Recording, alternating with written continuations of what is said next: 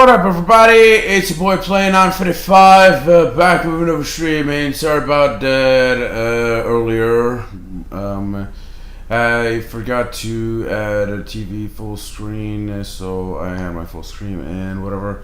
And yeah, it's my second attempt at the stream. The first go did not go so well due to technical difficulties because the soundboards were not working. But anyhow, welcome back to another stream. If you're new to my channels, please consider to follow me on Twitch if you're watching from there. Please consider to subscribe to my YouTube channel via Shorts or any other platform that you're watching YouTube on. Also, please consider to follow me on TikTok if you're watching my live from TikTok. And without further ado, let's get back to the game, shall we? So, I did not manage to stream yesterday. Big day. I had a big day. I managed to stream the day before because my Scalinger's figures have arrived, and damn, oh damn, did I had a lot of fun. And experiencing a bit of Scalinger's superchargers with the new figures that I got. Gnarly Tree-Rex, a bunch of characters I never got the chance to play as, like for example Pop Fizz, and we also got Series 2 Eruptor, Series 2 Drill Sergeant, Series 2 the Shark Guy, and surprisingly a light core Drobot. I was not expecting it to be a Lycor. I expected it to be a Series 2, and Lycor being the one with that one upgrade with the lightning rod connected to the wings while he rids his wings. But no, I got two Lycors now. And I got two supercharger vehicles. Hot Streak, and I also got Shark Tank. And I also got Super Shot Stealth Elf and Hot Rod, I believe was his name was, or was the vehicle's name? Anyhow, we got the pair. I also tried out the Splatter Splasher, the magic water vehicle that is Splash's signature supercharged vehicle, and turns out that the vehicle was never used. It was brand new apparently when I placed it on the portal. Did not even need to reset it, like when I placed Spry Mini Spyro on the portal in Skylanders Imaginators. Here's surprises these kids from the flea market have, especially with the unused figures. But yeah, I've been to the flea market today, and I'm surprised that Trap Zone, yeah, the swap figure Trap Zone is still there. My guy also delivered the extra figures and placed on sale my extra portal, Universal Portal Series 1 with Skylanders Giants for the PlayStation free, because I already had the game. I kept the case with the disc, even though there wasn't much. But yeah, now I have 5 Skylanders games. I almost have all of them. I'm just missing Trap Team. Thank you for complete. And a case for Swap Force. But so far, I got almost all the games. I'm only missing one. And one portal. Actually, two, because I left it at somebody, but I have like 3 superchargers portals. One of which you cannot accept trap, doesn't have a trap slot. It's in my Imaginators box. my original one, which I bought from Vinted for 20 lays, and the one that came with the supercharged game, the entire starter pack, basically, which I give it to my friend so he would have a universal portal that works in all games. And yes, I tasted the supercharger portal with the trap slot. It works in Swap Force, Giants, and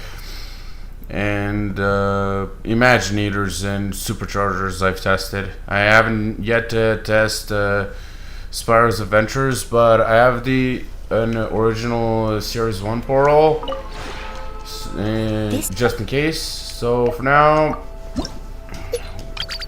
yeah, I'm almost got all the games, and almost a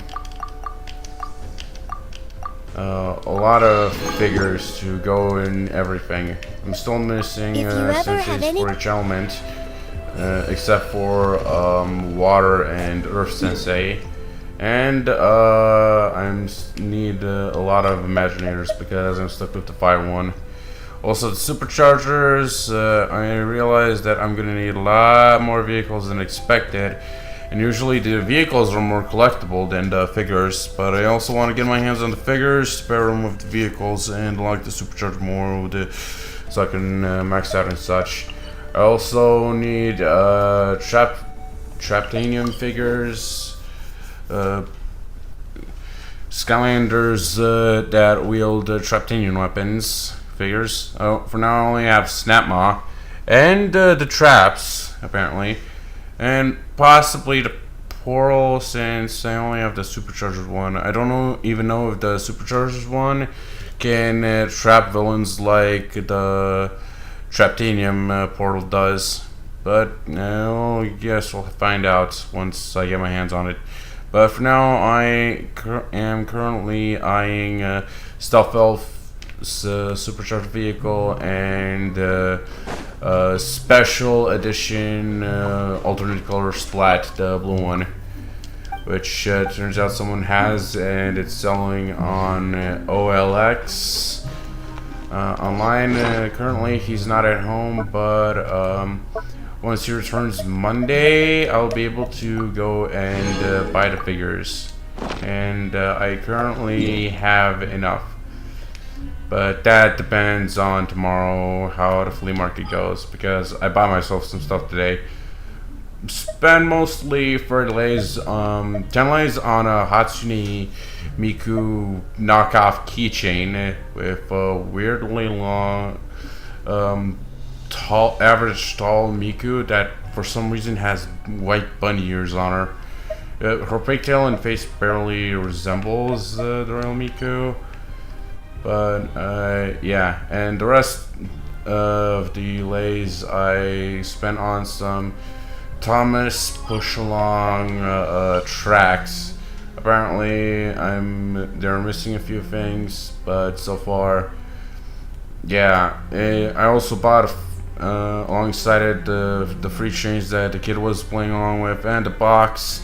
And now I'm currently selling the box with the trains without the tracks. So I can make some of my money back.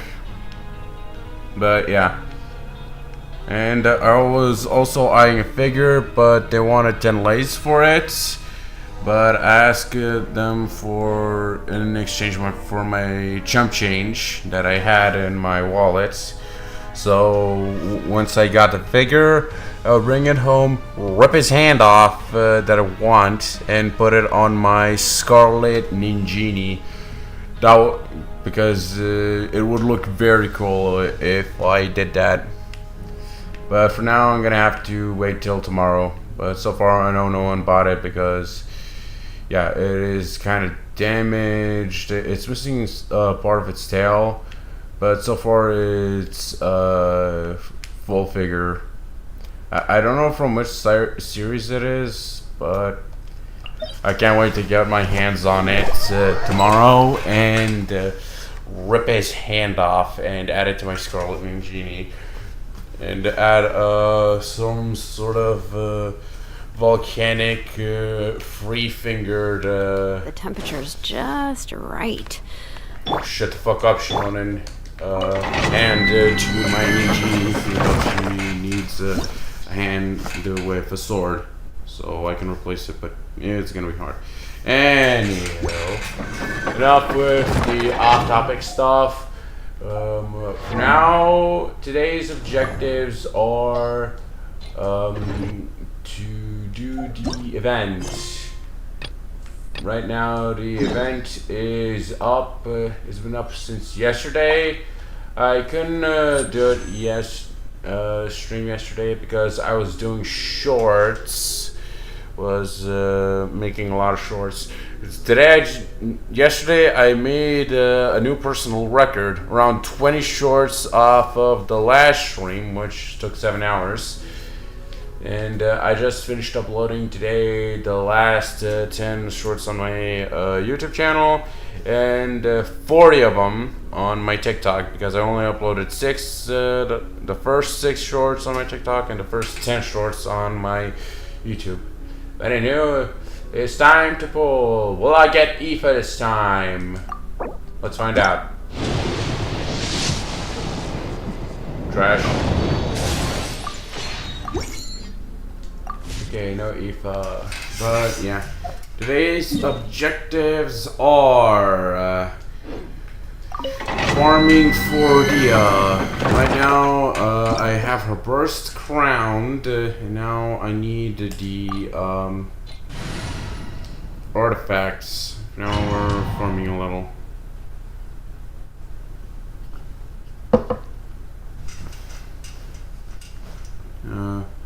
I actually have a good base on it. Let me check if I have the more to max out that one piece. Also, I still have to do the typewriter and beaded artifacts. I forgot about that. And you know, hey Dia. Let's see here. Right, this is the new one.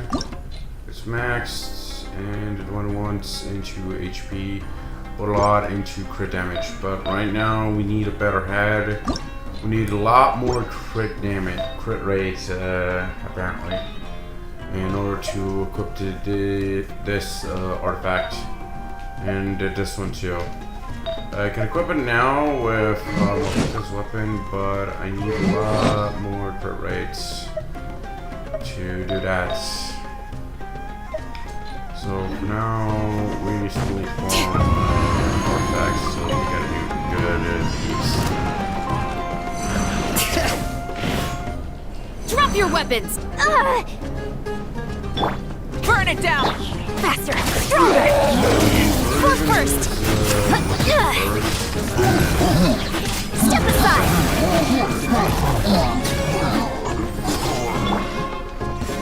Yeah. Light of the blazing sun! Try and stop me! Go.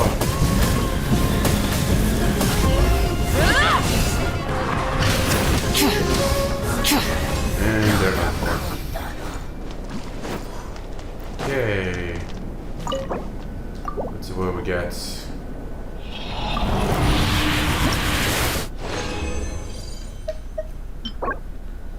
Okay, nothing much. Nice round. Also, I still haven't fixed that mic delay issue. I really need to fix that.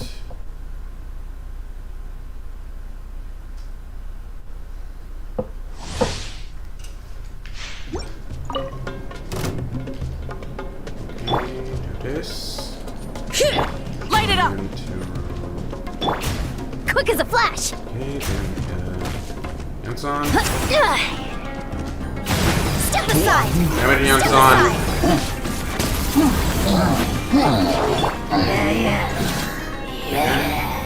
Have at me. Wrath from the sky! Really? That much damage? At least we're doing 20 days. Drop your weapons! Let me check for a skill so I can heal. Okay, now.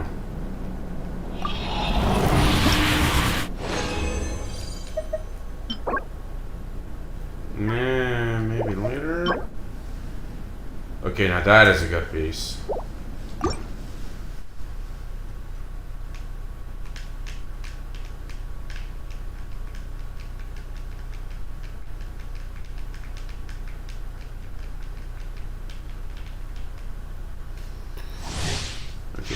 While I was playing Superchargers and finishing the 2 levels, it was an interesting take on the game, where Master Leon doesn't tell you what calendar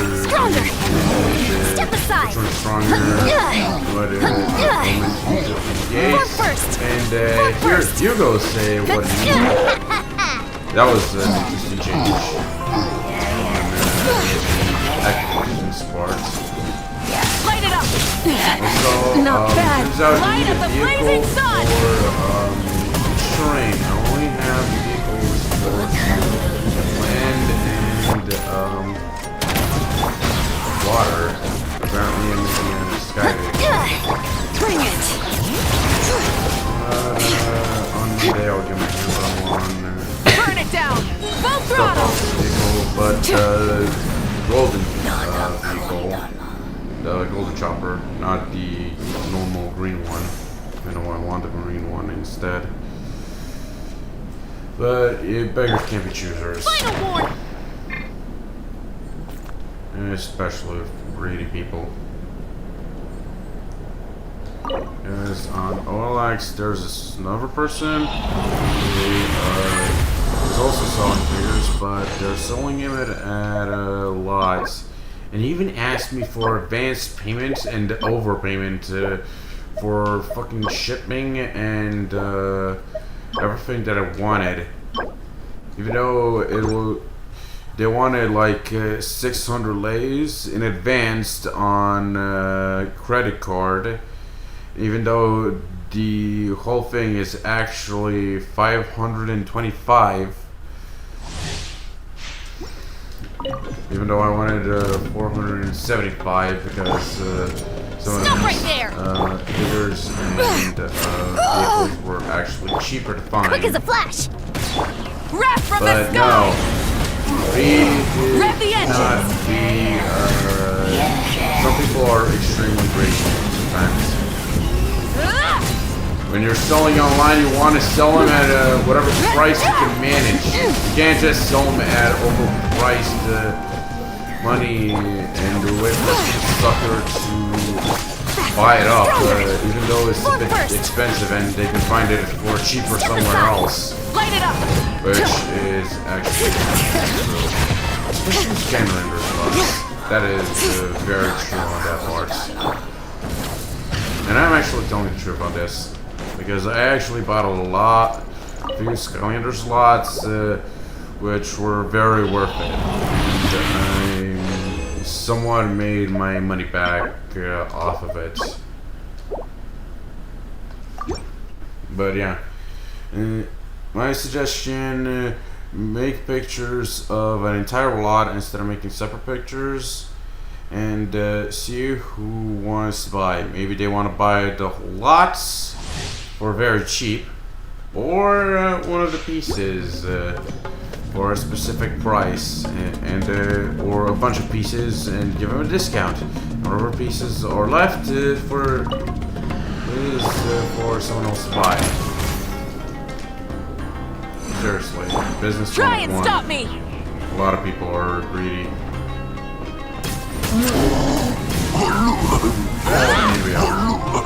People have a reasonable idea. Price it. Light up the blazing sun!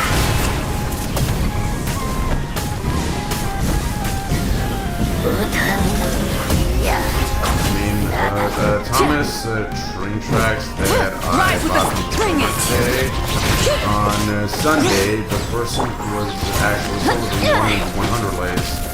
That's like $50 for right there. But in the end, I managed to buy them at 20, and that is in price $4. So I saved myself a lot of money there, around 80 lays. which in turn makes around $40.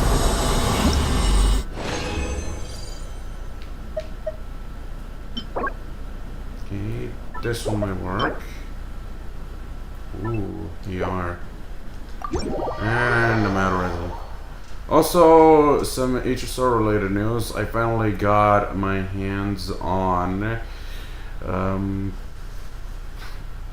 Exagris. And today I just maxed his level. I got his best Lycone currently, Lycone option at around level 70. And currently am upgrading his Eidolons, but I also gave him the artifacts, the relics he needs. Sorry, wrong term. Though I did farm a lot of relics for him, since the calyxes were triple, more like it. Yeah, triple relic drops. So far, so good. And this one's trash. But I didn't mean to switch this.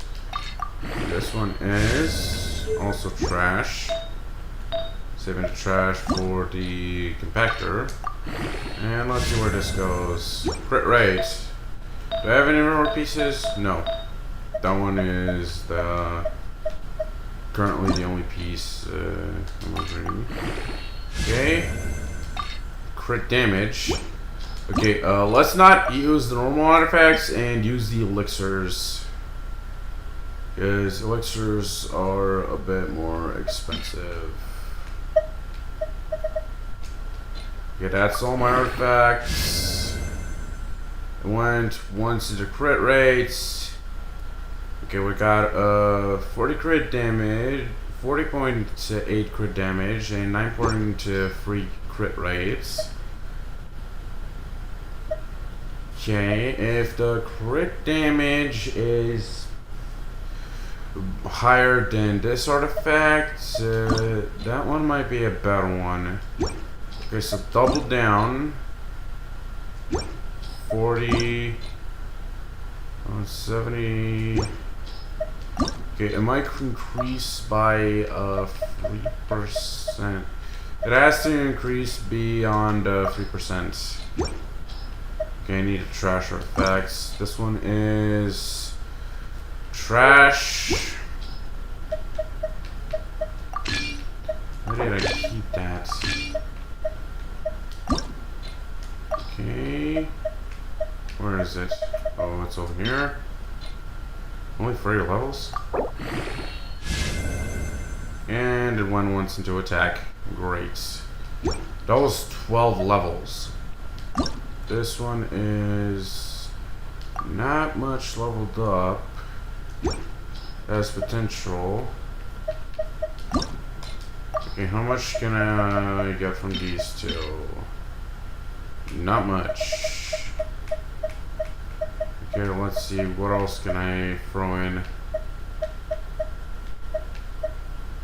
Alright. A lot of level 4s have potential. Especially the double crit ones. Okay, here we go. This one is going to be trashed. But I am out of Mora. Great! Again, out of Mora. Okay, whatever the case. I think it's time. We switch this. Switch weapons. And it's time to see if this deal arc has paid off or not. Yeah, I'm gonna leave it as is.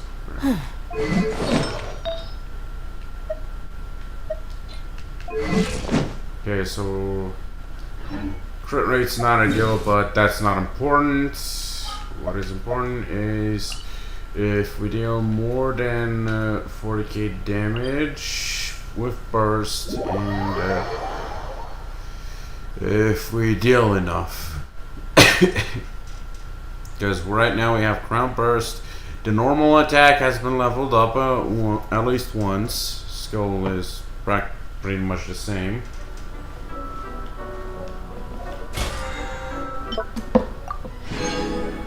I forgot I had a bit more elixir. I wish there was more, but whatever. Can't be helped.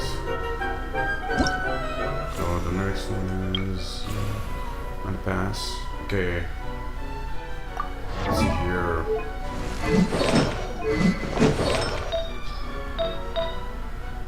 I want to change it from this to this, but we need a crit rate and the crit damage. This one's good enough. Do I have any pyro artifacts that have above 10.1 crit rate? Okay, so I have this one, but it'll lose around 9 crit damage. Okay, how big are the losses? Pretty big. But we need crit rates. Even a smidge works. So Countess doesn't win. Even though we don't have the right weapon, currently it's in the shop right now, but we don't have the currency to buy it. For now, we're gonna have to see if this works out. First round, we gotta start it, then retry, because it won't go as planned. And we get more time this way. Alright, today is the update day. It's been a while since the update came around, which means there might have been a few changes. I wonder, did they buff Dia by chance? So she can kill the Ender Chicken. So I didn't check the talents. Okay. 40.05% max HP. And that's a lot. And okay, let's begin. Let's get it on! Okay. Attack. There's a huge difference. How much the crit burst? Ow. At least I got more HP this time. Gloves off!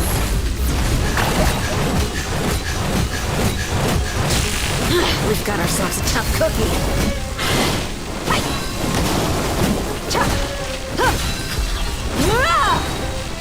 Come on, Dia, you need to heal. They Shit. cut me. Okay, so we almost got him there. That almost worked out. Too bad we couldn't upgrade that one sands. Oh no, wait, it was a flower. Yeah, too bad we couldn't upgrade it. Could have gotten a bit of extra damage. Hey! Hey! So the base attack You're dead meat!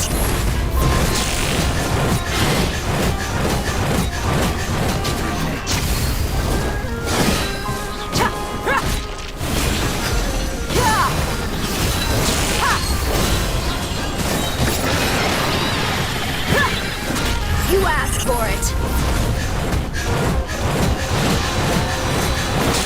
Come on! Why didn't I not quit?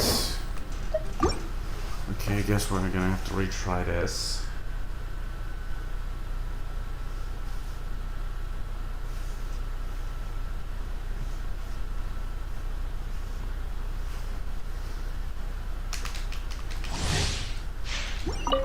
They could really go for some Doom music right now. Look alive!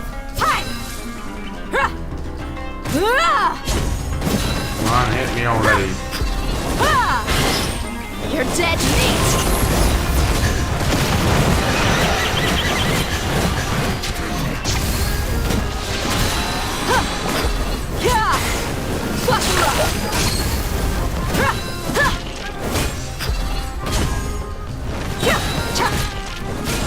You asked for it.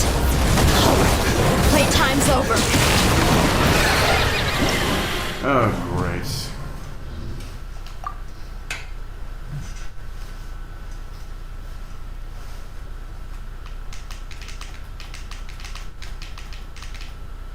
I wonder how much attack and HP do I need to beat this motherfucker?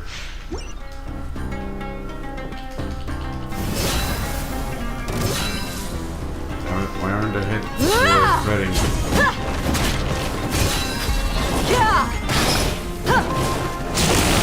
Gloves off!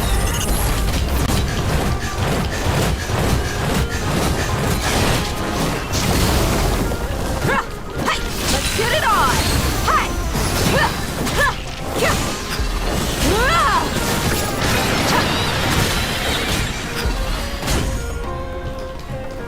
Come on. You're dead meat! 70k? Now that's a lot of damage. Look alive!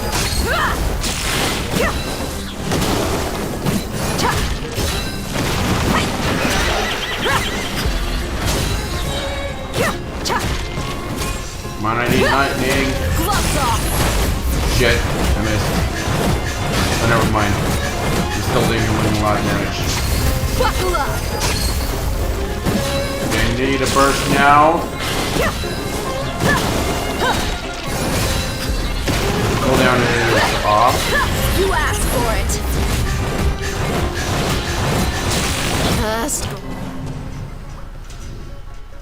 I almost got him. Okay, so I need 2 hits from the chicken. Fuck the lightning. Fuck the lightning. And, yeah. I might deal around 70k. If I do it right.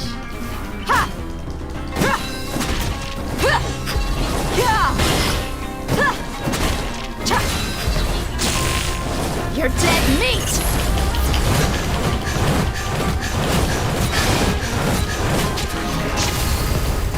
First year his don't really play that much. Look alive! Hi! It's only when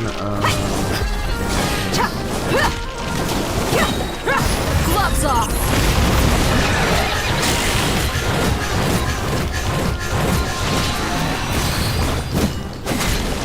that was not enough. What the hell? Buckle up!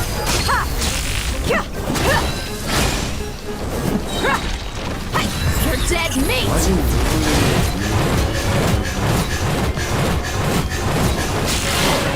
Playtime's over.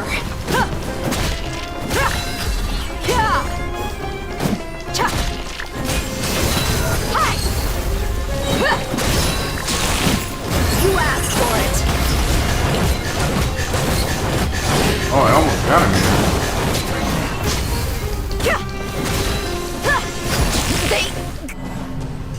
Yeah. This is the first round. My hits aren't critting. I might need to switch to feather since I need more crit rate.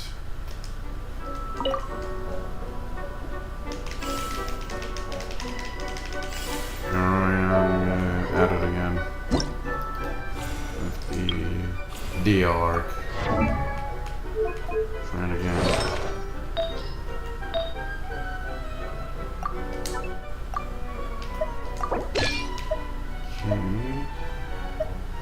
Okay, this one has attack percentage, even though this one has a lot of HP. Oh shit, I lose more HP than this? Okay, what did, I have here? Did it give me more HP? This one does, but this one only gives me one attack. Jesus. Okay, this one gives me HP percent. This one gives me more.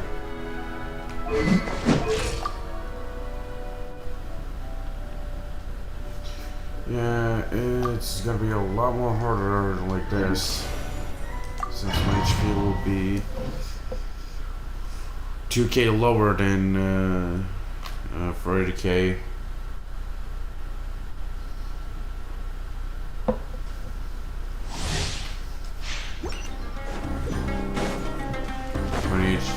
$28 HP is gonna be hard.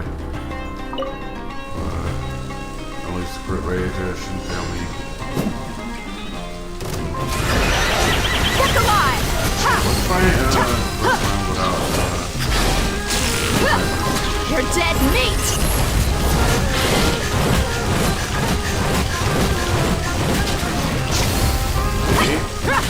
Whoa, that was a lot of damage.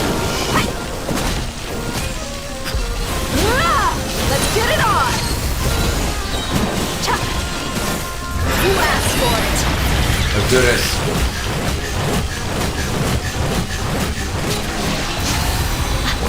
Whoa, I got him good here.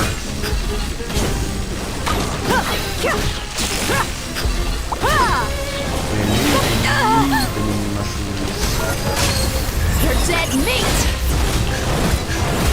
It's not good as much as I done messed up. yeah, third.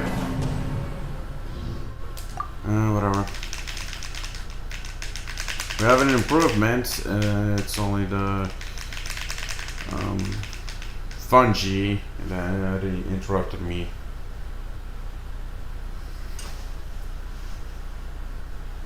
It's hard to concentrate on 4 enemies at once when you need to deal damage.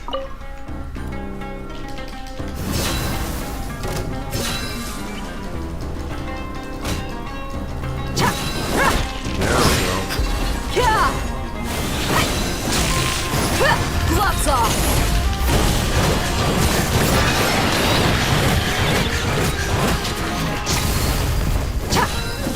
Let's get it on!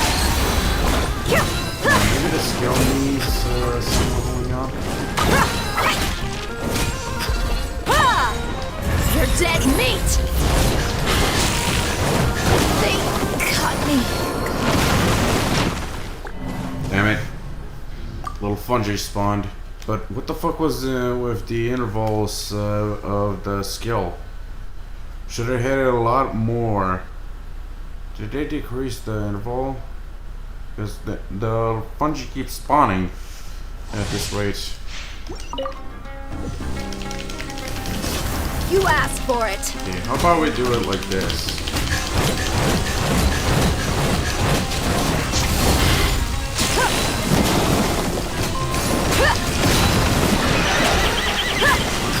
Versus as many times as possible. Let's get it on! Gloves off!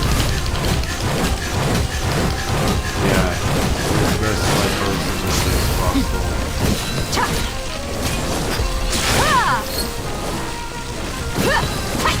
Merc down! What the hell happened? Where did I die? Wait. Does the field apply pyro whenever I enter and exit it? The skill field?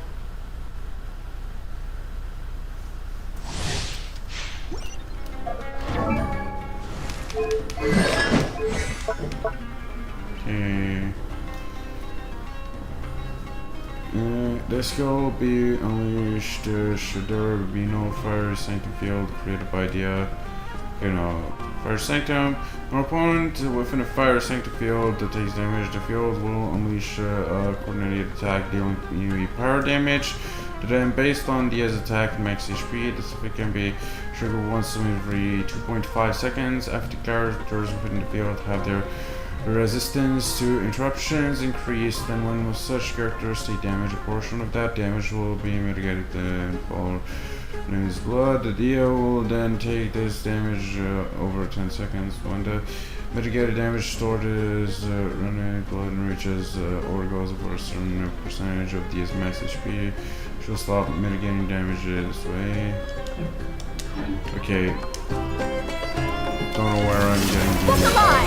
You're dead meat! What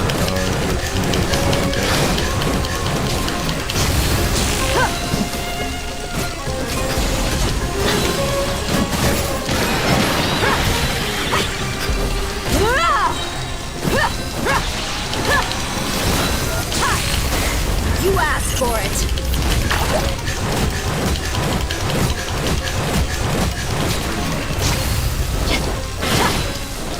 That's great.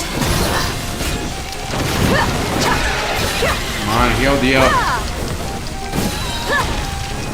Gloves off! They cut me. Okay, does those spinning attacks deal damage?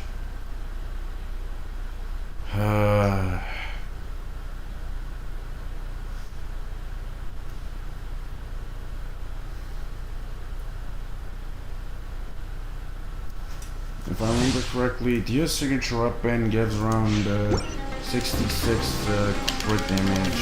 Let's get it on! You're dead meat! Hi!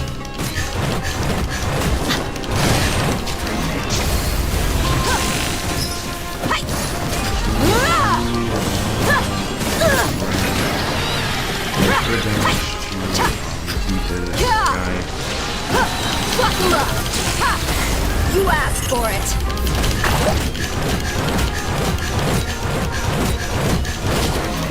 Merc! Damn it!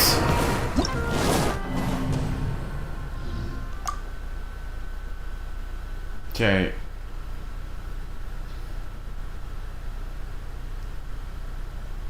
Bursting as much as possible is not gonna work. Also, I may need to take a bath. Maybe on Monday, since I'll be away and there won't be much time to do shit.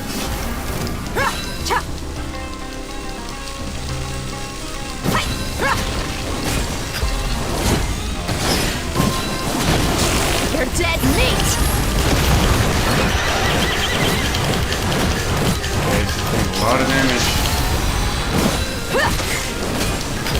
They cut me. Damn it! It dealt a lot of damage, but got hit very hard. Also, what the fuck is with the skill cooldown? Burst cooldown, I meant. What the fuck is up with that? I can barely burst enough to kill this motherfucker. Gloves Oh, off! fuck it.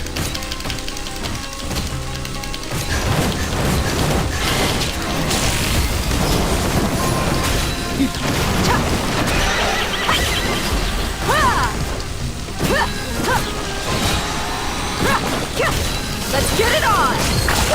You asked for it!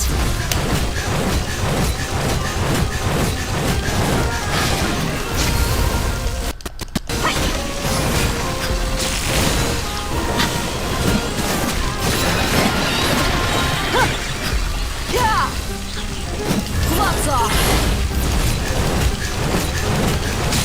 We've got ourselves a tough cookie.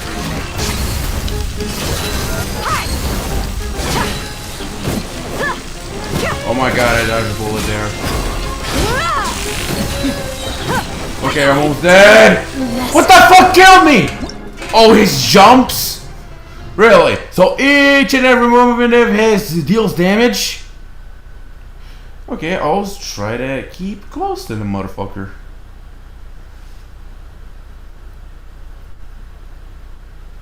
Literally hug the guy.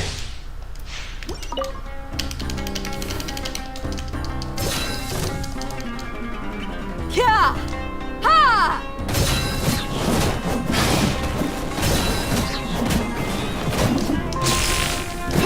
You're dead meat! Fuck this. does increase my damage. Buckle up! They cut me. Good.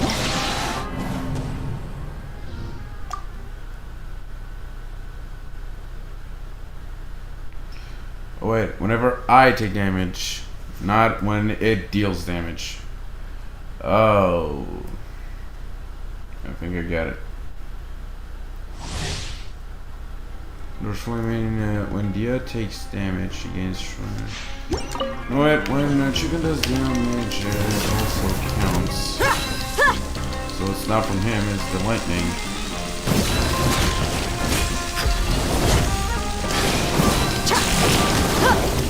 You asked for it.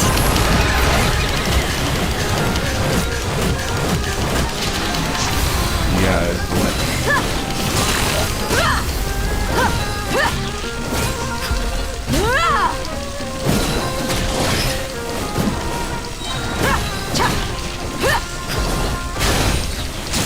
We've got ourselves a tough cookie. You're dead meat!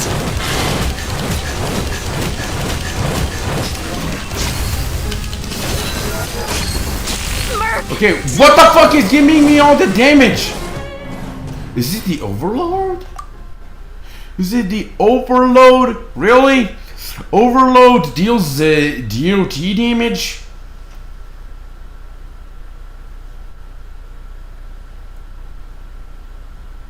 Why the fuck would overload do that fucking DOT damage? It makes things even harder. Actually, the computers add tell us it and drop lights.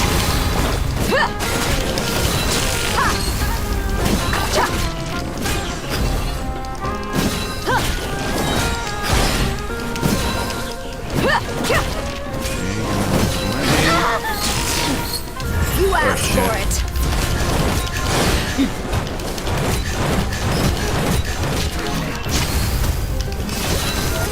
They cut me. Good. Yep. Okay, so lightning busts me, but the chicken does not.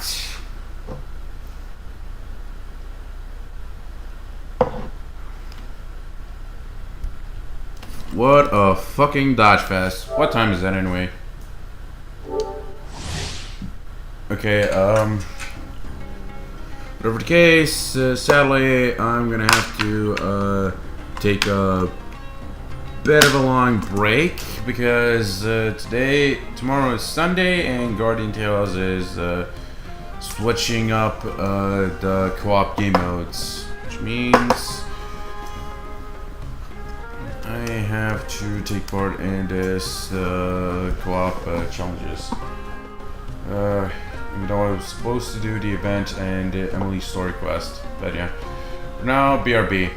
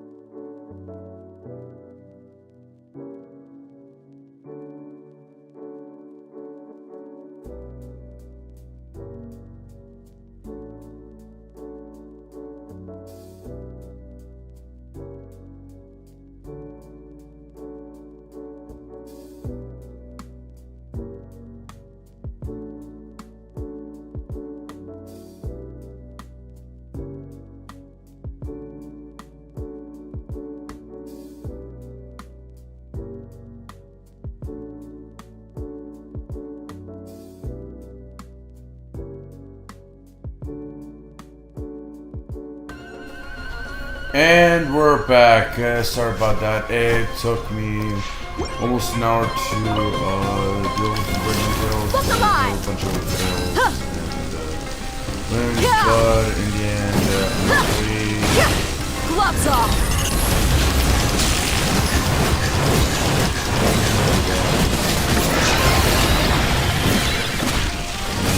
only one to be hit by it. Buckle up! Ha!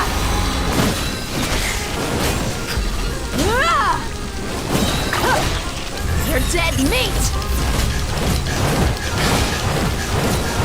Merc! Really? Okay. Well.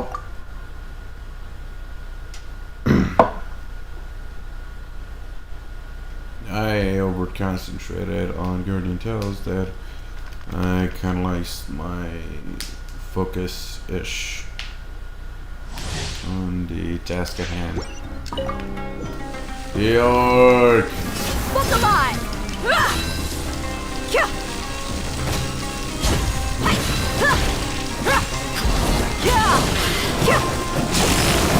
Gloves off!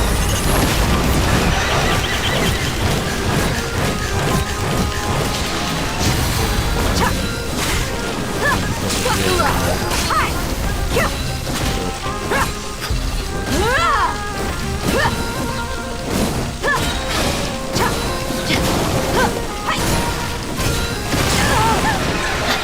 You asked for it. Now? That's great. Oh, god damn it. I would have gotten him too.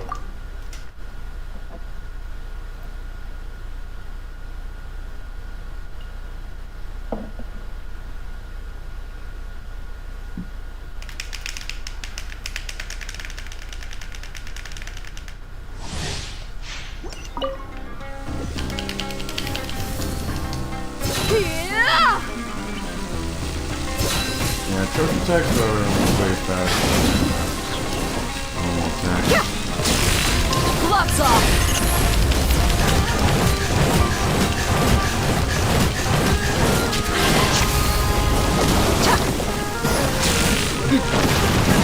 Buckle up! Did I get hit by them?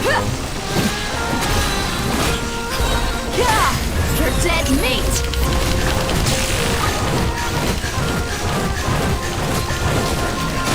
We've got ourselves a tough cookie. They caught me. Damn it. What the hell happened in that, second burst? That was not supposed to happen. Not even the guy hits one critting.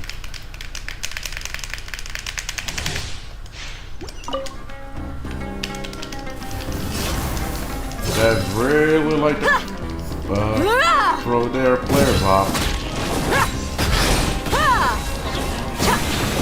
You asked for it.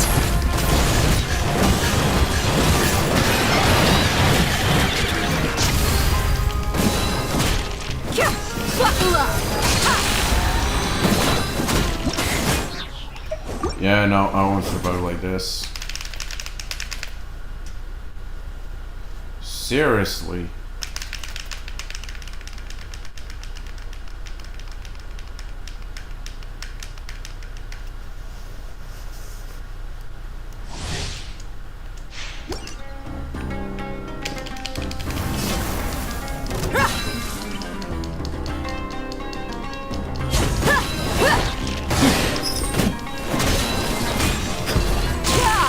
Gloves off.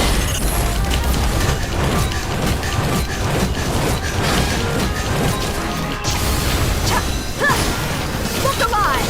Hi!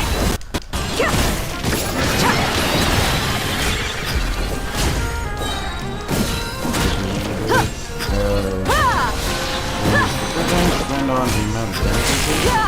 You're dead meat!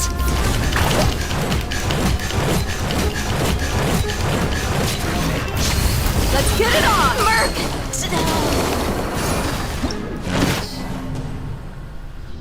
But yeah, it's obvious to say that the more damage I receive, the more powerful my hits. So I want to be struck by lightning and not by the boss. Damn it. Look alive! Ha!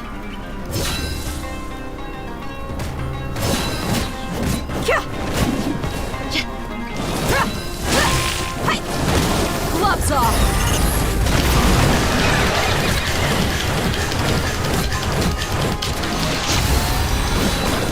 Let's get it on! Phoenix, strike.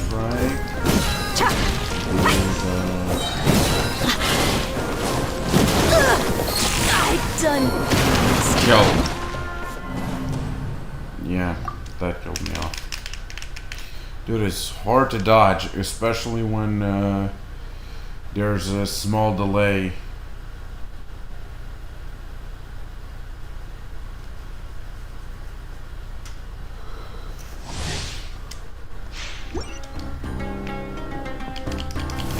Hi!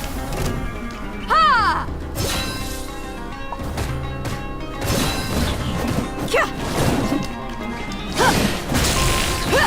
You're dead meat!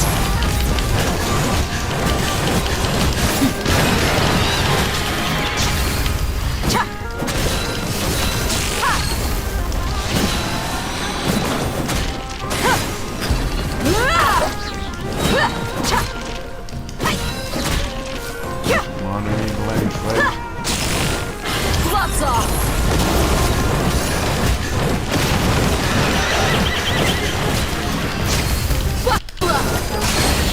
Great. Damn it!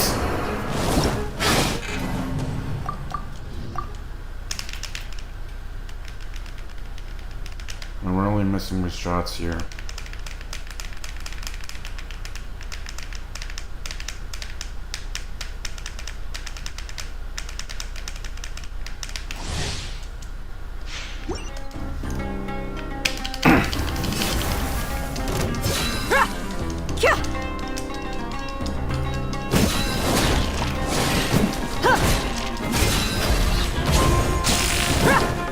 You're dead meat!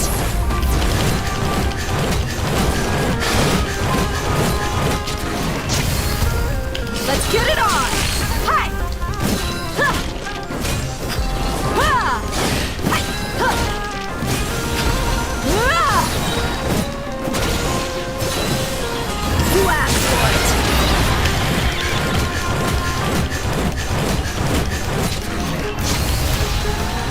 Look alive! Ah! Yeah! Ah! Ah! Hi! Yeah! Huh! Cha! You're dead meat! Merc! No! Damn it! These crit hits are gonna be hard.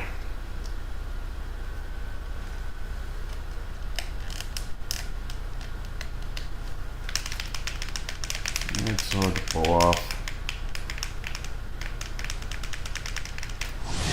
Did you know that 4-star Claymore in the shop gives around 40 something per damage?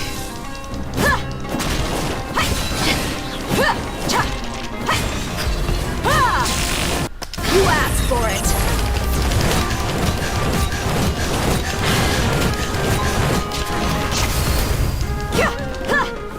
Buckle up!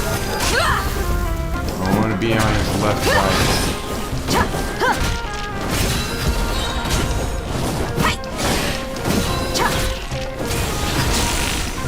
You're dead meat! We've got ourselves a tough cookie. Look alive! I almost died there.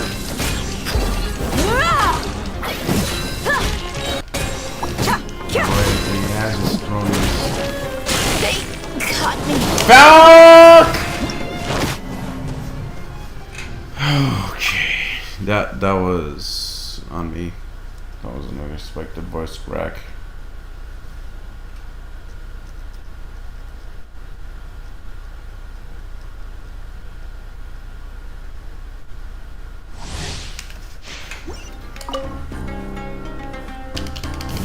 Let's get it on! Ha! Ha! Ha! Ha! Ha! Ha! Ha! Ha! Ha! Gloves off! Please idea first to keep me on the left side. Just great. Oh, great. Buckle up!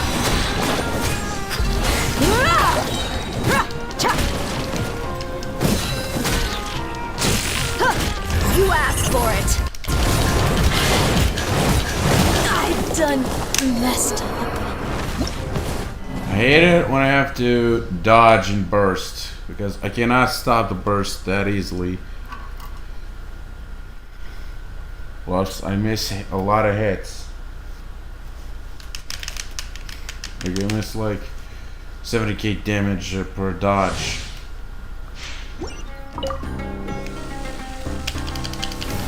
Hi! Hi! Yeah!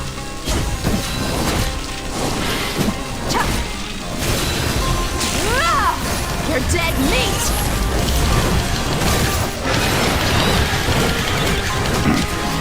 Great.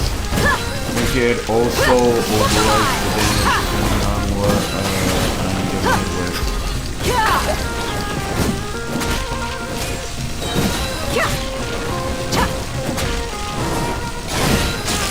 Gloves off!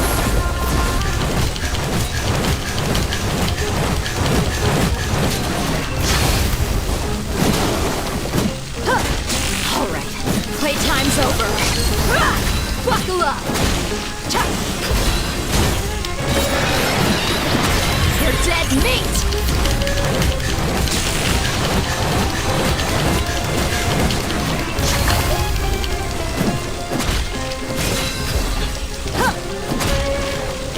Look alive!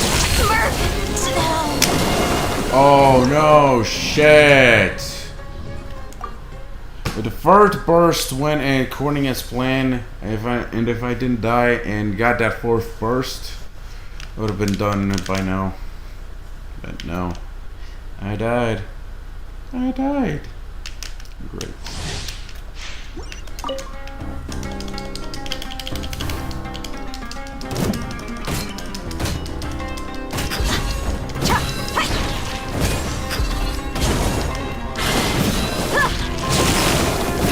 You asked for it! No dendrification, which means I'm safe. Let's get it on! Hi! Oh yeah, this might be it.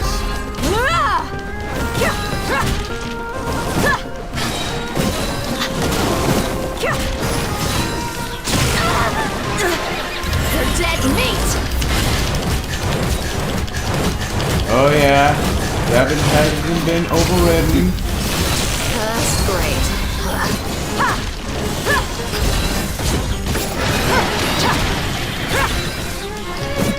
Oh yeah, that one, well. Gloves off!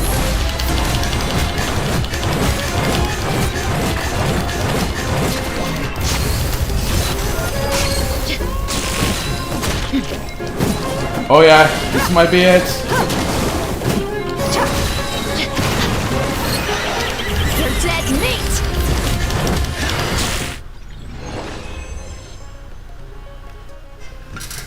Hell yeah, motherfucker! My day arc was a success! Victory! It's a bloody victory!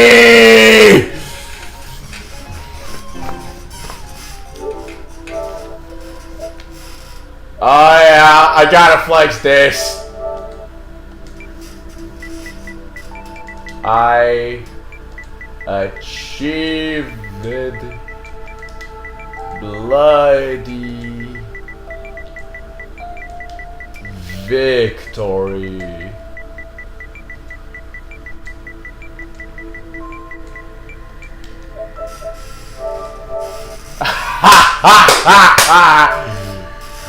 Ah yeah, triple fucking crown burst for win. My god, it was such an intense moment. Good thing there were no skipped fucking frames. Oh, I would have lost it.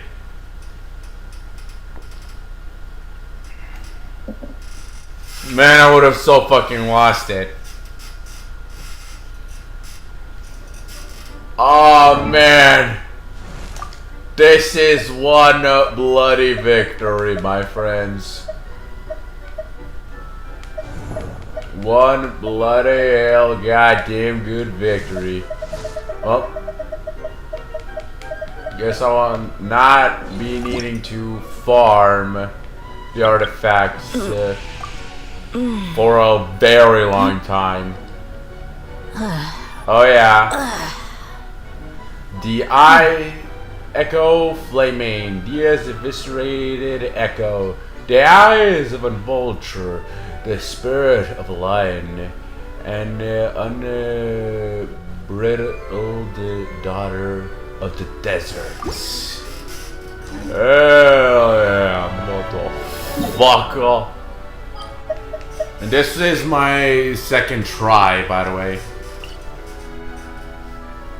So it is to be expected, but still.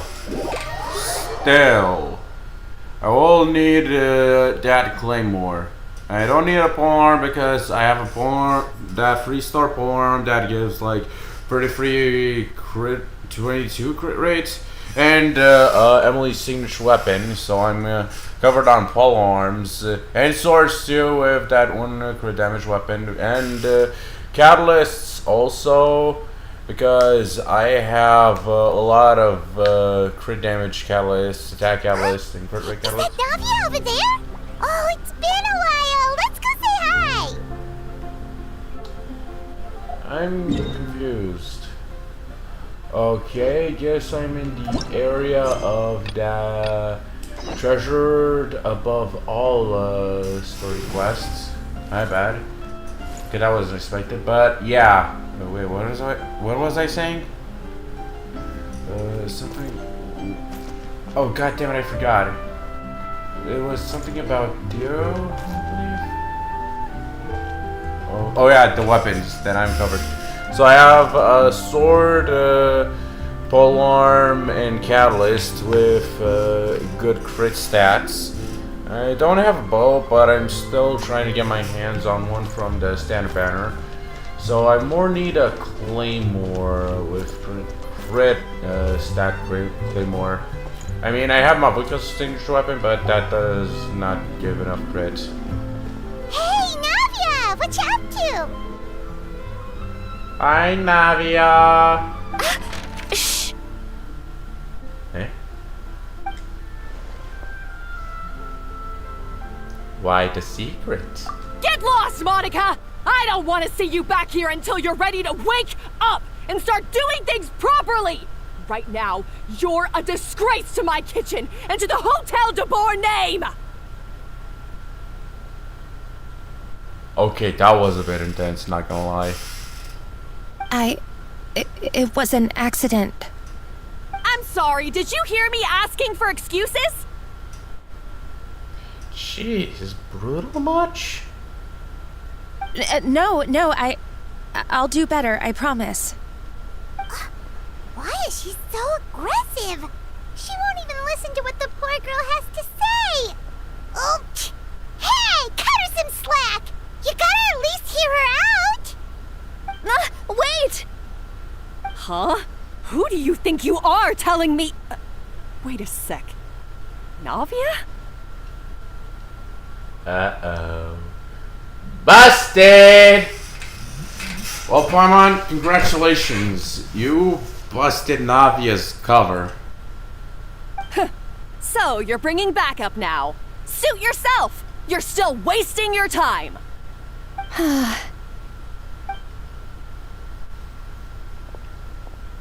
Savannah, is this how you always treat your staff? My staff is right. I'm the one in charge here now. And last time I checked, The Hotel de Boer doesn't take orders from the Spina di Rosula.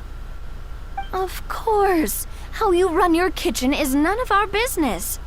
But when a member of your staff is so overworked he becomes gravely ill, that most definitely is our business. We're going to stand up for him, whether you like it or not. Overworked? I've said it before and I'll say it again. If Vermont can't handle the job, then tough luck. There are plenty of other capable people I can hire instead. Yeah. This is gonna turn into quite the interesting ordeal.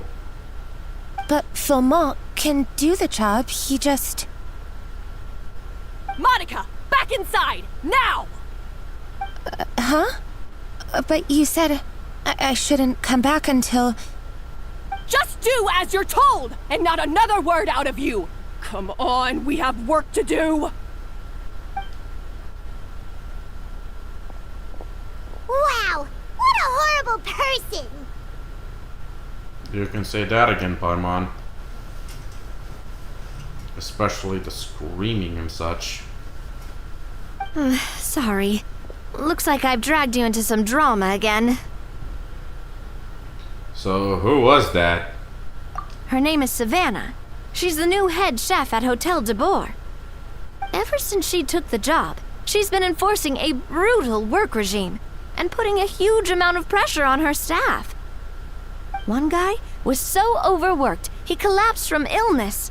He's been bedridden for days, and he can barely even talk properly.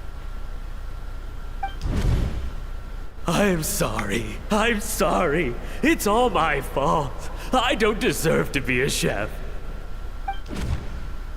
At his family's request, the Spina di Rosula is trying to mediate on his behalf. We're not exactly making a ton of progress, as you saw. Savannah is adamant that Vermont's exhaustion and illness have nothing to do with her or how she's been running her kitchen. She's refusing to have any kind of meaningful dialogue with us. Our next thought was to talk to the other chefs at the restaurant and get a better idea of their working conditions. But with Savannah watching them like a hawk, no one has been willing to open up. And that's why I'm here, doing it the old-fashioned way. Camping out, watching, and waiting for an opportunity. So, you were waiting for Savannah to leave, and then you were going to approach Monica? Oh, goddammit. Monica. Why did I choose the name? Now I'm reminded of that psychopath AI Monica from Doki Doki Literature Club. Oh, shoot! It all makes sense now. Sorry. Paimon should have thunk before she spoke. Did Paimon ruin everything? What do you think, Paimon? Oh, no, not at all, Paimon. Honestly, the way she was laying into Monica, someone had to step in. I'm sure I would have piped up if you hadn't. And besides, I don't really think I'm built for espionage. Either way, Savannah's seems seeing you now, so you probably won't get another chance. Yeah, meaning it's gonna be all the more difficult to get the inside scoop now. Oh, I might as well head back to the Fleuve Cendre then. We'll need to come up with a whole new game plan. Oh really, so we're throwing in the old board and coming up with a new one is right off the bat. Paimon will join you, 'cause this is kinda all Paimon's fault. Then I'll join you too. Oh, guys, it's fine. You don't need to worry about it. That said, if you were planning to visit the Fleuve Cendre anyway, let me take you out for a meal. I'll make sure it's a proper feast. A really famous chef just joined the Spina di Rosula's tavern. Her name is... Sorry to interrupt. I just wanted to apologize for the scene you witnessed just now. We shouldn't subject our customers to that. This is a small token from us. It's some candy from Monica. She asked me to make sure it was delivered into your hands. Really? Okay, now I can see the encoded message. Sussy, but I see the deal. Monica's the one apologizing? Huh. Clearly Savannah is the one who owes an apology. Our head chef has been a little highly strung lately. Sorry for everything. Paimon, don't make things more difficult for her. Thank you for the gift. Don't make things difficult, Paimon. No, wait. I would go with thank you for the gift instead of putting more guilt on someone else. So, thank you for the gift. Alright. Since there's candy, Paimon will drop it. Not the candy. Nice one, Paimon. Nice one. Thank you for understanding. We'll make sure to pass your feedback on to Miss Savannah.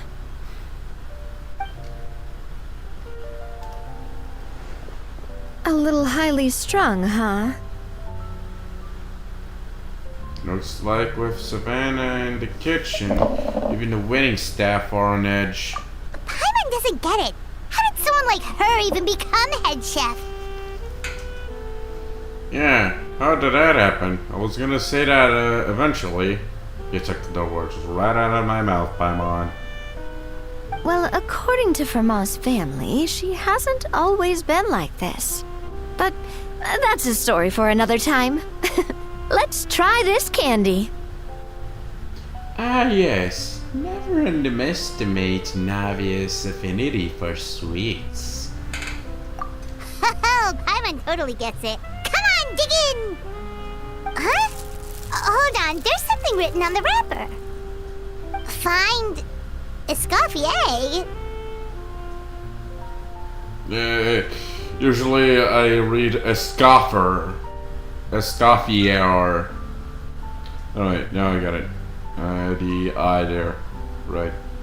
Usually I call her Escoffer. Treasured above all. Escoffier? Could this mean... Huh? You know that name, Navia? Yeah. Let's stick to the plan and go back to the Fleuve Cendre for now. That's where we'll find Escoffier anyway. Yeah. Almost forgot to change the weapon just now. Almost forgot that.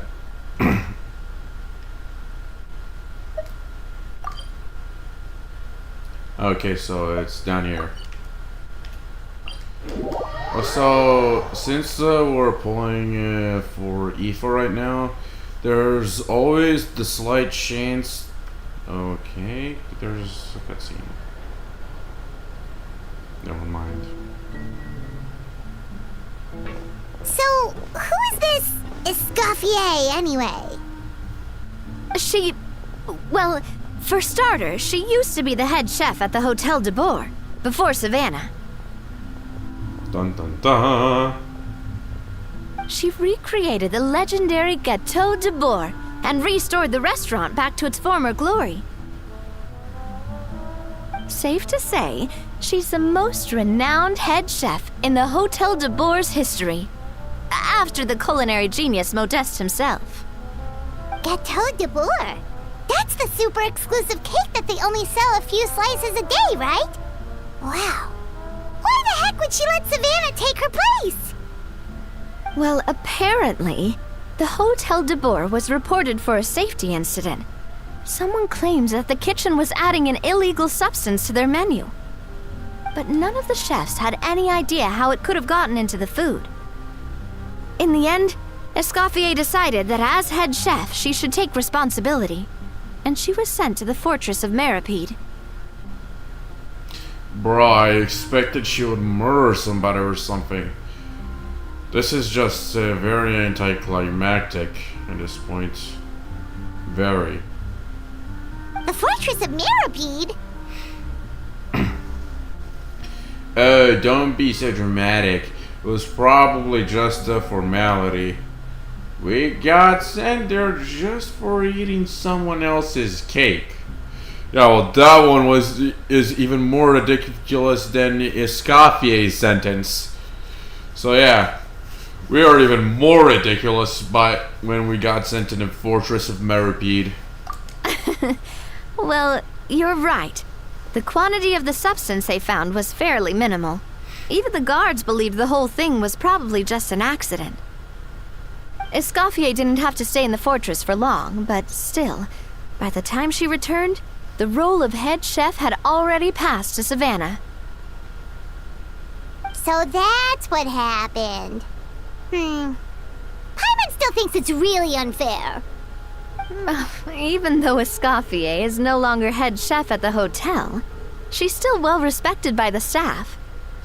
So, I'm guessing what Monica wants is for us to convince Escoffier to try and negotiate with Savannah on the staff's behalf. Oh, Paimon gets it! Monica wants Escoffier to come back and kick Savannah out. It's simple. If the new head chef is stressing everyone out, then the solution is just get the old one back.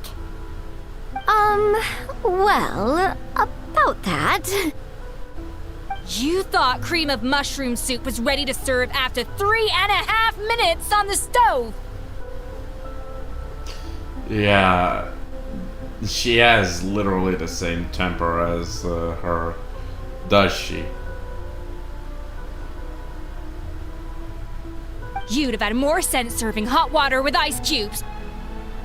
At least then you wouldn't have wasted all this perfectly good cream and mushroom. What do you say, Hilaire? I'm sorry, Cream. I'm sorry, Mushroom. Wait, she was screaming at a little kid? Okay, now this is just annoying. This is a new low even for her. Seriously. As you can see, Escoffier is that kind of chef as well. How has the Hotel de Bois made it this far? I am at a loss for words.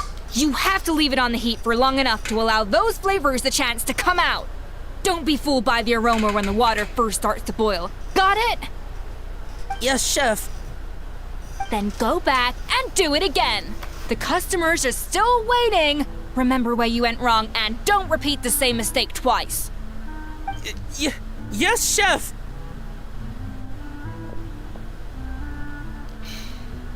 Well, I can see the child labor, but at this point, might as well call it child abuse. Seriously.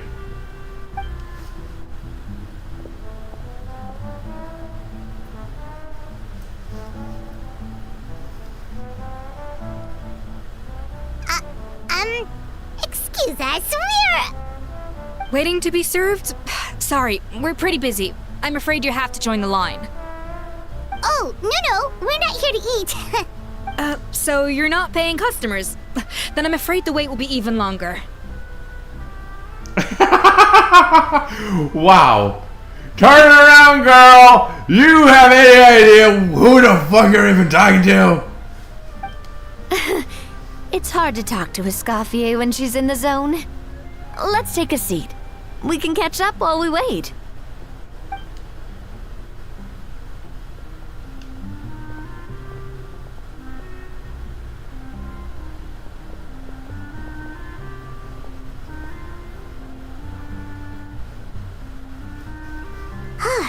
Looks like the rush hour is finally over. Is it always this busy here? These days, yes. I'd say business has tripled since Escoffier joined as temporary head chef. She didn't want to go back to the Hotel de Bois? Well, in her words, the Hotel de Bois doesn't need her anymore. It doesn't look like she's got any plans to go back. Oh, god damn. I guess I'll be heading off then. Wait, take these home with you. We can't serve them now, and there's no sense in letting them go to waste. Oh, thank you, Chef. For what? Like I said, I just don't want them going to waste. Oh, and tell Fiamma to get well soon, so you're not running yourself ragged every single shift.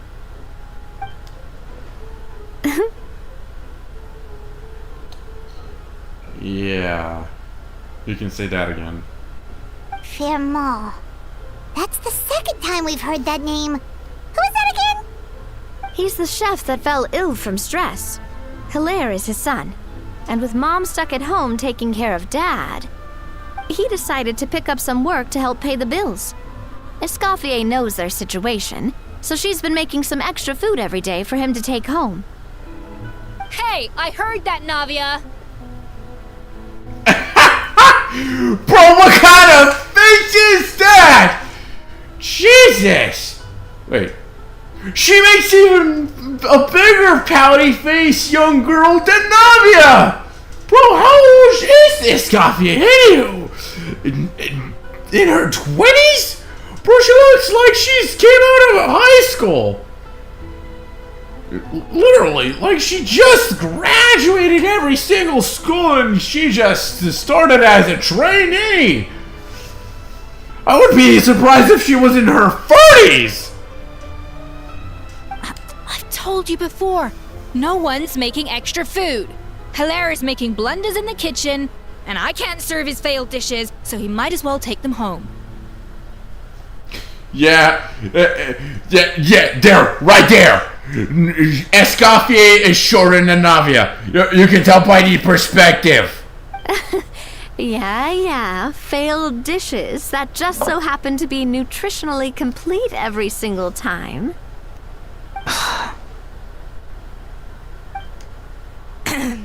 So you two must be the world-famous traveler and his companion, Paimon. Yes? Is there something I can help you with? Oh God. Is she shorter than Aether? Wow. I use the term in her 20s very loosely. Fuck that. She's 19, clearly. Oh, so you know us already. We'll skip the introduction then. We're here to talk about Savannah. Since Hilaire is working for you, you must be aware of the situation with Savannah. Oh, I certainly am. The Spina's headquarters are right next to the tavern. And I've lost count of the number of times Navi has come to pester me about it. Pester? Really? But I don't work for the Hotel de Boer anymore. And being ex-head chef doesn't give me the right to interfere with that business. Besides, I'm the one who persuaded Savannah to take the job in the first place. Persuaded? Wow, she did not see the aftermath coming? The problems that would come after? Really? Fucking really? Yeah. She clearly did her responsibility. She is a very young teenager. 19, 20 up her ass. It's clear she's 19. What? Well, she was a much gentler person back then. A little timid even. She wasn't at all confident that she was the right fit for the role. That's hard to believe. Are we definitely talking about the same Savannah here? Honestly, I do wonder if she's just emulating me. I mean, I'm not the most pleasant head chef to be around either. At least she's self-aware. Anyway, suffice to say that given the history between us, it'll be tricky for me to tell her she's doing her job wrong without coming across like a huge hypocrite. Fiamma and the others probably think that Savannah gets it all from me. I wouldn't be so sure about that, Escoffier. Look at this note we got from Monica. You give Monica's candy She wrapper to a mentioned scoffer. me. Whatever shortcomings you feel you have, It looks like Monica still trusts you. As for the others, well, how can you know what they think unless you ask them? Monica. Plus, it's not like we're asking you to storm in there and raise hell. We're only in the initial phase of our investigation. All we're trying to do is get the other chefs to open up to us. Oh, Monica. Oh, Monica! Escoffier? She's about to blow up. I can't believe her! Powdered sugar is supposed to be applied sparingly. Look at all that on the wrapper. It's thicker than the sole of my shoe. Unbelievable! I won't stand for this. She has to learn. Come on, we're going. Oh. Oh, she did that intentional! Oh, she really pissed her off now! Wait, so now she's, Well, whatever the reason she came up with, at least she's convinced herself to go have a conversation. Let's go catch up to her. We don't want to keep her waiting.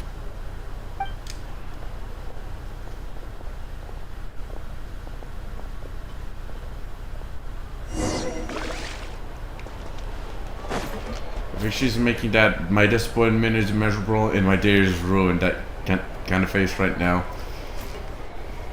But yeah, before the entire conversation, I was about to say that while we're pulling for Aoife, there's a slight chance I may accidentally get Escoffier.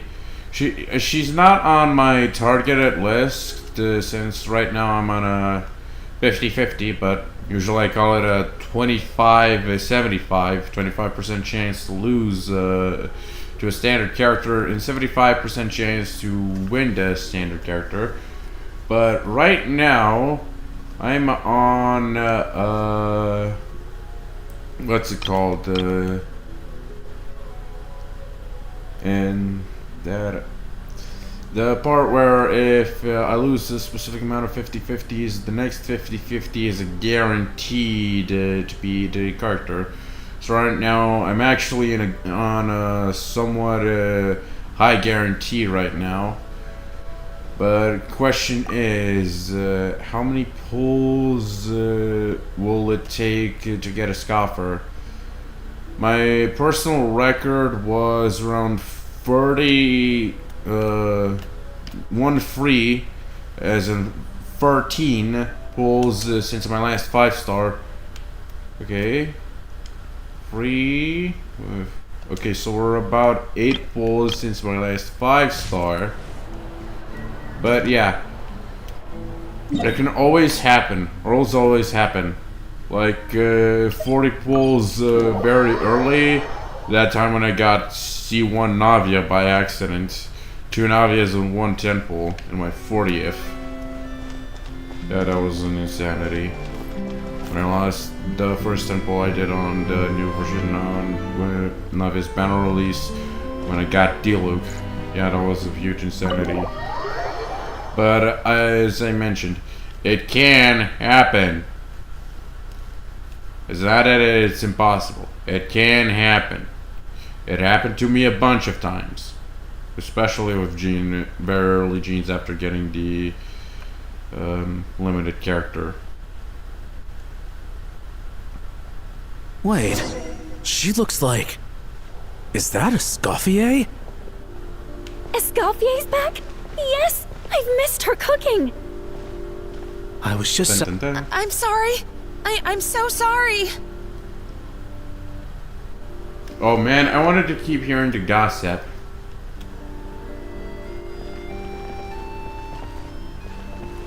Oh boy. Wait. Where are we?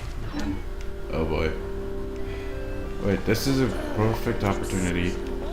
Okay, so Navia is taller than Aoife, and Aoife is taller than Escoffier. Yeah, Escoffier is clearly 19 years old.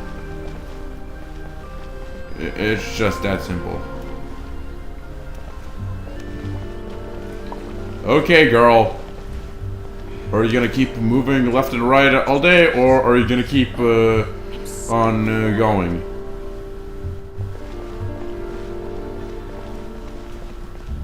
Oh god, she glitched or something. I can't interact with Navia.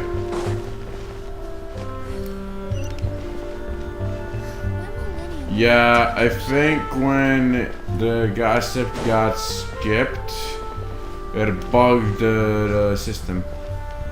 Great. Now Scoffy is going left and right. God damn it.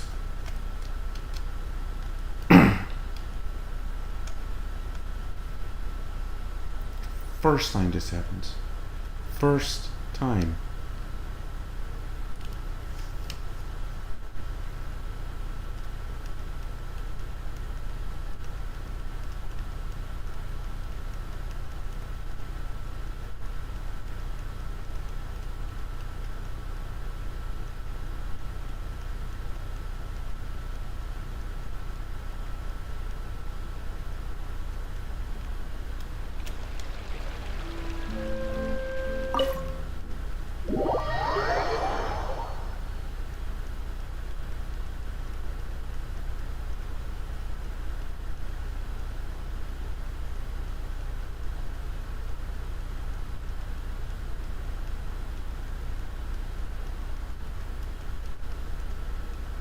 Wait, she looks like... Is that a Scoffier? Escoffier's back? Yes! I've missed her cooking! I was just saying, Hotel de Boer is nothing without her. You can't match Escoffier's talent. Okay. I'm sorry. I'm so sorry.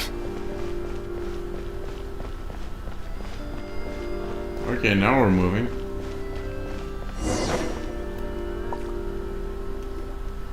I'm sorry. I'm so sorry. I messed up your order.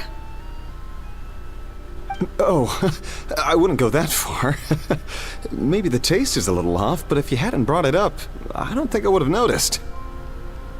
But, please, you have to forgive me or Chef is gonna... Okay, I know. I'll kneel before you. Okay, that is taking things too far. Especially for begging. What the heck? Get up, Monica! Can't you see that you're just making your customer feel more awkward? Escoffier? If you want forgiveness, then do what any self-respecting chef would do. Make the dish again. And this time, get it right. You cannot go begging your customers to feel sorry for you. Savannah said that I'm not allowed back in the kitchen until I've corrected my mistake. But if I can't go back into the kitchen, I can't do the dish over. Wait, I get the girl crying! Wow, she exploded! Like an emotional bomb. That's some backwards logic. How can you fix your mistake without being allowed to cook? If this is what Fermat had to put up with, then no wonder he had a breakdown. We apologize for interrupting your meal, sir. It's fine. With my layman's palate, it's not like I can tell the difference anyway. I was actually quite enjoying my meal until she appeared out of nowhere and started apologizing. Gave me a bit of a fright, to be honest. Oh, well, it's because Chef Savannah tasted a bit of the leftover soup from my pot and then threw me out of the kitchen. Gosh, that's pretty strict. Has she always been that way? I don't recall things being like this when Escoffier was head chef here. I gotta say, you're all looking a little worse for wear these days. I mean, Escoffier was strict too, but I think the difference is that her criticism was more constructive, so you knew what you did wrong and how to improve, and we all knew that it came from a good place. Chef Escoffier was hard on us because she truly wanted us to reach her level. But these days, whenever we make a mistake, we just get told to wake up, get your head in the game, or just do it again. And it's only gotten worse since word got out that Chef Escoffier had started working again in the Fleuve Cendre. Monica, you don't need to call me chef. I'm not the boss here anymore. Yeah, but through no fault of your own. What happened back then? That wasn't on you, and all of us know that. That banquet was a huge event, and so many staff were involved every step of the way. With so many moving parts, there's no way of knowing how that lumiline ended up in the food we served. Lumiline? What's that? A new drug from the Fontaine Research Institute, produced from an extract of the lumitoile. Apparently it sharpens the senses, so they used it to treat people with impaired responses to stimuli. Oh, yeah, I've heard about that. They found out you can use it as a flavor enhancer since it stimulates the taste buds. Makes things pretty addictive. They also found that overuse can have mood-altering effects, and even lead to nerve damage. So it quickly ended up on the guard's list of controlled substances. Unfortunately, however, some food products containing the additive had already made it to the market by the time the guards banned it from the restaurant industry. Everyone knows that in all likelihood, someone probably just purchased a batch of contaminated ingredients by mistake. But you took all the blame. We all know why. You just didn't want to see this turn into a place where tensions are constantly running high, because everyone's suspicious of each other all the time. And now look at you, a fry chef in the Fleuve Cendre. What are you trying to say? Sure, the Spina's Tavern is no Hotel de Boer, but come on. It's not that bad, is it? Oh, the Fleuve Cendre, you say? Great. That's where I'm downing from now on. Monica, I'm very happy with my current job. And there's no changing the past. We just have to let bygones be bygones. Besides, at the end of the day, I was the head chef, regardless of whose mistake it was. Ultimately, the responsibility lay with me. If only Savannah was half the boss you were. I'm sorry? Do you have a problem with my conduct as head chef? Speak of the fucking devil. The fucking harpy. No, chef. So, you do remember who's boss? Escoffier? I thought you'd left this place for good. What are you doing back here? What happened to you, Savannah? Why are you acting like this?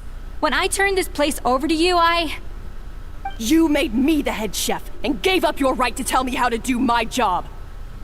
You're not the boss here anymore, so stop acting like you own the place. Whoa. Sounds like someone has a chip on her shoulder. Maybe we should give them some space. Oh, Savannah! Oh, okay. Oh, this is gonna end in a catfight, is it? Now that I think about it, did Savannah, Savannah the one who brought in the contaminated goods, and she's being like this because she's feeling guilt? Probably. My God, have you grown a temper since I last saw you? Have you put even half the amount of energy into improving your cooking skills, or are you still using the Pluie Lotus as an off-brand marcotte, thinking no one can tell the difference? That's none of your business! Oh, she did it! What happened to not storming in and raising hell? Well, dear Paimon, this is what we call escalation. Ho ho! I was not expecting to see something this spicy as soon as Escoffier returned. Huh? Van Agem? Aye, miladies. Might I make a humble suggestion? Given that we have ourselves a tete-a-tete between chefs at the Hotel de Boer, I dare say it would be de rigueur to settle this the traditional way. Okay, Is this the first time we hear the boss of the Hotel of the Boar? It kind of speaks a bit funny. The traditional way? That can only mean one thing. Sounds like we're in for a history lesson. That's right. I'm talking, of course, about the tradition established by Modeste himself. The cooking contest! According to legend, the founders of Hotel de Boer, Modeste and Savelli, used this method to resolve all of their disputes. Everything from petty arguments over next week's menu to disagreements over the strategic direction of the restaurant. The cooking contest would decide who had the final say. Huh. Sounds like they had a lot of free time on their hands. Well, it might sound that way to us. But in fact, the cooking contest played an enormous role in motivating chefs to hone their skills, reaching new heights of excellence in the culinary arts.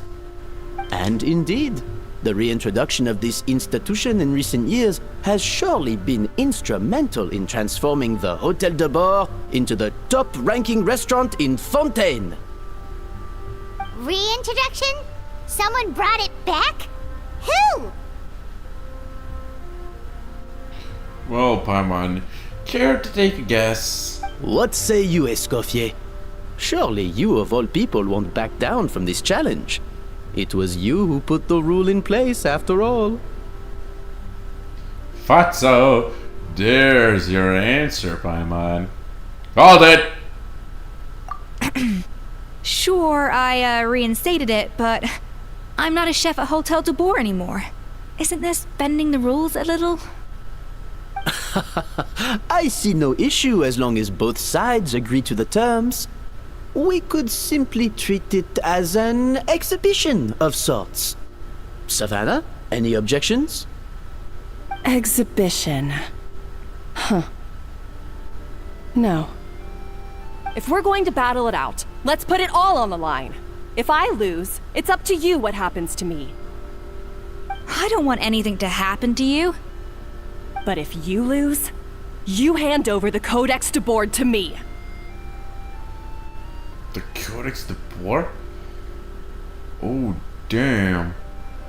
I wonder what that is. What? The Codex de Boer? The Codex de Boer? What is that? Only the legendary handbook written by the original head chef Modeste. It contains all his secret recipes, including Gâteau de Boer. It's the greatest treasure in Fontaine's culinary world, and only the present and former head chefs of the Hotel de Boer have the right to read it. Present and former? Wait, but that already includes Savannah, though. What do you want that old thing for? You have your own copy, don't you? Don't take me for a fool. You know perfectly well what I mean. I want your copy, the original version, the one you took with you when you left us. I'm sorry, I must be missing something. You know, there's no difference between the original and the copy, right? They contain the exact same recipes. Stop trying to change the topic. What's wrong, Escoffier? Scared you're gonna lose to me? Or are you scared of me getting my hands on the original Codex? Savannah, you may remember that we gave her the original as a parting gift, to thank Escoffier for her years of service. Asking for it back feels a little, Or you can just swap the books. Oh, I'm sure it won't be an issue, as long as both sides agree to the terms. Those were your words, weren't they? Way to use one man's word against them. And as for the contest itself, let's make it a bake-off. Gâteau de Boer, per the recipe in the Codex. Well, Escoffier, you against me. Are you in or out? You sound surprisingly confident. Alright then, let's see how much you've actually grown. I hope you surprise me, Savannah.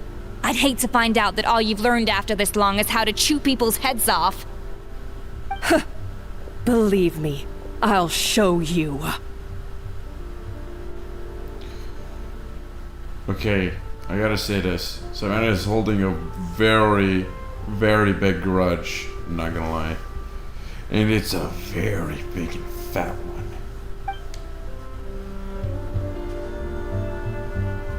Escoffier, are you sure this is a good idea? You accepted her terms a little hastily. Oh, it'll be fine. Let's head back to the Fleuve Cendres so I can get prepping. Preppy.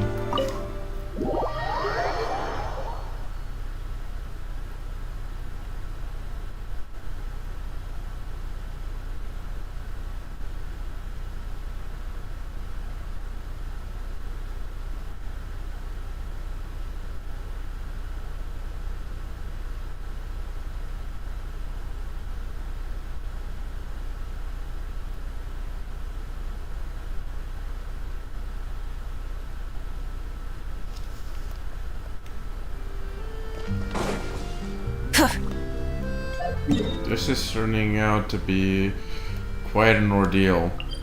And a big one at that. Who knew Scoffy had all that in her? And to pop a gasket with the overhead chef.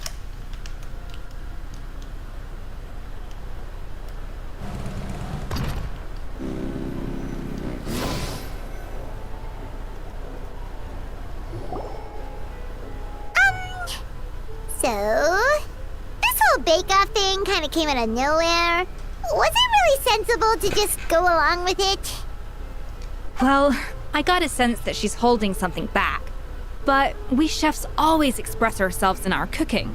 So if she won't talk, this might be the best way to find out what's really going on with her. Huh?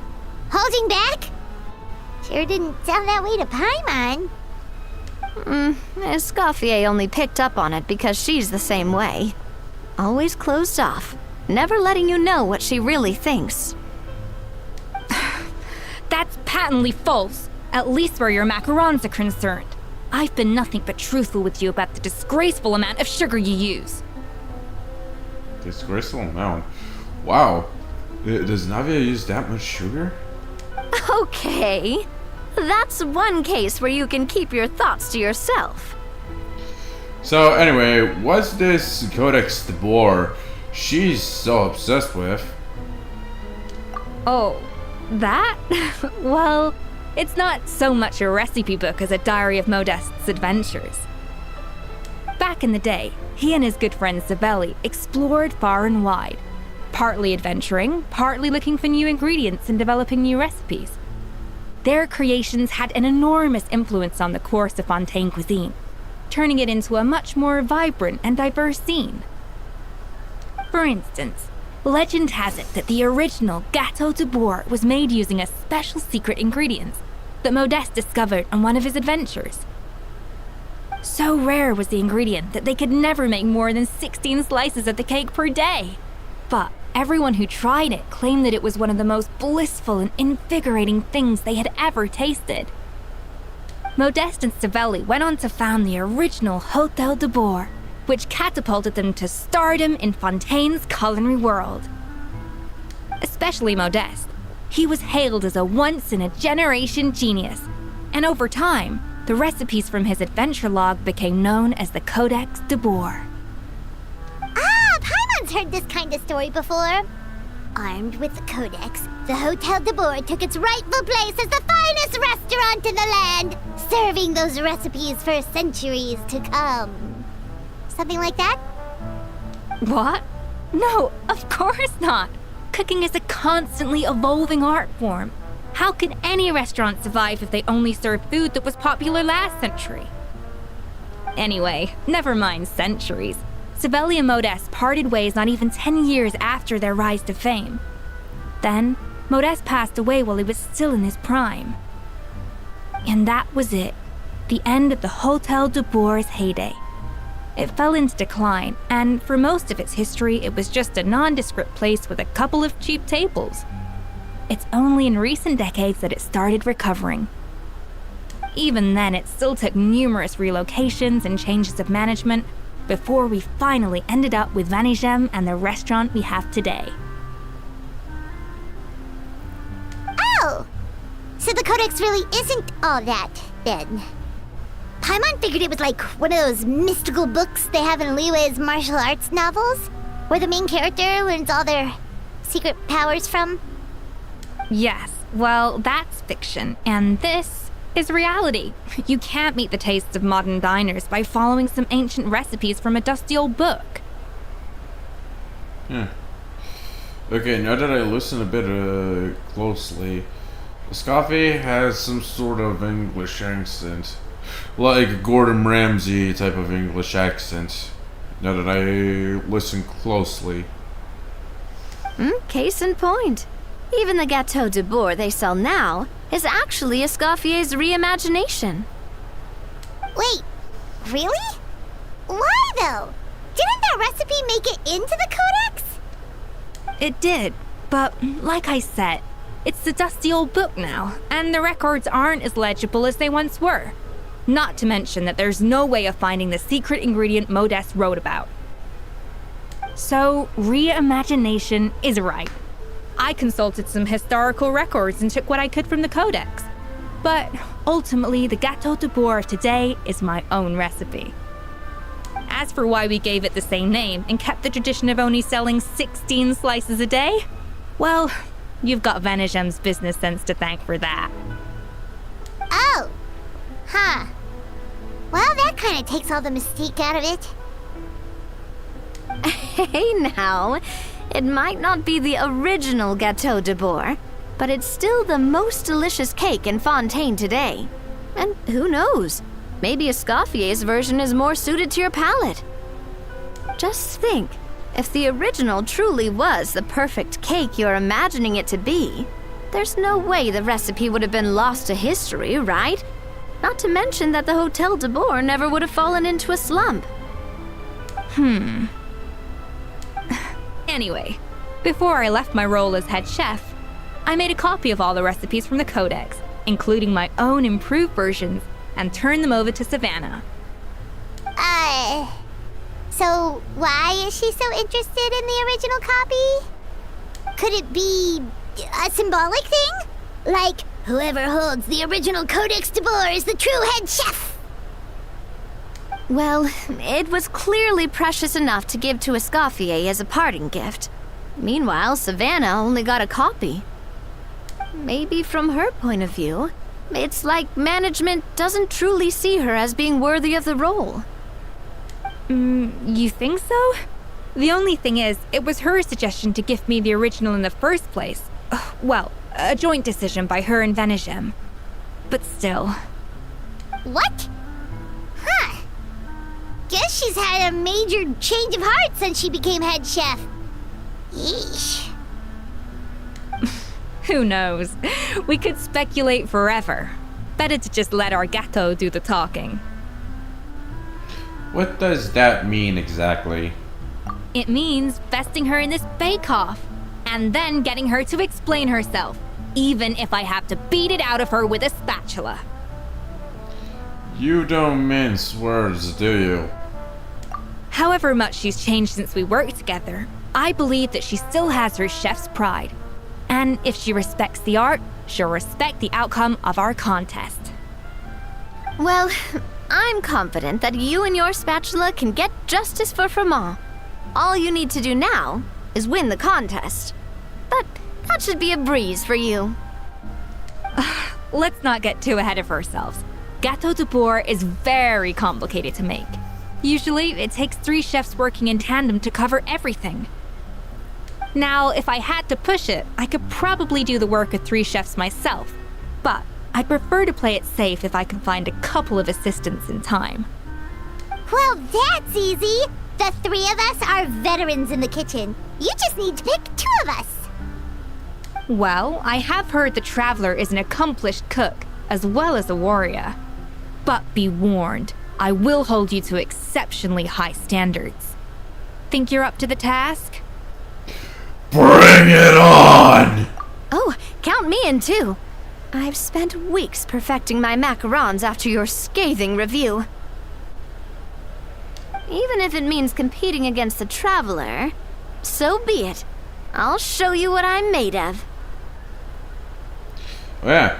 Also, since she mentions that it takes 3 people to make this whatchamacallit cake, does that mean this is a new 5-star dish that is gonna be added? Can't wait to get my hands on that recipe. Confident. I like it. Alright, let's start with some elementary mise en place. Show me your knife skills.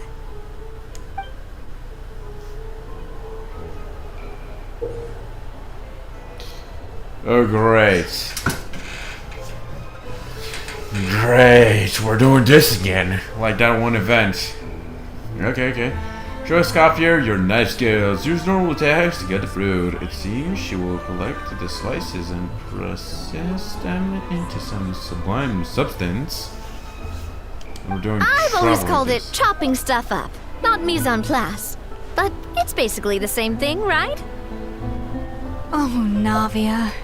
The difference in your case is that mise en place is chopping stuff up without sending juices flying all over the kitchen. We're using... Okay, we're not using trial MC. But for now, I'm gonna need a break. I'm out of water, my mouth is watering, and I think I need to eat. Also, surprise, it's midnight. But yeah, for now,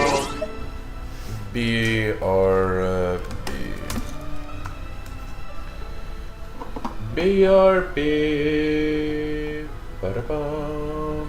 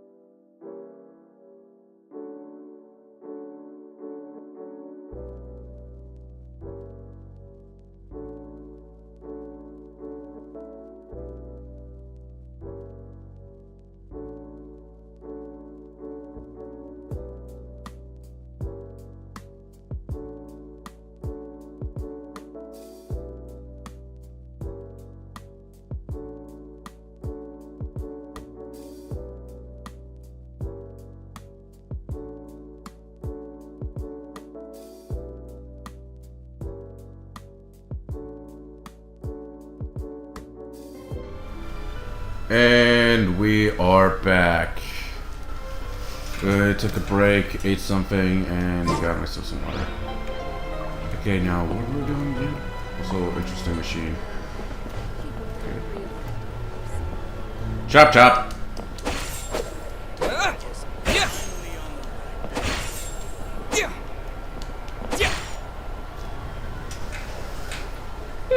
Looks like you found that easier than I expected. Okay. Says that, well, there's an ice knife spawned right on the table. Yeah, thankfully it was pretty straightforward in the end. You made it sound like we'd be carving statues out of fruits or something. Careful, Paimon.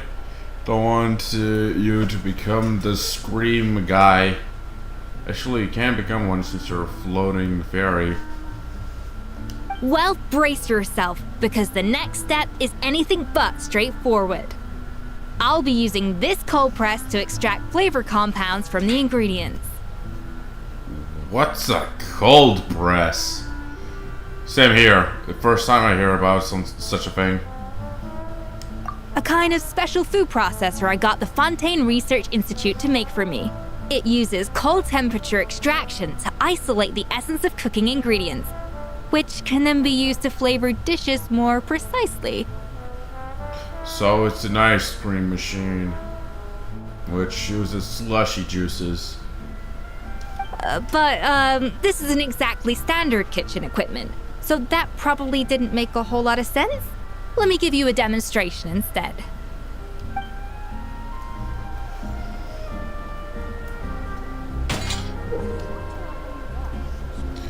Display your mastery with the cold press. Tap your elemental skill to accelerate the cold press progress.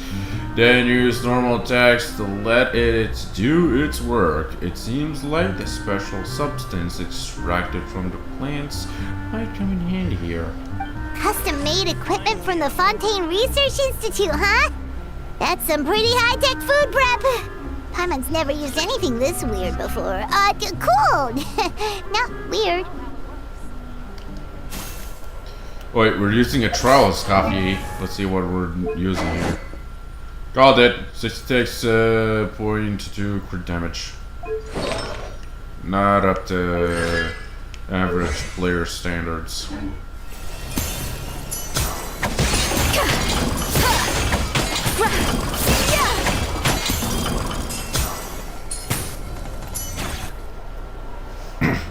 And done. These are the flavor compounds extracted from our ingredients. I processed all the fruit you chopped up earlier. Wow! Even the smell is so much more concentrated. What next? Do we add all this stuff in? Wait, does ice cream, snow, and so on even have a smell? I don't know. I don't think they have. Absolutely not! Throwing everything in at once will ruin the balance of flavors. We have to go slowly and carefully to calibrate the exact flavor we want. I'll demonstrate again. Now, watch closely.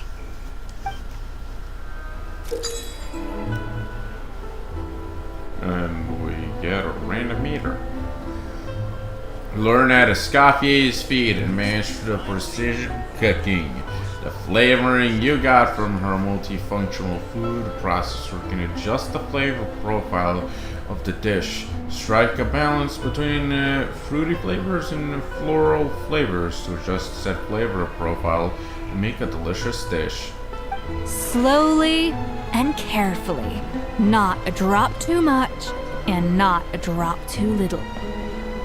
Balanced flavors.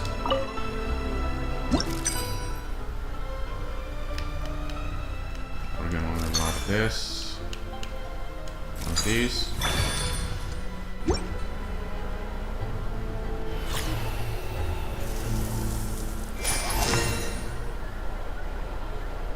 That was easy.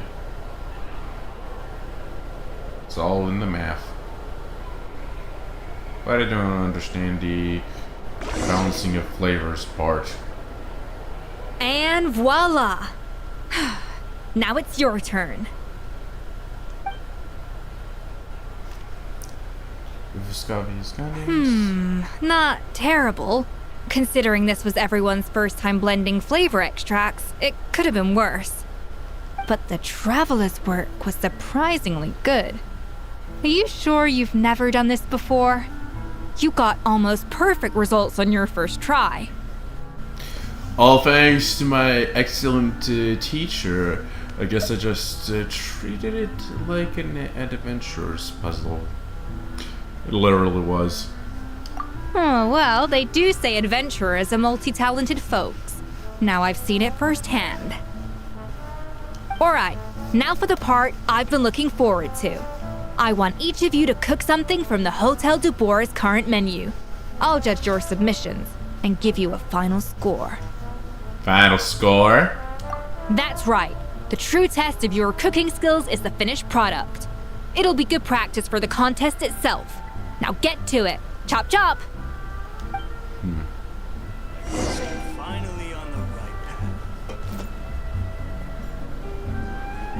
path. How's it going? Have you picked a dish yet? Choose wisely. I expect you to present the most delicious thing on the menu. I have a fuck ton. Also from the Fortress of Mirapede also.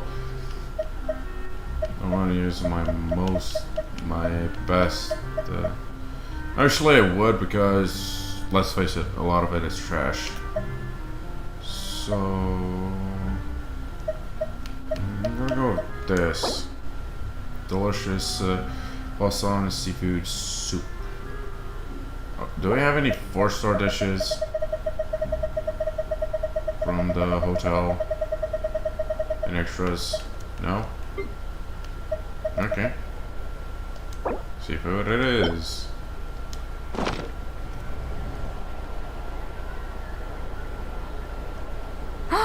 Look at that! With the grace of a snow-winged goose, as I like to say. Now, let the grating commence.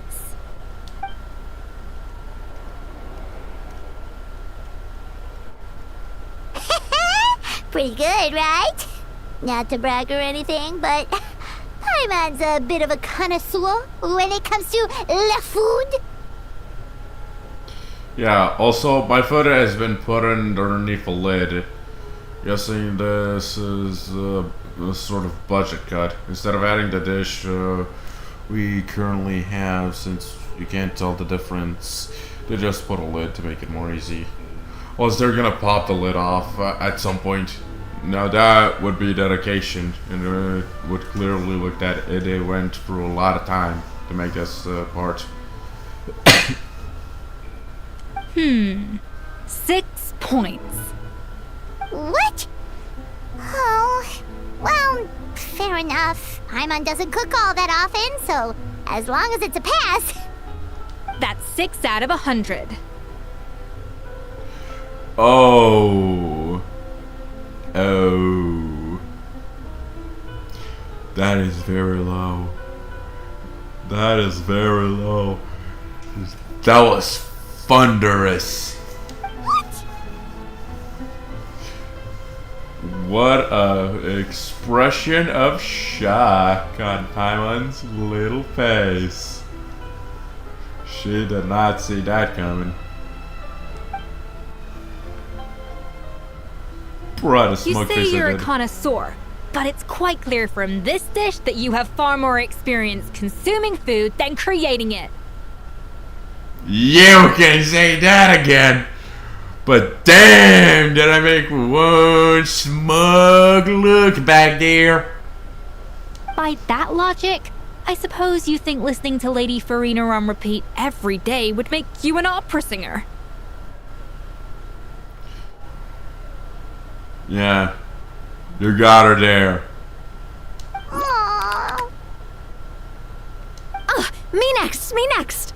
I'll have you know that this batch of macarons has 2 whole tablespoons less sugar than my previous ones. So you went from 12 tablespoons to 10? Well, it's nice to know you actually measured it out, because it tastes like you just threw in whatever was left in the jar. 6 points. Really? 10? tablespoons. 10 tablespoons. I only do 4 when I make my tea. And I don't even use sugar when I make hot chocolate. Chocolate milk. You get the point. Aw. You deserved it, Navia. Yikes! She's a harsh judge. Harsher than expected. Now to the final dish. Yeah, my expectations are extremely low at this point. I mean, it's been sitting in my inventory.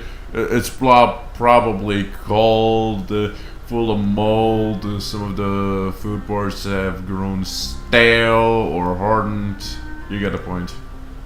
So, what do you think? This is our last hope. 8 points.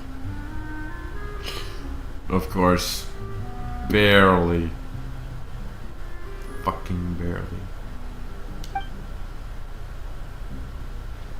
Darn! That's barely higher than what we got.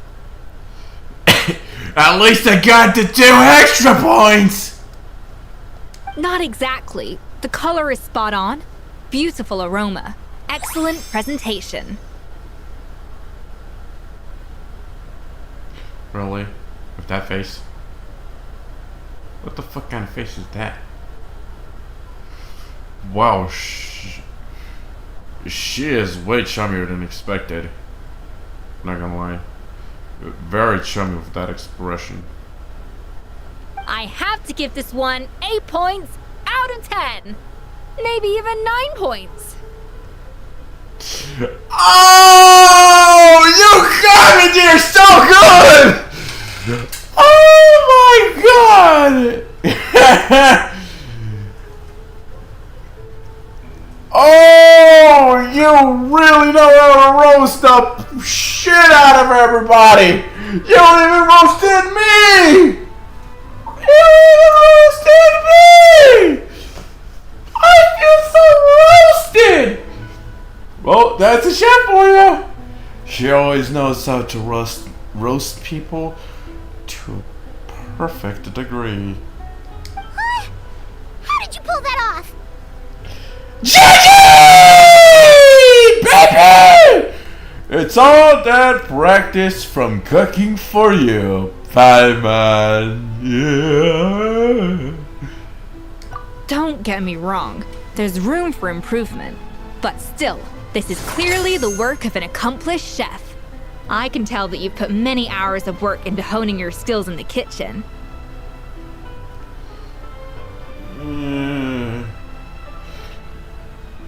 Wait.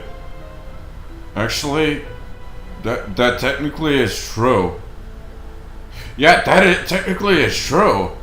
Because the thing is, when I finished my school classes and got 10 classes and a diploma, I also have the qualifications for a chef. So technically, this is actually true IRL. First time this happens. To me, that is. Or maybe, again, that is. I can really taste the grace of the snowing goose in this dish. The traveler's journey, with all its trials, tribulations, and setbacks. Not to mention the frustrations of having a picky eater for a partner. What the fuck are you making that face for? You fallen in love or something? Have you met someone who clearly ended up being your match? And not as an opponently. I mean it that way, but you can also see the romantic side. That's where the joke lies in. But yeah, with that face, it's clear she's fallen for the traveler. Hey, you made that last part up! No way did you taste that! Well, it looks like I lost fair and square. I guess you'll be taking the traveler as one of your assistants then? That would be an understatement. Maybe in her imagination she would straight up want to marry the guy. Sometimes when the people are on a high horse, they tend to fall for the people who somehow surpass them by a milestone. Straight up surprise! I am actually way better than you. I just hide it from everybody and pretend I'm a lowly peasant type of biz. But if it takes 3 chefs, that still leaves 1 slot remaining. Maybe Paimon and Navia should keep practicing and see how it goes? Chef Escoffier! Oh, it's Hilaire! What brings you here? I heard the news about the cooking contest. You're doing Gâteau de Bois, right? I was just wondering if you needed any help. Huh. And you think you're up to the task, do you? Oh, no, I know I'm not there yet. It's actually my dad who wanted to help. Really? Firma, last I heard, you could barely get out of bed. Chef Escoffier, Navia, Traveler, thank you all so much for everything you're doing for me and my family. I've had enough of sitting around at home while you run yourselves ragged.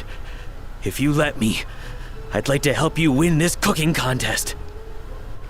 Are you sure you're up to the task, Furman? Yeah.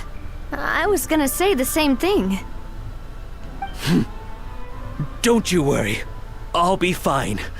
I'm feeling much better now. I'm sorry. I know I've been rather useless these past few days, but not anymore. Also, I can't wait to get to the cooking part. Thing is, it ain't the first cooking contest Genshin Impact ever does in game.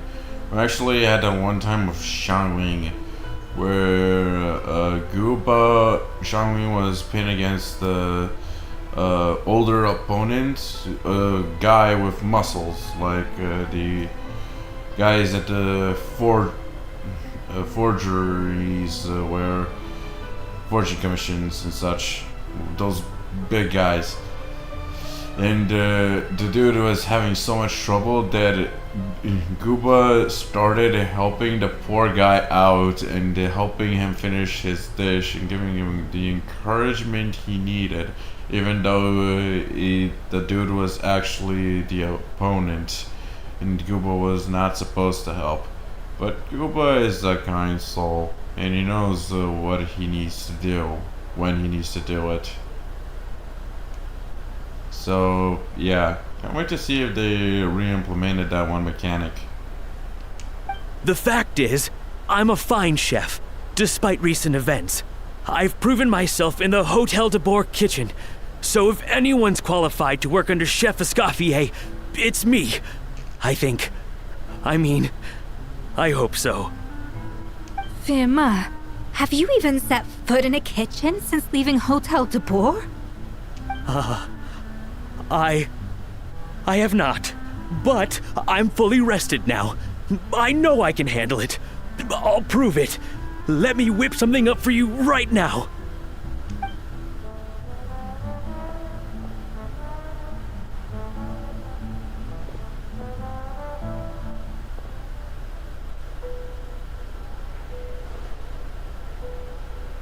Huh? That's strange. Why are my hands shaking? Oh shit. I think some sort of schizophrenia hit him.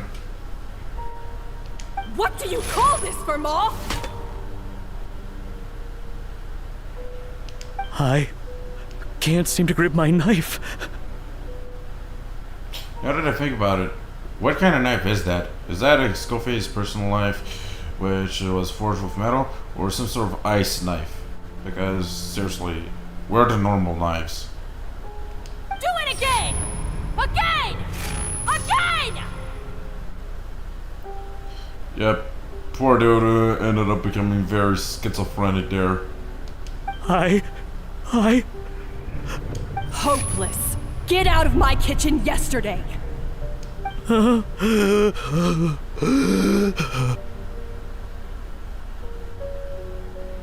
shouldn't you at least take some sort of schizo meds or something? Dad, what's wrong? I don't understand. I was feeling so much better, and then Will I never be able to work in a kitchen again? Dad, talk to me. What happened? I think the real issue here is not physical exhaustion, but psychological trauma. You got it spot on. Monica, when did you get here? Even I didn't notice you arrive. Probably because you were all concentrating so hard on your cooking. I didn't want to interrupt your flow. But anyway, Fremont, I'm so sorry. If only I'd known how serious your situation was, I would have stood up for you sooner. You have nothing to apologize for, Monica. During those long nights of redoing every order, you were the only person who looked out for me. Oh, come on. All I did was make you some tea. I doubt it was much help. Savannah was so ruthless toward you. I probably should have brought you something stronger. She sounds like the worst. All right, another Savannah horror story. Let's hear it. She's been getting harsher and harsher on us ever since she heard about Escaffier's new role in the Fleuve Cendre. Seems like no matter what we make, she'll find something wrong with it. What is this? It looks like a dog's been at it! In the trash now! Then she orders us to redo the dish again and again, but we never know what's going to make her happy.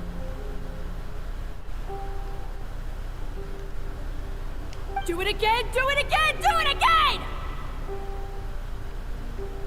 Every time you remake it, you just get another earful from her. Either straighten yourself out or get out of my kitchen! So now, it seems like just picking up a kitchen utensil gives me flashbacks of her yelling at me. Oh man, that must be awful. The more I want to get it perfect, the more my hands shake, and the more scared I am of making another mistake. How can you give up so easily, Firma? You weren't a quitter when you were working for me. And even under Savannah, you talk about working late into the night trying to perfect your dishes. That says to me that you still hadn't lost that determination to prove yourself. What changed? I don't know what's come over me. When I think back, I just remember feeling like my heart and my hands were growing heavier and heavier as the shift went on. Each time I had to redo a dish, my heart sank a little further.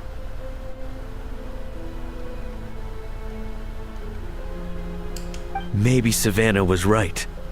Maybe I am just hopeless at this. Dad. I see. Well, it sounds like there are some deep issues at work here. Ones that won't be resolved by merely seeking compensation. I will win this contest, and after that, I encourage you to approach Savannah and talk this out. But what if you can't find another assistant in time? Clearly, I'm in no state to help out. You think being one person short will ruin my chances? Let's not forget, I taught you and her everything you know. Even if I had to go it alone, I would present the perfect gâteau. Oh, well, Paimon and Nadia will still keep practicing, just in case. And so will I. What kind of pose is that? Are you trying to do a henshin pose or something? Yeah! And if worse comes to worse, we can always get the Spina di Rosula to put out an emergency call for chefs. There's gotta be someone out there, right? Actually, I thought maybe I could help. That's sort of why I'm here.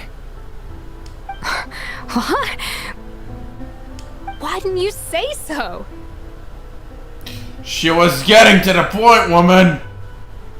I was going to, but then Well, this is the first chance I got. You do this for us? Thank you so much, Monica. Alright, fine by me. But aren't you still working for Savannah?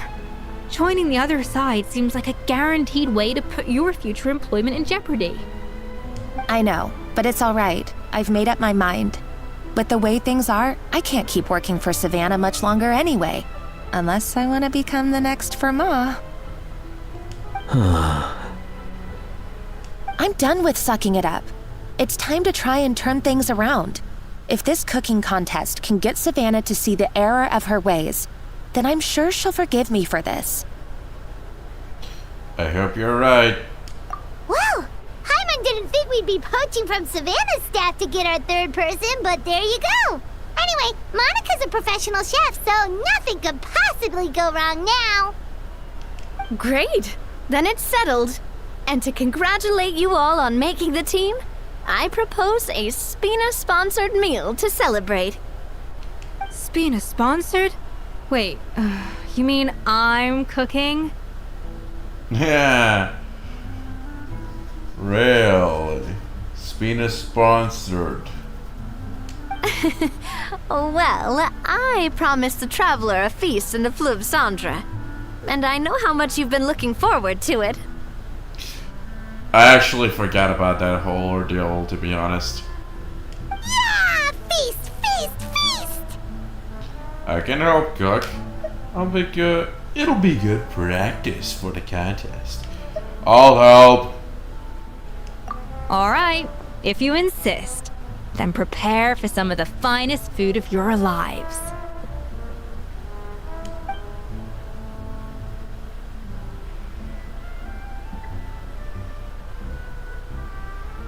Escoffier opted for a huge variety of dishes. Thankfully, both of us are skilled enough that even though it was our first time working together, we had a great rapport. If Shanley was here, this contest would already be over at this point. That's not a bad idea, actually. Wait, hold on. You need to finesse that further.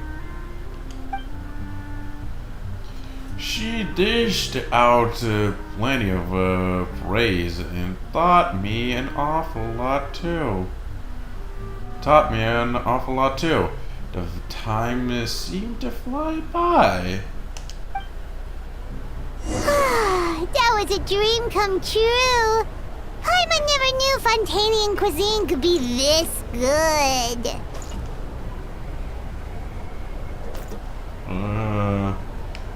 Navia? I wish I could eat that all over again. It's not often that Escoffier goes all out like this. And it's all because of you, traveler.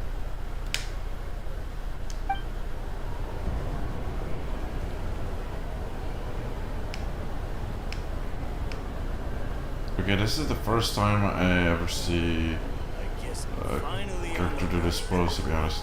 Or at least see Navi to dispose. If her arm on her arms and her arms are on the table. Yeah, it's the first.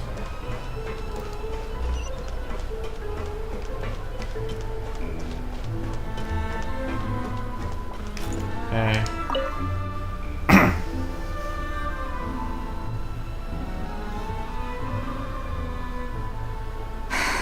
Why, Savannah? Why? What are you up to? Oh, nothing. I was just flicking through the original Codex de Boer. I wanted to see if there was anything I'm missing. Something I hadn't noticed before. That might explain why Savannah's so desperate to get her hands on it. But I can't find anything. It's just some hastily scribbled recipes in between diary entries from Modest's adventuring phase. And most of it's not even legible anymore. The copy I gave her not only has all the recipes in full, but even includes my own private tips and notes from years of experience. Surely that's infinitely more useful than this old thing. For her, it's probably not about how useful it is. And more an issue of head chef's pride. Yeah, maybe. Still, it's just hard for me to imagine that the Savannah I knew would go to all this effort just to make a point. Were you two friends? We were. At least I always thought we were. She was a little shy, but meticulous with everything and everyone she dealt with. She made a few mistakes here and there, but she was quick to correct them whenever they were pointed out. And she was always striving to improve as a chef. Those qualities are why I recommended her to replace me as head chef. I never imagined for 1 second that she'd cause Fiamma and the other staff so much grief. Sounds like you feel partially responsible.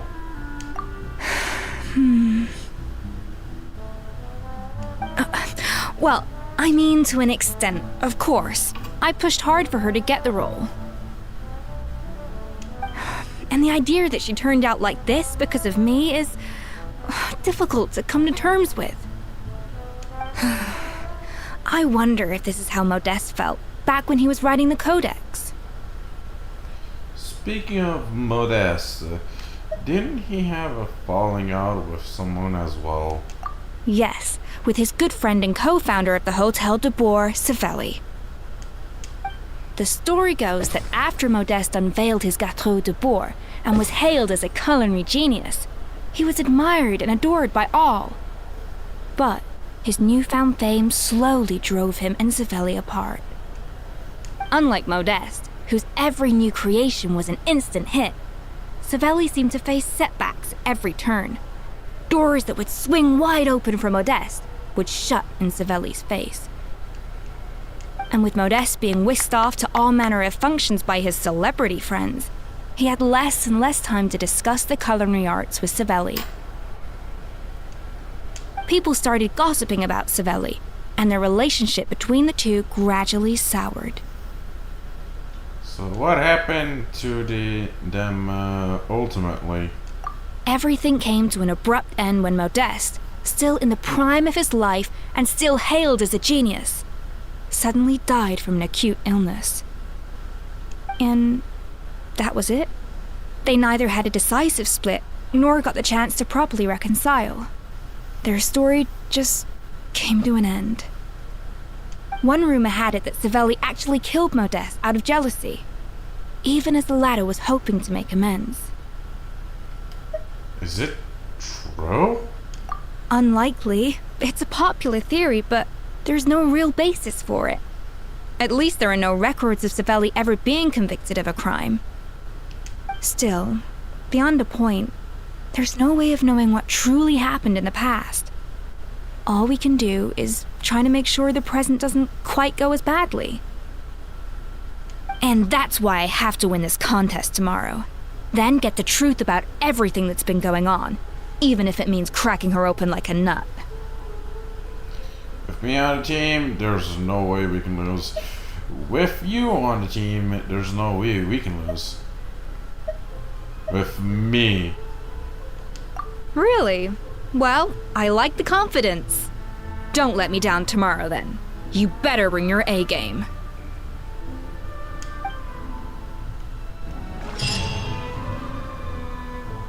Well, I'll surely bring it.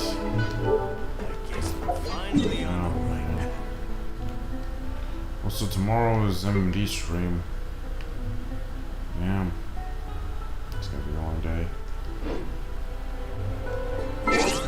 Actually, these days have also been long-ish.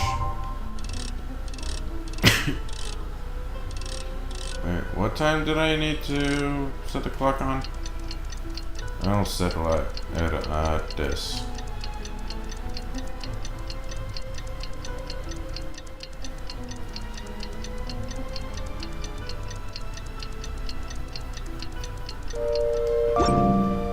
Okay.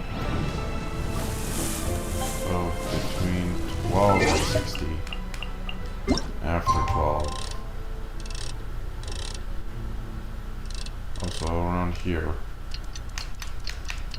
It's cooking contest day! To the Hotel de Boer! Toot sweet!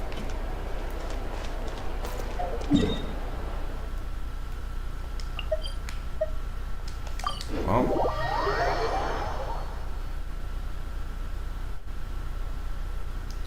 Hope this goes well.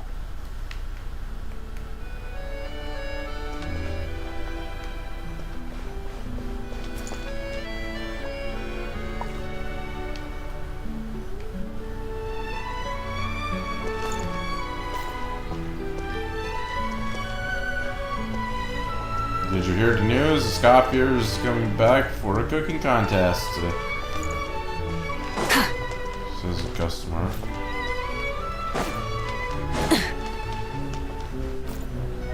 Right. Wait, seriously? Is Skopje a cooking contest? No, Dad. I gotta see. I don't get it. Why would anyone in their right mind? Guess they forgot to add the voice lines to these NPCs.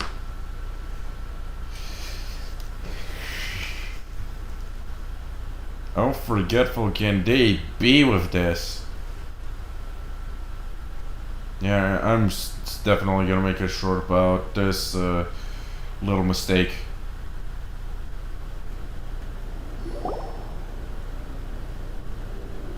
Mesdames et messieurs, welcome one and all to the Hotel de Boer and to this most exciting of cooking contests.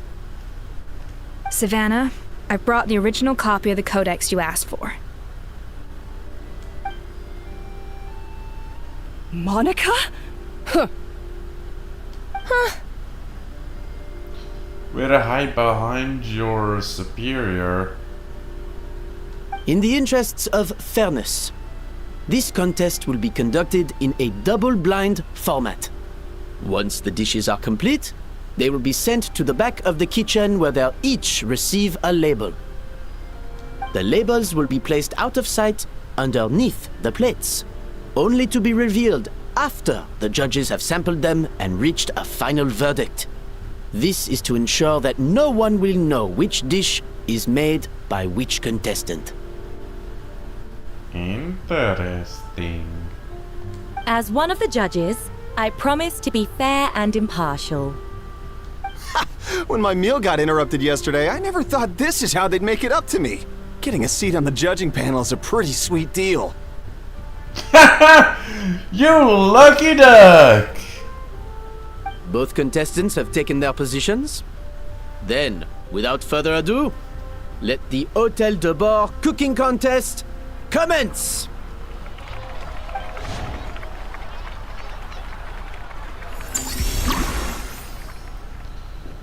Okay. Good. Yes, this is gonna be an interesting one. But is it gonna go like in the event? That one event? No, not really. A whole new thing! They just could not reuse the old one. They didn't even check if there were the old versions to see what kind of contest they made back then. And reuse the old assets.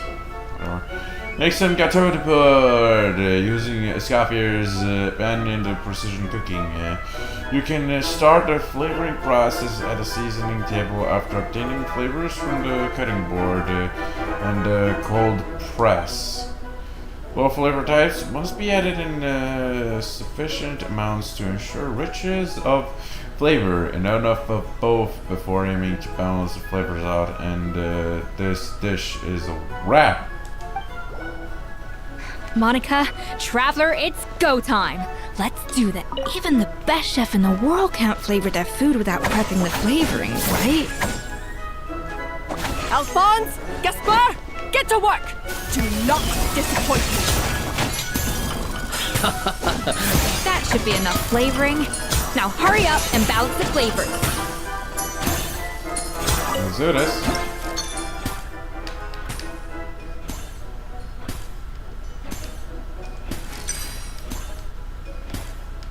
Oh no. Okay, let's go 6. Need 5. Stay calm, Escoffier. There has to be a way to balance the flavors. Just think. Shit, I don't have the right amount of ice. A dash of frosting! Level 3? 5, 5, 6. Something else.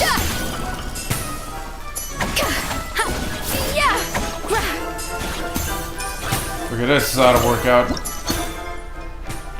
Add a 3, and then a 1. That worked out.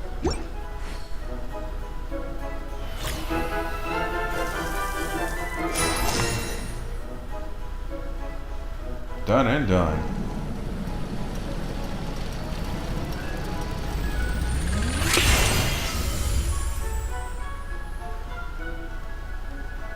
Come on, Escoffier! Come on, traveler! I heard you the first time!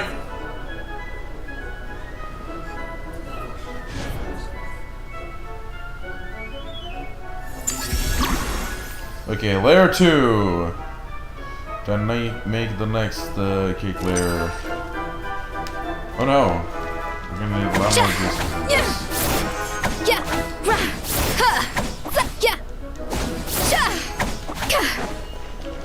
Up to the freezer! Okay. The balance of flavors is about right. But the quantity is too low. Oh, there we go.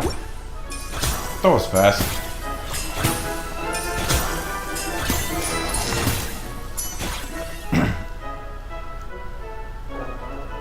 So, what do you think?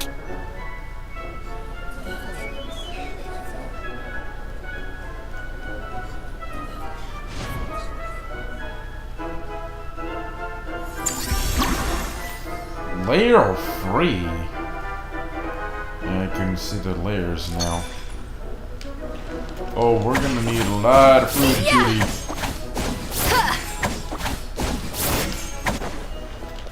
A dash of frosting!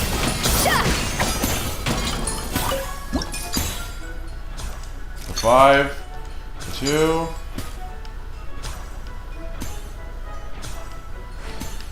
A 4, a 6, a 6. What are you doing, Escoffier? Two. Your team's waiting on you. And the rest. Escoffier is already on the final step of the recipe. Let's check on Savannah's progress. Need a 1, damn it. I think this flavor profile is still a little bit off.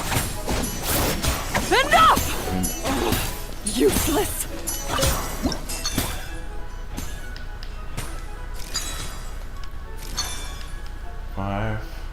Wait, I think I got it. Or not, but we somewhat got it. Wow! Is Savannah Need a serious? 4. Can she really make up? There we go. 2 2s will do it.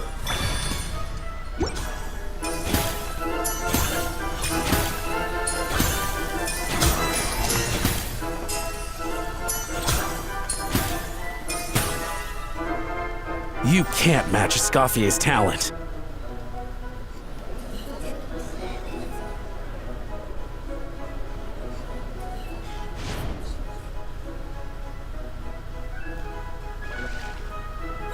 I present to you Gâteau de Bourg. Also, now that I think about it, I never got the chance to use her whole skill and make a dish with it. I don't even know how that works. If it wouldn't even let me, but anyhow. Burst! A burst of flavor.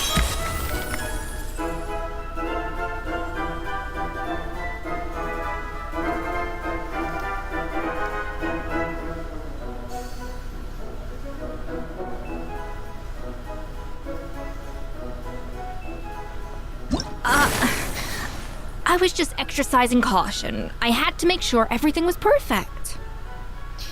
Gâteau de Bourg complete. Total time elapsed 4 minutes and 60 seconds. Total flavoring used 22. Kind of a lot.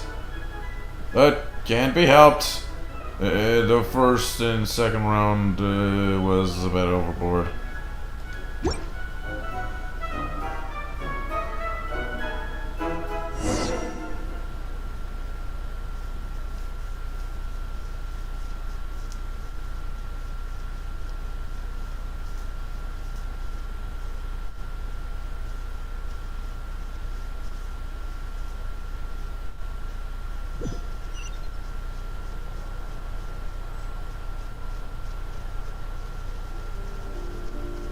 Time's up! Contestants, please take your dishes to the back.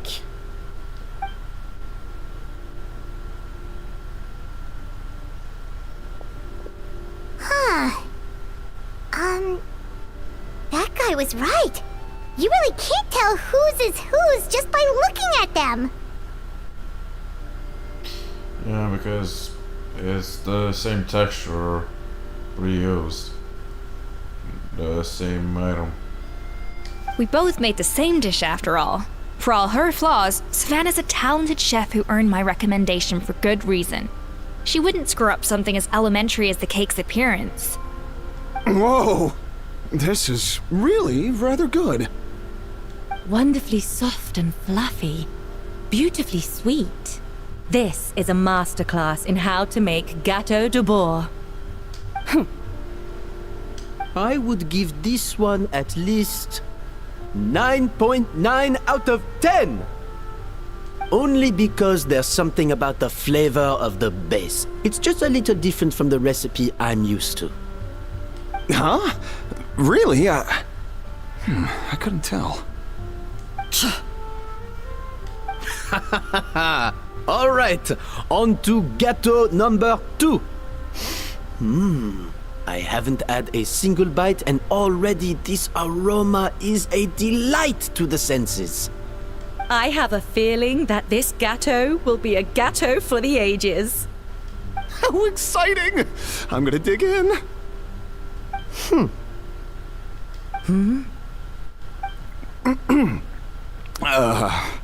I think maybe someone got a little carried away when they were adding the sugar. Not just the sugar, it's the flavors too. This is all over the place. Who made this? It appears the decision is unanimous. This gâteau is far below the standard we would expect. Whew. And Paimon thought this might actually be close. Turns out she can't bake to save her life. Maybe it's because of poor teamwork. She spent half the time just breathing her staff. Braiding her staff. Something's not right here. Savannah may not be perfect, but no way is she this sloppy. I can now declare that the creator of the first gâteau has won this cooking contest. Now, all that remains is to turn the plate over and reveal the chef's name underneath. What? It's Savannah? I beg your pardon? No! That's impossible!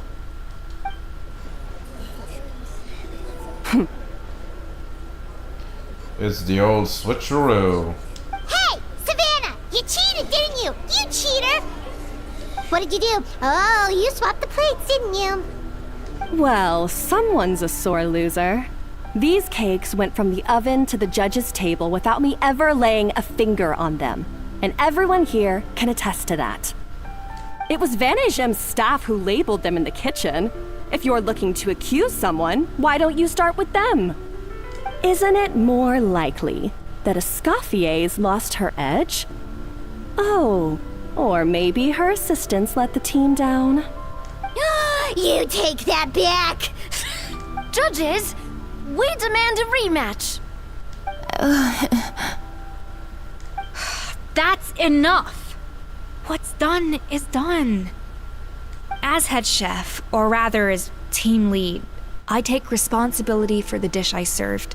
Whatever went wrong and however it happened, I should have spotted it. Savannah, I didn't think you'd stoop this low just to beat me in a bake-off. What happened to your chef's pride? I don't know what you're talking about. If you want the Codex de Boer that much, you can have it. Scoffier, no!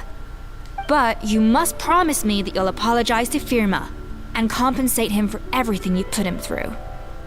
It's a little late to be negotiating terms. The contest is over and I won. That means you owe me the Codex, and I owe you nothing. Look, Savannah, you may have fooled everyone else, but can you really fool yourself? What I'm offering is to accept defeat without looking to expose what you've done.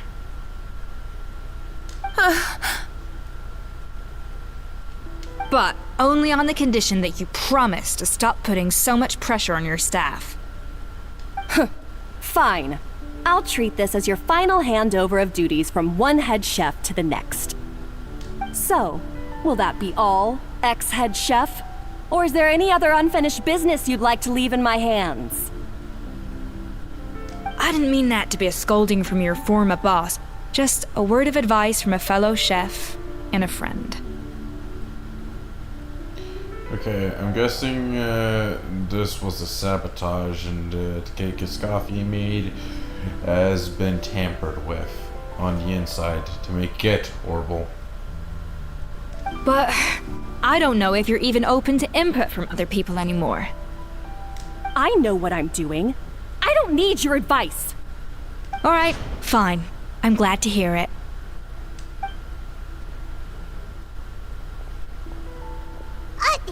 Escoffier? That ended on a sour note. The Codex de Boer! Finally. Now, at long last, I will succeed. Escoffier? How could you let her get away with this? Yeah! The Codex is a souvenir of your time here!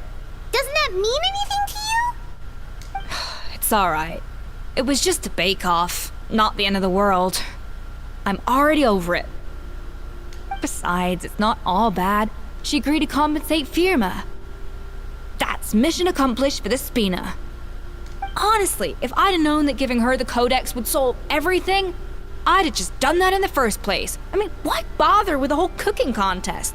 It's such a waste of time and energy. But Escoffier,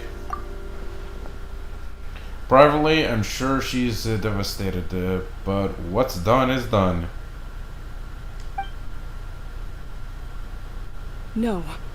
No! This doesn't make any sense! Huh? That's it? No secrets, no nothing? I don't believe it! This can't be happening. No way. She fainted? Oh, Chef Savannah! Wow. Guess that book shook her to the core for the first time ever. Savannah? Savannah passes out after reading through the original codex. It's nothing life-threatening. Just a lot of pent-up stress and exhaustion. Oh, I knew it. Pent-up stress? The truth is, however hard she might be on the rest of us, the person she puts the most pressure on is herself. Dumbass. Yes, there are nights when she makes us redo things over and over into the wee hours. But for her, it's every night. She'll hide herself away in the kitchen, working on new techniques and recipes, and only realize how long she's been at it when we come to work the following morning. But why? Why would she do that? Our best guess is she doesn't want to be seen as less of a chef than Escoffier. And there it is. Even so, that's no excuse for taking her anger out on the rest of you. Yeah, and it's definitely no excuse for cheating in the cooking contest. About that, we honestly have no idea how she did it. We were focused on our own work the whole time, like she asked.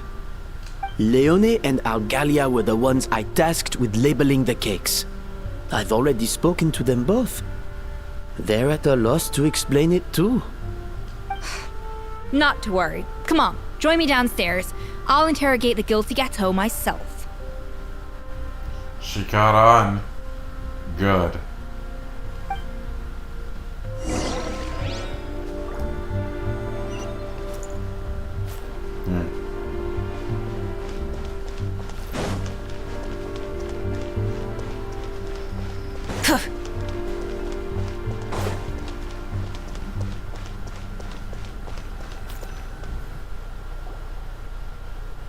Well, how is it? Have you figured out what it was? Oh, this is aggravated assault on my palate. I'd rather eat wet cement than this. Is it really that bad? I made sure to taste test it before it was served. Oh, relax. This isn't your cake. Savannah never switched the plates. The offending flavors are coming from in between the icing and the cake base, which means someone tampered with it while it was being made. Or in other words, we have a traitor in our midst. Called it. I'm sorry. I was forced into it. It was Chef Savannah. She said if I didn't cooperate, she would... Calm down, Monica. I've already accepted defeat. And if I wanted retribution, I would have brought this up when the results were announced. Whatever's going on with you, just spill the beans. There's no need to hide it. I was the one who caused the food safety incident that one time. Food safety? Wait, you mean the Lumaline incident? So you procured the contaminated ingredients? I think so. Savannah and I were on procurement that day. I didn't check everything as well as I should have, and so I let contaminated ingredients make it into the kitchen. But I swear I didn't do it on purpose. I had no idea there was an issue with them, and I didn't know it would end up with Escoffier going to jail. But the last thing I expected was for Savannah to use it as leverage to blackmail me with... This is crazy! So Savannah pressured you into sabotaging Escoffier's cake by threatening to expose your secret if you didn't? I know, it's terrible. I'm so sorry. I was so scared. The thought of Chef Escoffier finding out that I put her in jail, it made me freeze up with fear. I thought Escoffier would hate my guts if she ever found out, and yet somehow that's ended up in me doing something even worse.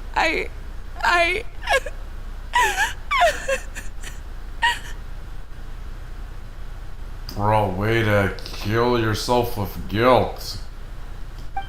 Seriously? All this fuss over a little slip-up? Huh? Firstly, it's not like I got a life sentence. I did my stint at the fortress and now I'm out. And secondly, I had my own reasons for leaving the Hotel de Boer. This wasn't the only factor. So you don't need to feel ashamed or frightened or anything like that. Any more than you need to add butter when you're pan-searing foie gras. You mean... you forgive me? Oh, well, I'm not saying you don't have to take responsibility for your mistakes. You should tell Vanagem to mark down your performance for the past few months. Then do some digging and find out exactly where those contaminated ingredients came from. Sure, you've made mistakes, but now's the time to fix them. Understood? Understood. Good. Now, back to Savannah. What about the original codex would compel her to resort to blackmail? I have my suspicions. Not that I've got any proof to back them up, though. Ugh. What happened to me?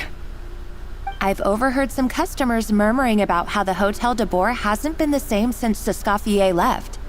They think our menu doesn't taste like it used to, especially our signature items. You mean gâteau de beurre? Now that you mention it, I noticed it during the contest too. I couldn't put my finger on it, but the flavor seems subtly different from how it used to be. But the difference was so small, I'm sure no one would notice it besides our most loyal customers and true dessert connoisseurs. Still, as head chef, it's easy to see why Savannah would get so hung up on it. So many times I've seen her make the cake base over and over again, late into the night, determined to match Escoffier's version. But something's always slightly off every time. Yeah, I've noticed that too. Never really gave it much thought, though. Thinking back on it now, it's clear that Savannah's been in a downward spiral ever since Escoffier left. She wants to prove that she can fill Escoffier's shoes. That's gotta be the reason. But after countless setbacks, she's getting more and more unhinged. And at some point along the way, she switched from doubting herself to doubting Escoffier. Doubting Escoffier? For what? She thought the codex from Escoffier was a fake. Yeah, it would explain why she was bent on getting the original at any cost. She must have thought Escoffier purposely omitted key details from her recipes when she copied them out. Also, she could retain her place as the #1 chef in Fontaine, the only one privy to all the secrets of the trade. Oh, for goodness sake. What a stupid idea. Of course. Then she finally got the codex only to discover that the secret recipes she's been pining for don't exist at all. Seeing how utterly wrong she was must have been a real shock to the system. It probably brought up everything at once. It overwhelmed her, and she passed out. There's still one thing that doesn't make sense, though. If Savannah had the real recipe all along, how come it tasted different? She might not be on the same level as Escoffier, but surely after like 50 attempts, she'd get it right one of those times. You'd think so, but geniuses like Escoffier are in a league of their own.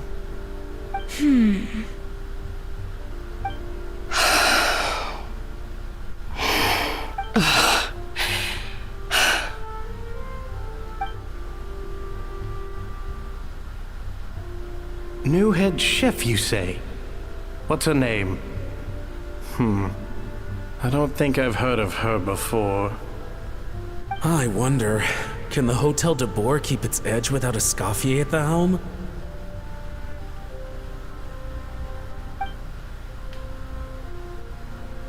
This tastes different from last time. Is it undercooked or something?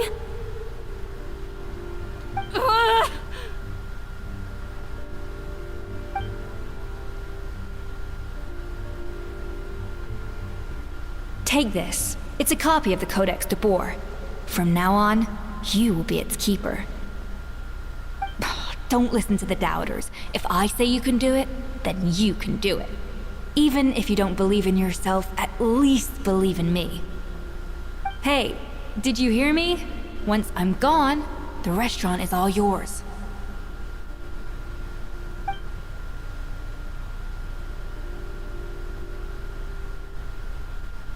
All this time, I've been blaming other people, but maybe I'm the problem.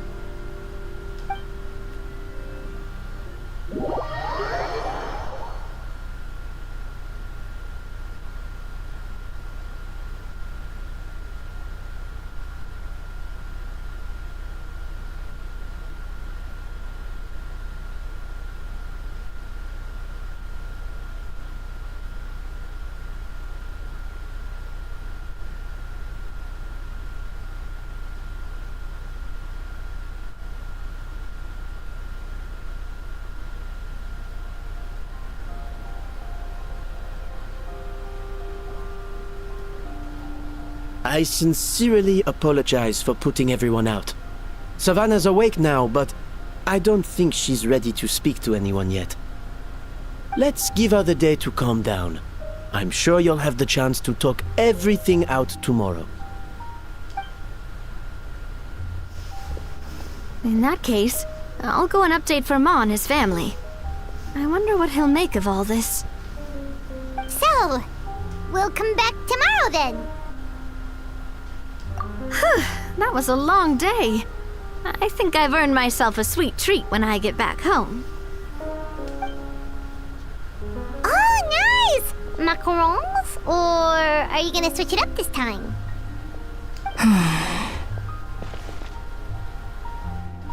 Traveler, how much do you know about the snow-winged goose? A little, I guess. Not a whole lot. Every year they migrate long distances in search of a suitable home. There's always one goose at the front whose job is to lead the flock.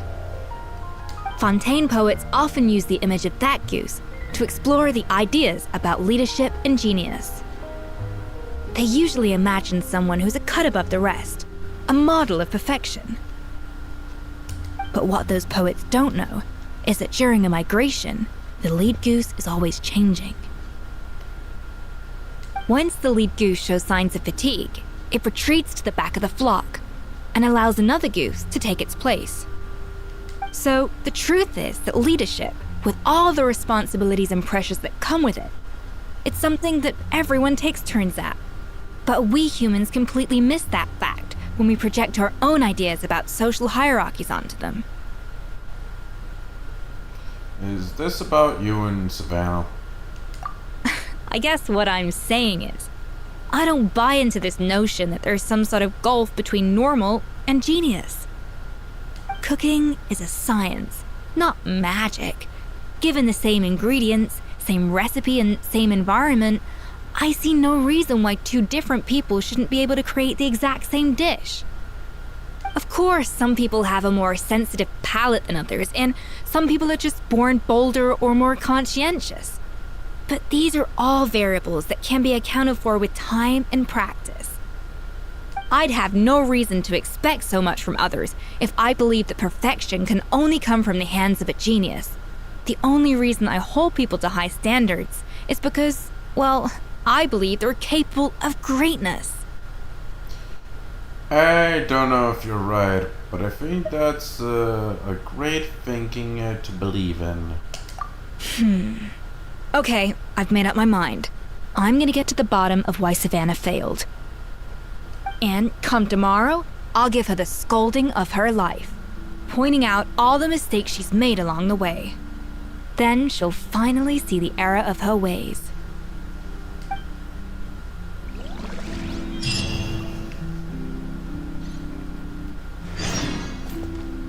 Well, you do that. You do what you gotta do. I also have not have enough more to max out my shrimp. But yeah, my Dia arc has straight up ended in around how many days has it been since I started my Dia arc? I believe it was yeah, 2 streams ago. Yeah, and stream number 20. Yeah, my Dia arc lasted around I think a week or so. No wait, okay, yeah, on Monday, around Monday it started. No wait, Monday was. No, yeah, it was around Monday. So my Dia arc started at around Monday. So my Dia arc lasted like 6 days. Meanwhile, my catching arc lasted a lot more versions. Around 2 or 3 versions or so. But indeed it lasted a lot. An insane amount.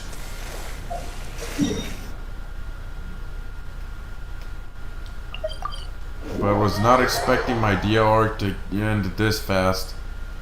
But the thing is, I managed to beat it, but by a sliver.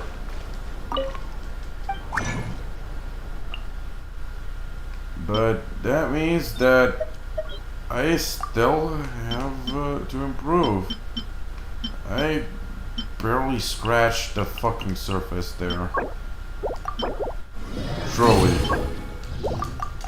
I barely scratched the fucking surface. I believe the issue is the skill, I think.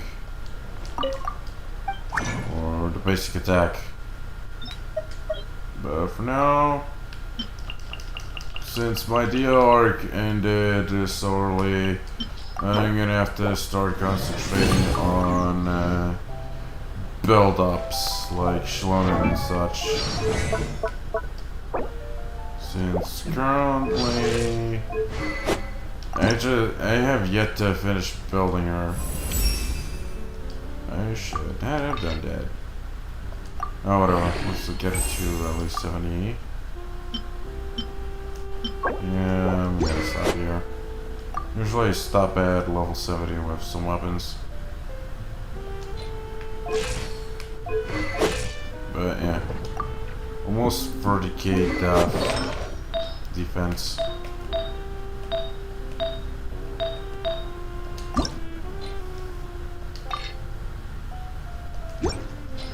Yeah, I'm still low on Mora. God damn it. But yeah. First time an arc ended this fast. Not gonna lie. Only lasted 6 days. Do I have any pretty much items right now? No. Okay, after 5.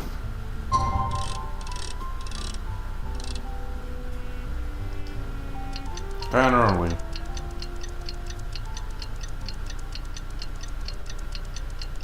But yeah, that was the fastest DL arc I've ever been through. Even though most of her was built to kill at least. And at C0. C0. One of the things I forgot to point out. And when I did my catching arc, I had her like at C3.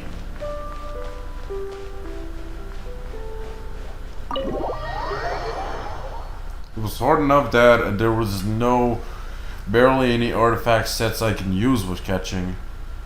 The only one being that last set, which currently helped me with the basic attack.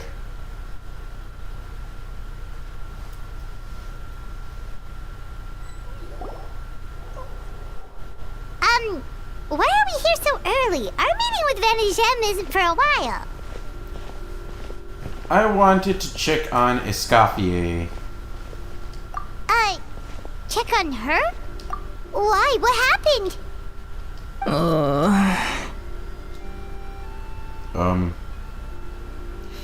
Okay, now this is new. Oh no. Escoffier, are you alright?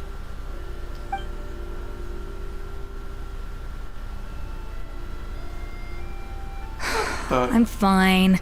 Just need to get some more coffee in me. You really did pull an all-nighter then? How many cakes did she make? Huh? What happened to my coffee? Did I really drink it all? Let me get you a fresh one. For now, you should get some rest. Sleep, girl! Coffee ain't good for you at this point.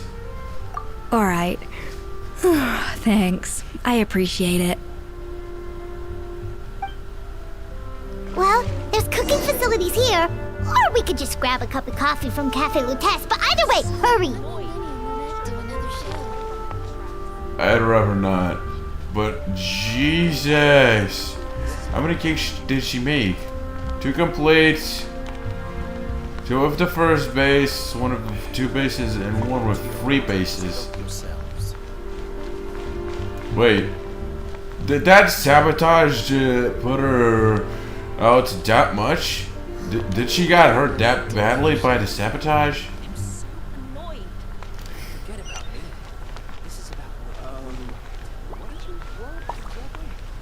Okay, submit a dish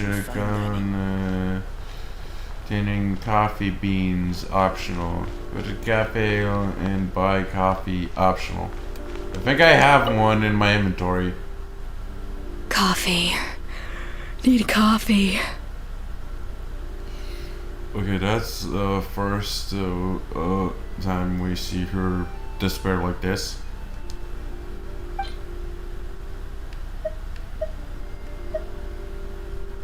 The croissants. Let's give her the pot. Wait, I have more? Oh no, wait. This must be if I bought a coffee from random. Okay, do I have to spend more?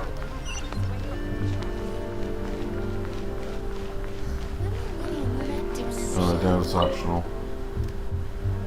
Coffee. Need coffee. I'm not gonna spend a single more. I always did enough as is. Here, take this delicious coffee before us. I get a lot of it from Braun anyway.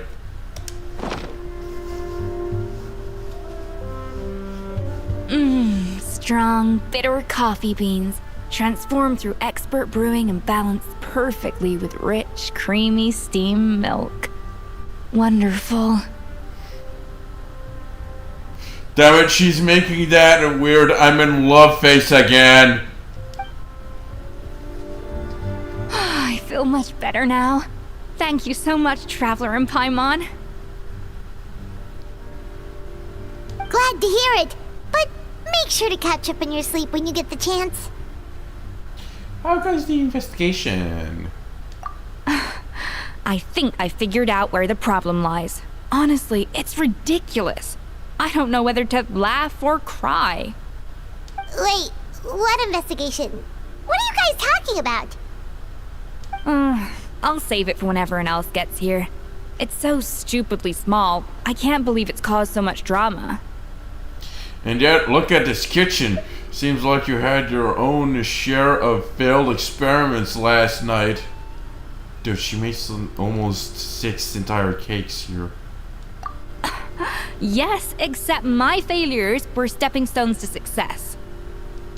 Escoffier! Have you seen Savannah? Huh? No, not since yesterday. Why? What's wrong? After seeing her home yesterday, we were all a little concerned about how she was doing. So, I dropped by her place early this morning to check on her. Only to find an empty house with the doors wide open. I left Alphonse and the others to keep watch at her home while I checked the Hotel de Bord. I'm worried something bad might have happened. If she's not here, then where could she be? Boss, Escoffier, bad news. Alphonse? You're supposed to be keeping watch at Savannah's house.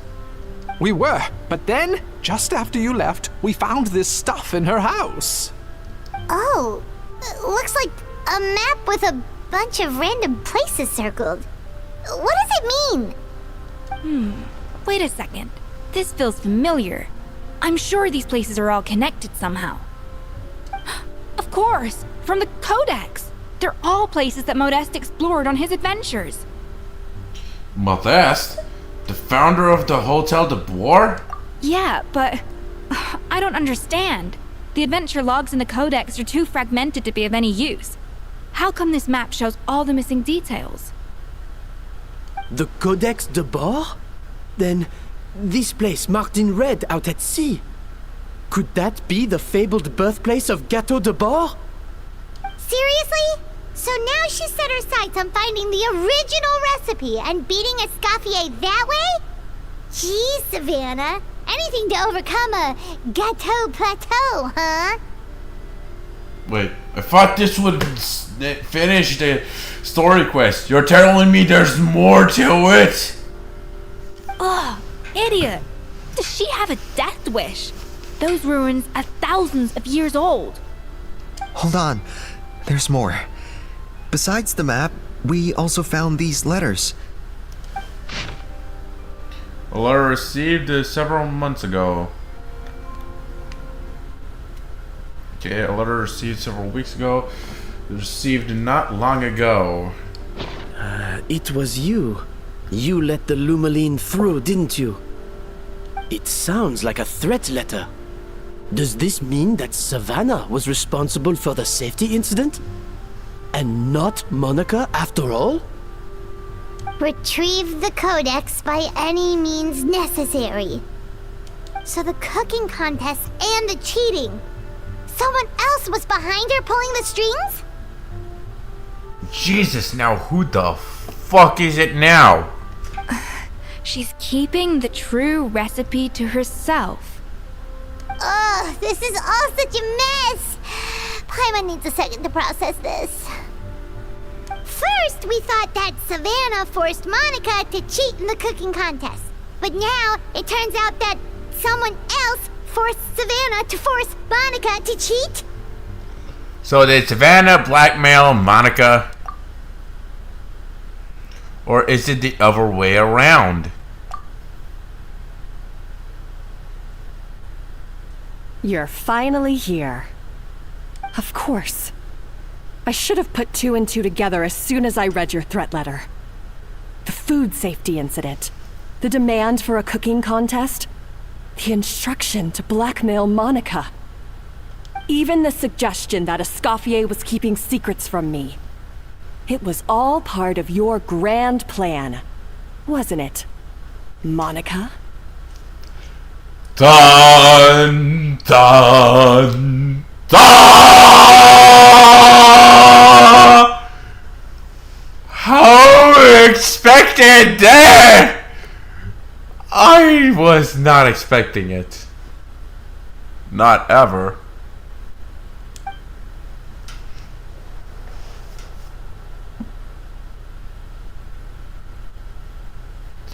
That was a huge surprise.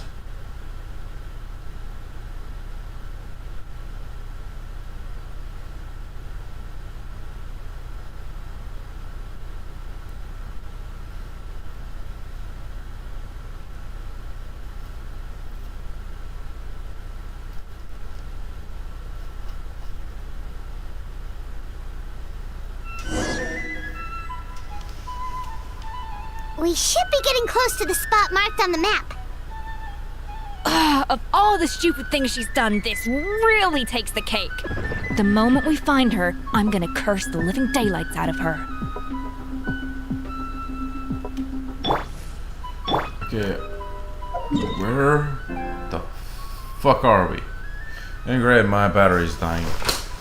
Hang on. Okay, this is the wire. It's not plugged. Is it okay if I plug it in PS3 instead?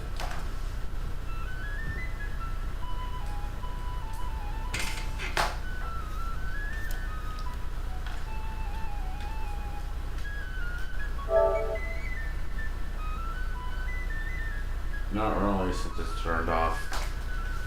Great. I just had to get the fuck up.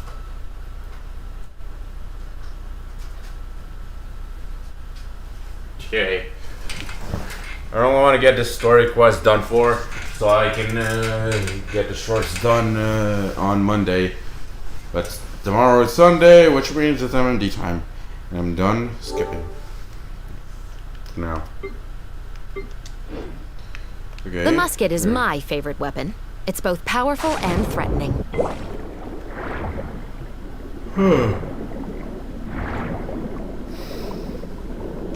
I'm guessing this will. So, Hotel de Bois was mostly located in Fontaine, but they said that the place was constantly switched from one place to another. But if they said it like that, does that mean that we're actually in the old Fontaine city? Yeah, what is the city called anyway? Nothing. Fontaine City is called Nothing. So yeah, that is actually New Fontaine City, and right now we're in Old Fontaine City. We're going to the old Hotel de Bois. And I believe this was never here in the first place. Okay, so Hydro and Cryo. Well, this is gonna be a bit annoying. Okay, we're gonna go Hydra on this. We'll need a strategy. We're gonna be using a Scafe, so might as well go form. Or only Hydro DPS Come Tartaglia. on, don't keep me waiting. If I ever know if you sir. He's my only Hydro DPS. I think I need another one. I mean, Yilon and Monor just supports, so yeah. I only need a lot more Hydro DPSs. Oops. Now, let's begin.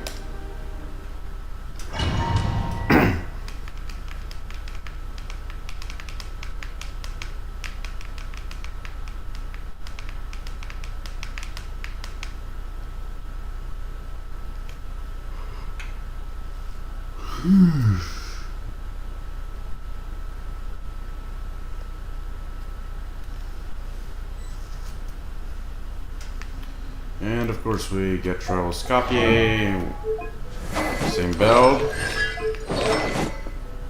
Okay. Let's test out her dish thing. An inspired melange! Quick as a flash!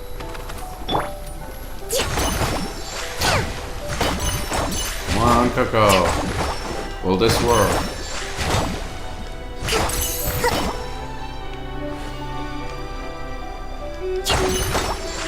No! It does not work! We got scammed! No shit. A little amuse-bouche! Also a nice place. Wait, we're in the old Hotel de Bois. We're literally underwater. I had no idea this place was an aquarium type. Well, I suppose it's pool tables. It's a nice view.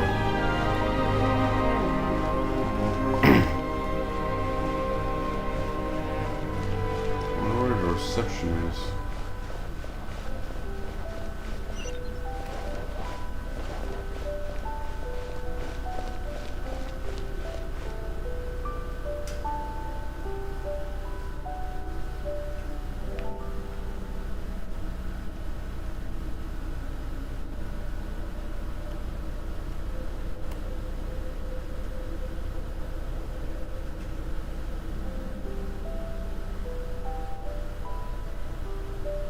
Whoa!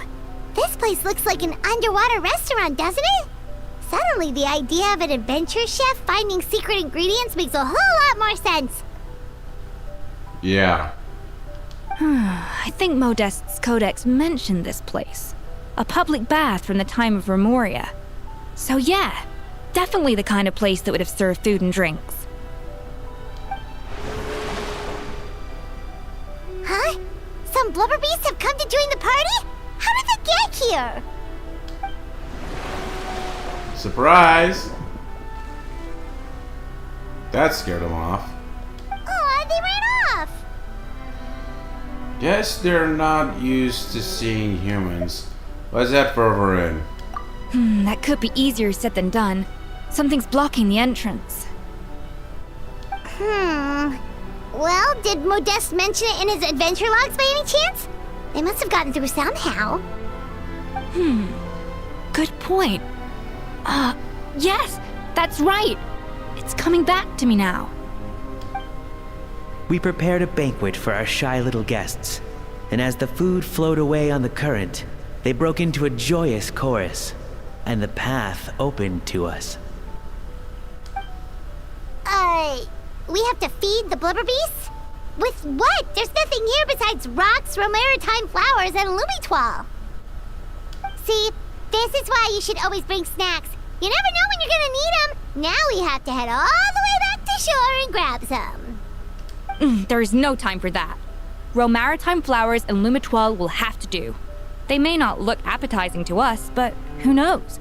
They could be blubber beast delicacies. Wait, we're seriously gonna try this?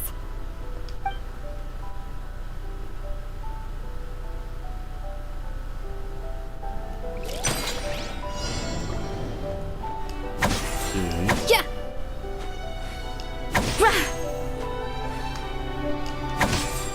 Way to set up shop like this. A dash of frosting. Yeah.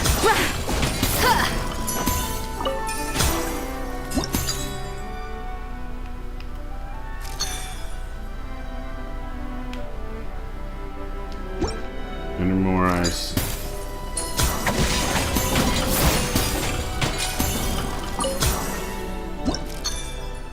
Okay, this is gonna be a bit complicated.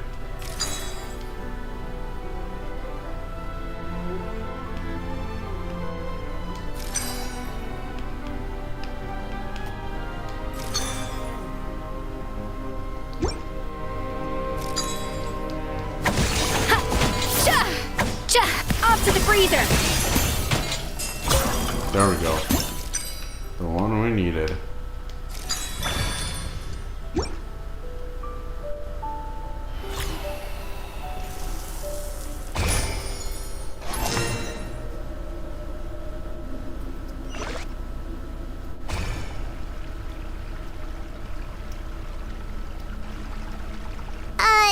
Blubber beasts or not, are we sure this stuff is edible? Trust me, they'll love it. More permanently, how do we actually fit it to them? Oh, good question. If we try to put them in the pool, we'll probably just scare them off again, and who knows how long they'll be gone. Yes, we can't afford to wait for them to double back. Oh, what was it that Modeste said again? Something about the food flowing away on the current. The puzzle.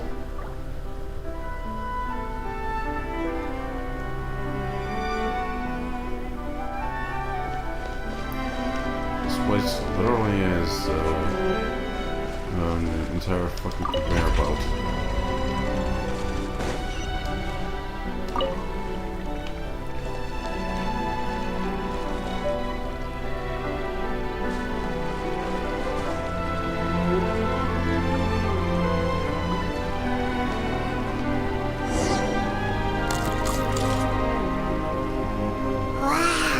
It's really singing! It must taste better than Paimon thought!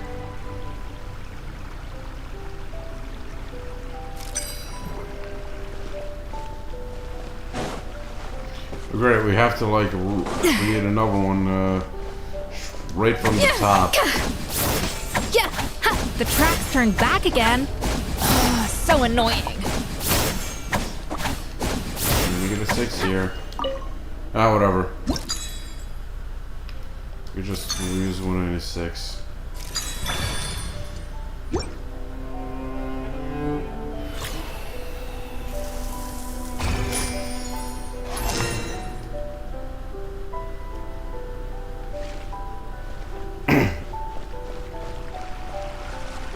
Okay. Keep rotating. It's on its way.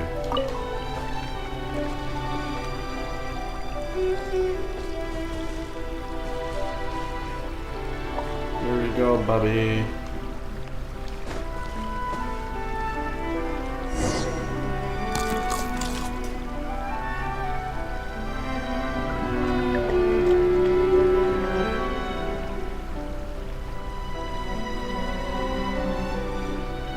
Hey, it's open!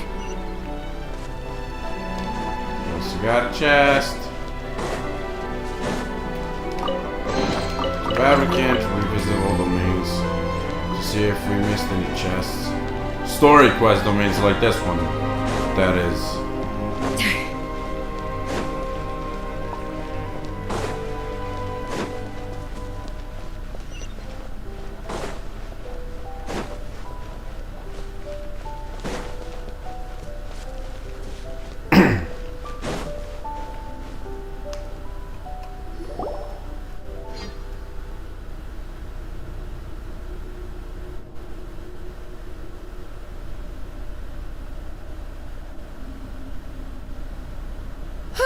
Hey, give me your water. Here.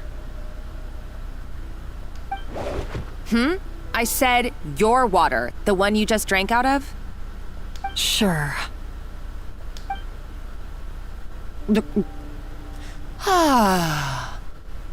All those years slaving away under Escoffier, and then you. Today, it's finally paying off.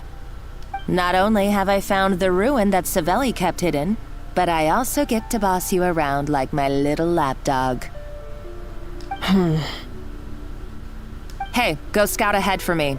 If we need to do any more blast tunneling, I want to know where to lay the explosives. Did you not hear me? Get going. Why don't you do it yourself? Oh, when did you learn to fight back? You're always so compliant when I give you instructions by letter. That's because you threatened to expose me for the Lumiline incident. I swear, if I'd known what you were planning, I'd never have... Ha!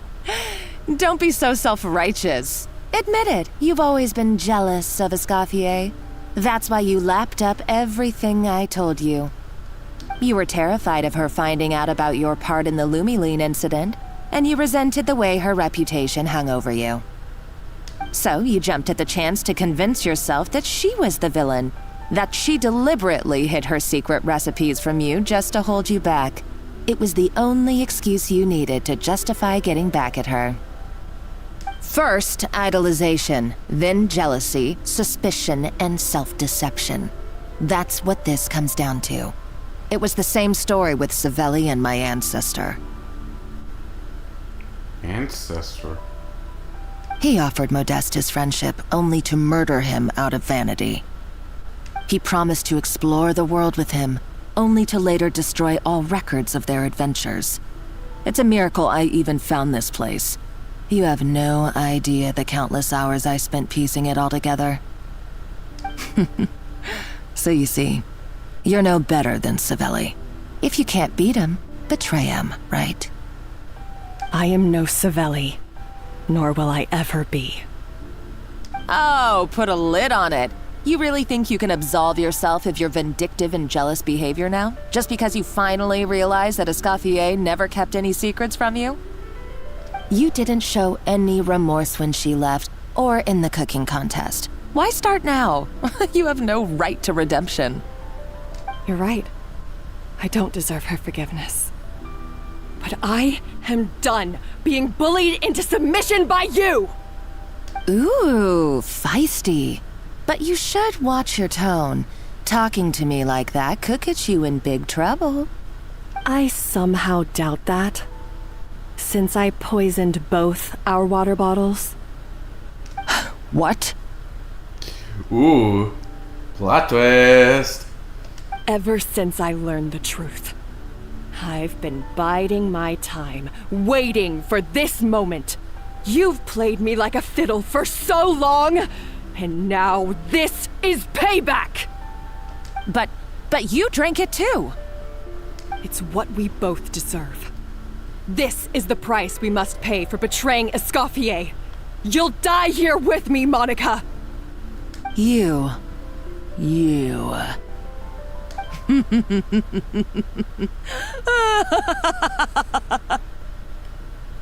What a bunch of lunatics, these two. What's so funny? Oh, you're too much. I thought I'd play along for a bit just to amuse myself. You gave a very rousing performance. I saw your dumb plan a mile off. There's no poison in these bottles, just clean, fresh water. Wow. She done her poison testing. No. Revenge is a dish best served cold, you know. Did you really think your half-baked plot would fool me? You're a lousy chef, and you make a lousy villain, too. A complete waste of space. No wonder you never amounted to anything. Everything I ever did was a failure. And now, I failed again, for the last time. Hey, why don't you try your hand at being a comedian in your next life? You got a good laugh out of me. But now the show's over. You should have just done like I asked, Savannah. All I wanted you to do was scout the ruins for me. But you had your chance, and now it's time to say goodbye. Stabby stab stab. What a stabber. Stop right there! Let her go, Monica! We got you surrounded! Escoffier? Ugh, looks like I'll have to keep you around for a little longer. You can't! Stay back if you want her alive! Escoffier and the Traveler. I can't take you both on in combat, but if you so much as flinch, I can end Savannah's life in a heartbeat. Monica, what are you hoping to achieve by this? You're about to commit murder, and for what? A recipe? A recipe? You chefs are all blinded by your myopic focus on kitchen affairs.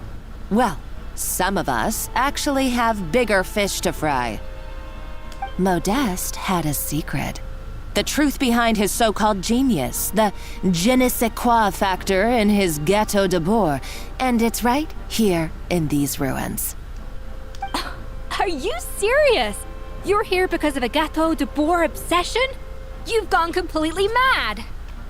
I couldn't care less about the cake itself. No, the real treasure is the secret ingredient that Modeste sourced from these ruins. He and Savelli were fools. A priceless treasure of Remoria in the palms of their hands, and they thought, ooh, this would go great in our cake mix. We're talking about a powerful stimulant that also sharpens the senses. That's no cooking ingredient. It's a groundbreaking drug. That's right, I've done my research.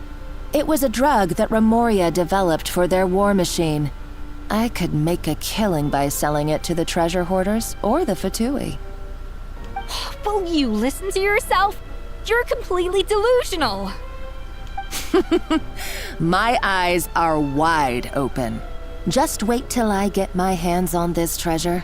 You'll see what a fool you've been.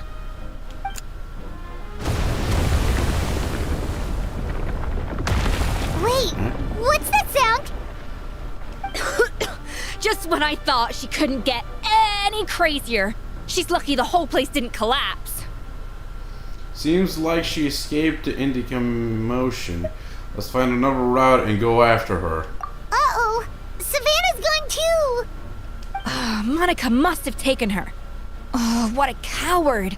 She's only taken her hostage because she knows that she's no match for you.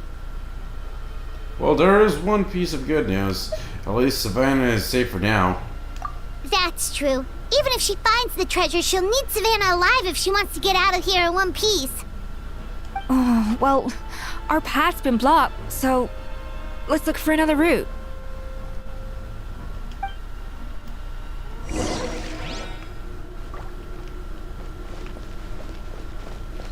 Oh, before we go through another route, I want to explore. Before Ned interrupts me and pops into corner. Okay, back to the game. The water looks pretty deep here. Maybe it leads somewhere. I want to see the whole... the plug. Yeah, it's plugged.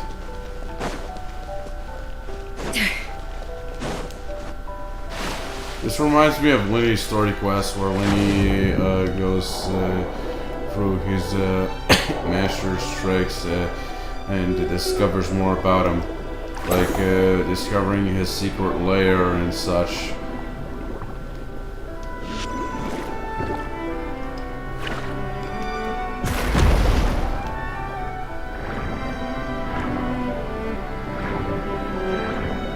Chest. Missed this.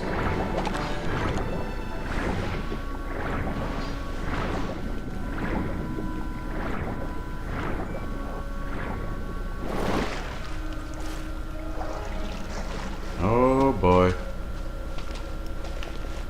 Well, that's not be fun. You were probably awakened by the explosion just now. Alright, Knife Skills 101. Time for some rough chopping.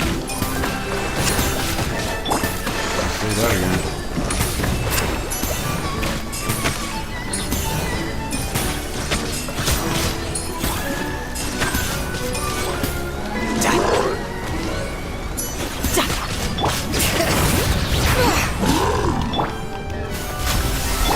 Control breathing. I'm in coaching me.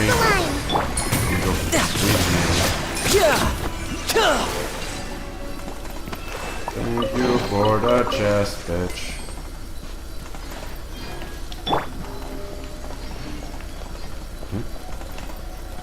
Oh, this is familiar.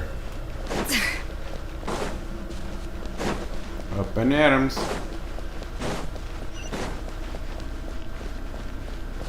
Hello there.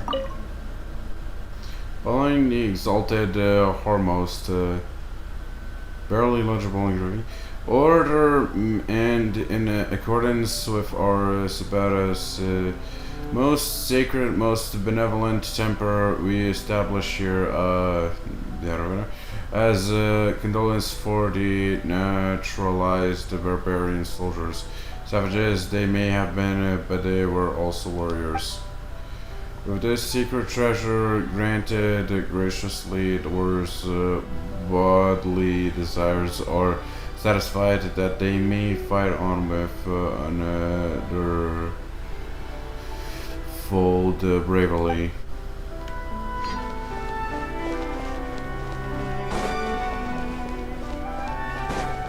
Yeah, this place is clearly gonna appear in the Genshin anime when it releases, since it's connected to Remoria and such.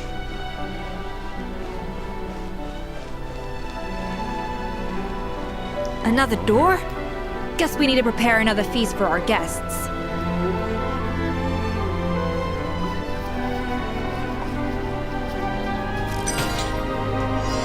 Time to vote for the blubbies. Yeah. Need a tour.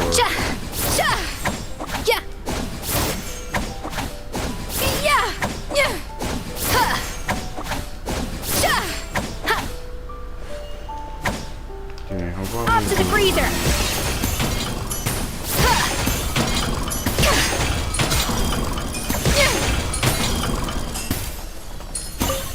Okay, let's see what we can do with this.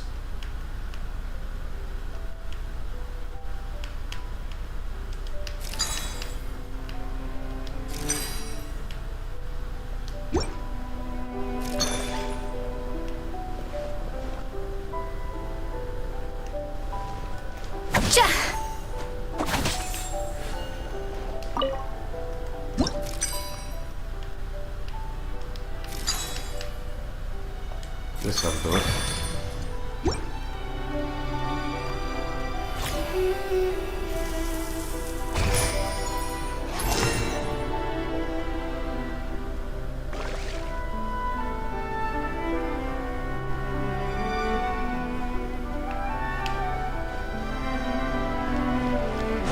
Yeah, let's get the most far off.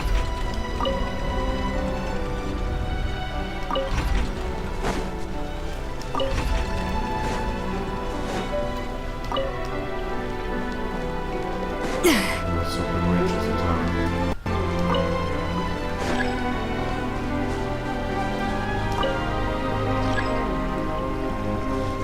And boom.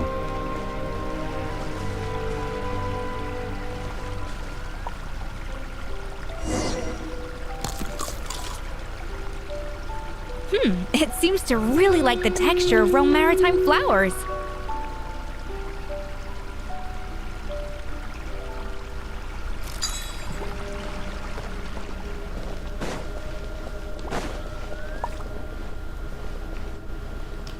A dash of frosting!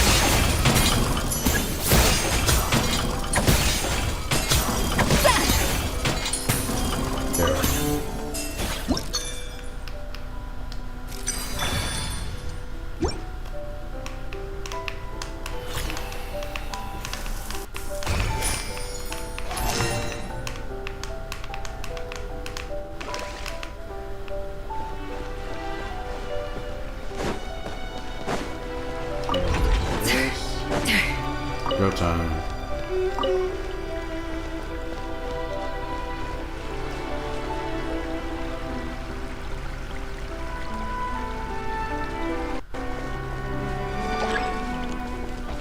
Okay. Great. Up to... Bring it!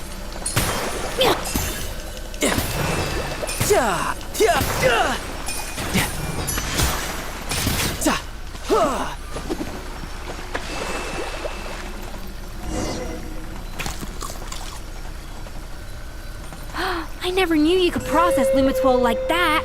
Alright, I've got to jot this down. Limitwells and maritime flowers. This could open the door to a whole new world. Yep, that's literally the plan. Wait, hold on. Which door are you talking about? Okay. Look, this is the fourth chest we've come up on so far. No time to lose.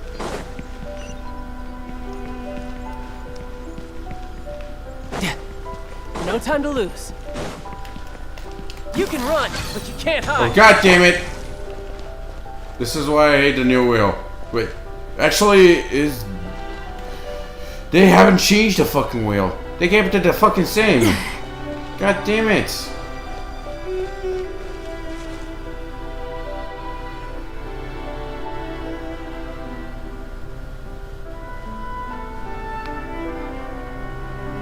That's strange.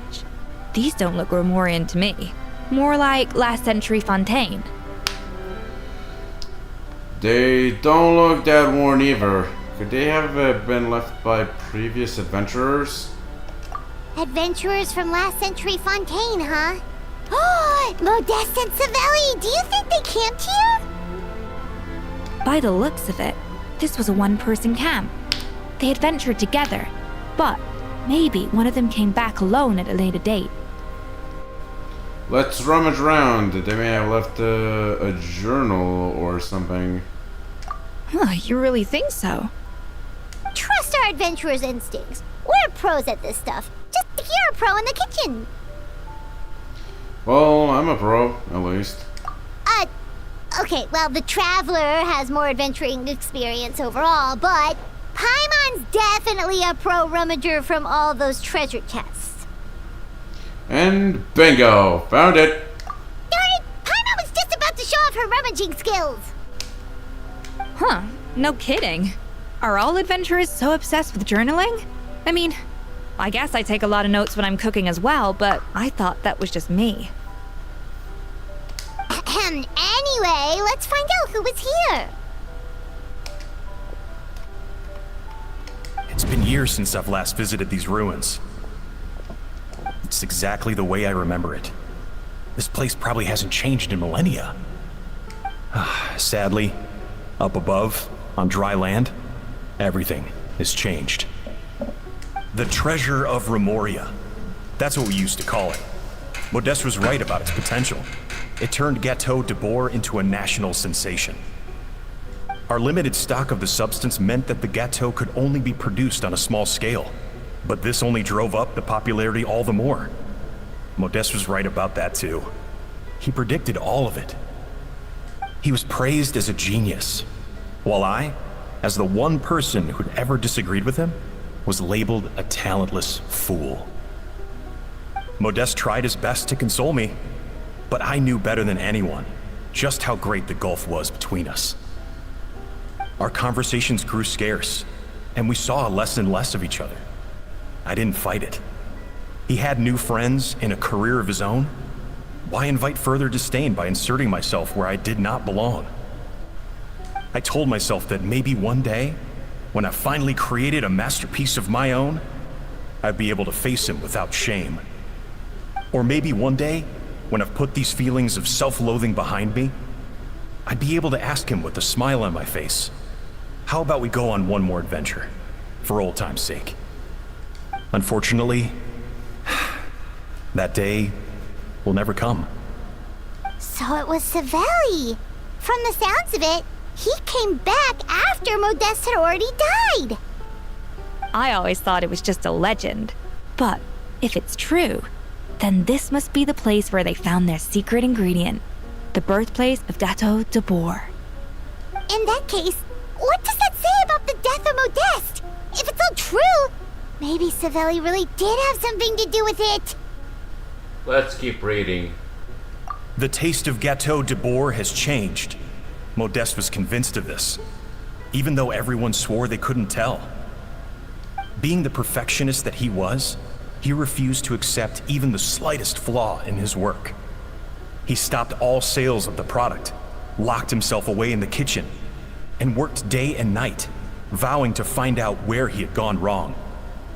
But as he baked and taste tested over and over again, he found he only strayed further and further from the original taste. It was only when he was sipping on coffee one day and realized he could not taste the bitterness that the truth finally dawned on him. What had changed was not the gâteau, but his sense of taste. The treasure of Remoria stimulates the senses, taste included, and invigorates the spirit. In the short term, it offers people the ultimate gourmet experience, but in the long term, it dulls their senses entirely. In hindsight, it made perfect sense. After all, why would a culture that sought liberation from the constraints of their bodies care for the loss of their senses? But we realized it too late. We were just too late. Over the course of his many culinary experiments, Modeste exhausted the remaining supply of the treasure of Remoria. He consumed it all himself. The finest culinary talent of his generation now faced a future in which he would never be able to taste anything ever again. Finally, in despair, he took his own life. Damn. What a tragedy. Who expected that plot twist? And because we had become estranged, I could not be there to stop him, to offer some words of comfort, or even to say goodbye. Oh, God damn it, it barely charged. Pardon. 2 hours? Okay, I'm ending the stream after this. Yet despite everything, he sent me his final letter. The treasure of Remoria? Guess Monica was really onto something. It really was a kind of drug. So, Modeste chose to end his own life. Then, why all the rumors that Savelli murdered him? Also, neither the Codex nor any other contemporary records make any mention of the treasure of Remoria. It's almost as if someone deliberately erased it from history. Modeste told me everything in his final letter. His was a tale of how even a genius could fail, and how much more devastating it is when it happens. Did he hope I would gain some personal catharsis from knowing the truth? Or maybe he wished for me to warn the public about the dangers of Gateau de Boer, proving that I had been right all along. But if the public ever learned how Modeste's greatest triumph became his undoing, his fall from grace would be swift and merciless. 1 minute a genius, the next a joke. It would surely spell the end for his restaurant too. What would be his legacy then? How would future generations view everything we built together? I fear the scorn I have faced these last years would pale in comparison to the scorn shown to him by the history books. I cannot let that come to pass. I will do what I must to protect his name. It will mean tampering with his notes to remove the damning details, leaving mere fragments of our story behind. It may lead his family to suspect me of having a hand in his demise. But if that's the price of destroying all evidence of my crimes, then so be it. I would rather the world believe a tale of genius and jealousy than see his reputation in tatters. The final loose end is the evidence here, at the bottom of the sea. Oh no, we got to stop Monica. Huh? What's wrong? Didn't we say Savannah should be safe for now? So we thought, but if Monica finds out what happened to the treasure, there's no telling what she might do.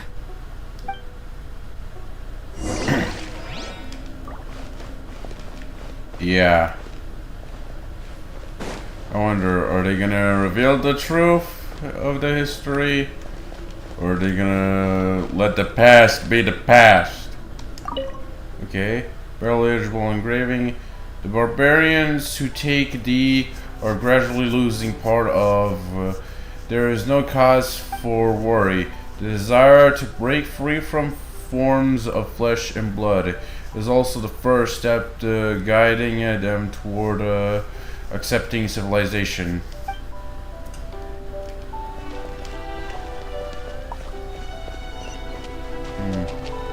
Wait, I think... Oh shit, I think I'm going to a weird realization. So...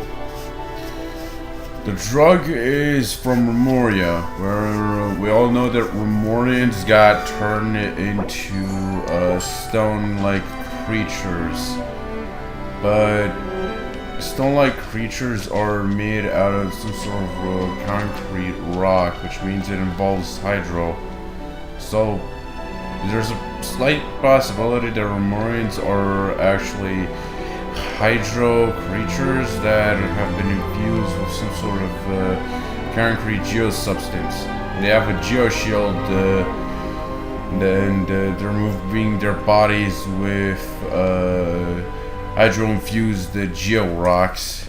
And this drug that they keep talking about, there's a slight chance it was enhancing the Fontanians' hydropowers to become strong enough so they can also absorb the geo and control it. But because they couldn't consume the substance because they were hard as a rock and can combine their bodily forms, yeah, they went slowly insane because the water drug couldn't be kept on using on the people who needed it.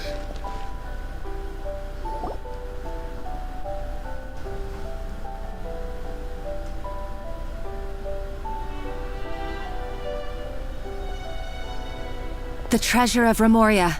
I have found you at last. Savelli, you tried your best to bury the truth, but you underestimated the children of Modeste.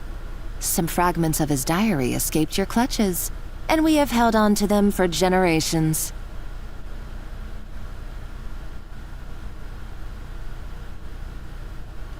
But I have to thank you too, Savannah. Without your help retrieving the codex, and with it the last piece of the puzzle, I may never have found this place. But now, finally, the secret to Remoria's military might is within my grasp. The treasure of Remoria is mine! Oh. It's empty. It's empty! Monica? Oh, we were seconds too late. Escoffier? What's the deal with that jar? Savelli's final act! He wanted to conceal the secret of the treasure forevermore and make sure it would never harm anyone again. So he came here after his friend's death and destroyed every last shred that remained. This can't be happening! All the years I spent piecing together the truth, all my painstaking planning, all that for an empty jar? Monica, don't do anything stupid. This ruin is more dangerous than you realize. Oh, shut your pie hole! Oh. What an interesting vulgar language at the end. And to smash the fucking jar? Dude, she could at least sell it. That would be still worth a lot. Praise be to Lord Remus. The fuck? You barbarian shall be slain. Bye-bye. She's a nutcase! A liability to herself and everyone else! Well, now it's up to us to clean up the mess she's made. Take these golems out! Tartaglia style. Jammy jammy! That was easy.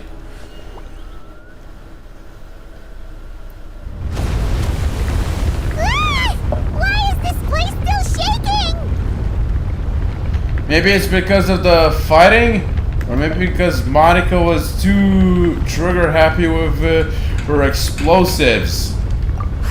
Either way, it's all her fault. Enough chit-chat. Let's get out of here, Traveler Escoffier, come on! Okay, I'm coming. Oh, no, you don't. If I can't get what I want, neither will any of you. I've got nothing to show for my life's work so far. But if I can take another so-called genius down with me in my final moment, then it was all worth it. Psychopath. And a face to show for. You're a psycho.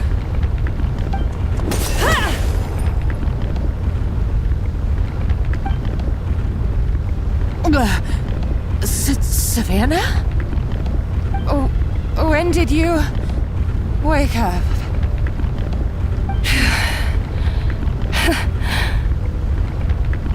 I may be a lousy chef, but it looks like I'm not a complete waste of space. Hey, we need to go. We're out of time. Traveler? Okay, let's go.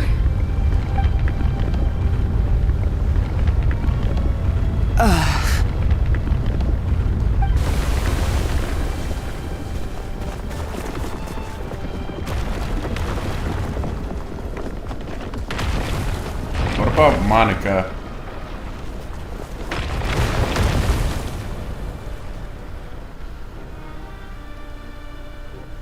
Wait, Monica. Bruh. Now I get the reference.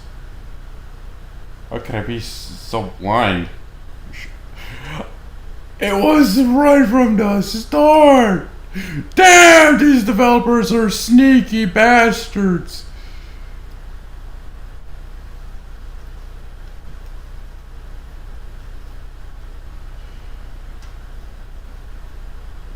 Bruh, how did I not see that reference? Too bad Monica's dead now. Escoffier! Savannah! Traveler! And Paimon! Venejem, what are you all doing here? What did you expect us to do? Stay at the restaurant and sit on our merry derrieres? While the Traveler and Escoffier were out here risking their lives? We had to do something. Even though that something ended up being, well, waiting for you here instead.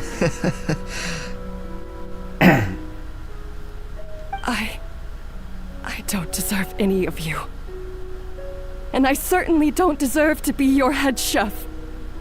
It was my fault Escoffier had to leave. Then I couldn't live up to her standards. I acted like a tyrant in the kitchen. And now I almost got myself killed. Come back, Escoffier. Come and be our head chef again. I'll never be able to replace you. Okay, so everything I said to you the day I left, it just went in one ear and out the other? Huh? Sorry, I was kinda in my own head at the time. All I could think about was the Lumiline situation. What was it you said again? Forget it. It doesn't matter. Anyway, I didn't leave this job because of you. And you're not nearly as awful a chef as you think. If you were that bad, why would all your staff show up here for you? Escoffier's right. Sure, you nitpick our work and get us to do things over a lot. But when it comes down to it, you're the one who's always doing whatever it takes to make sure the customers get served on time, every time. Things were pretty rough after Escoffier left. And Savannah's the only reason we've been able to make it through. Our customers know that Escoffier doesn't work for us anymore. But the fact is, they keep coming back.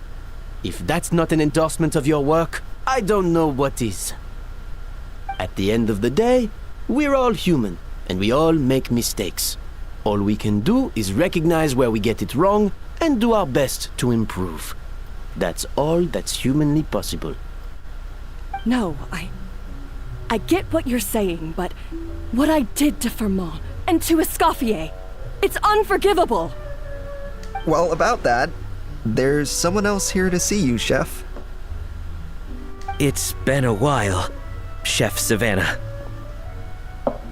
Damn. He's here too? Firmin?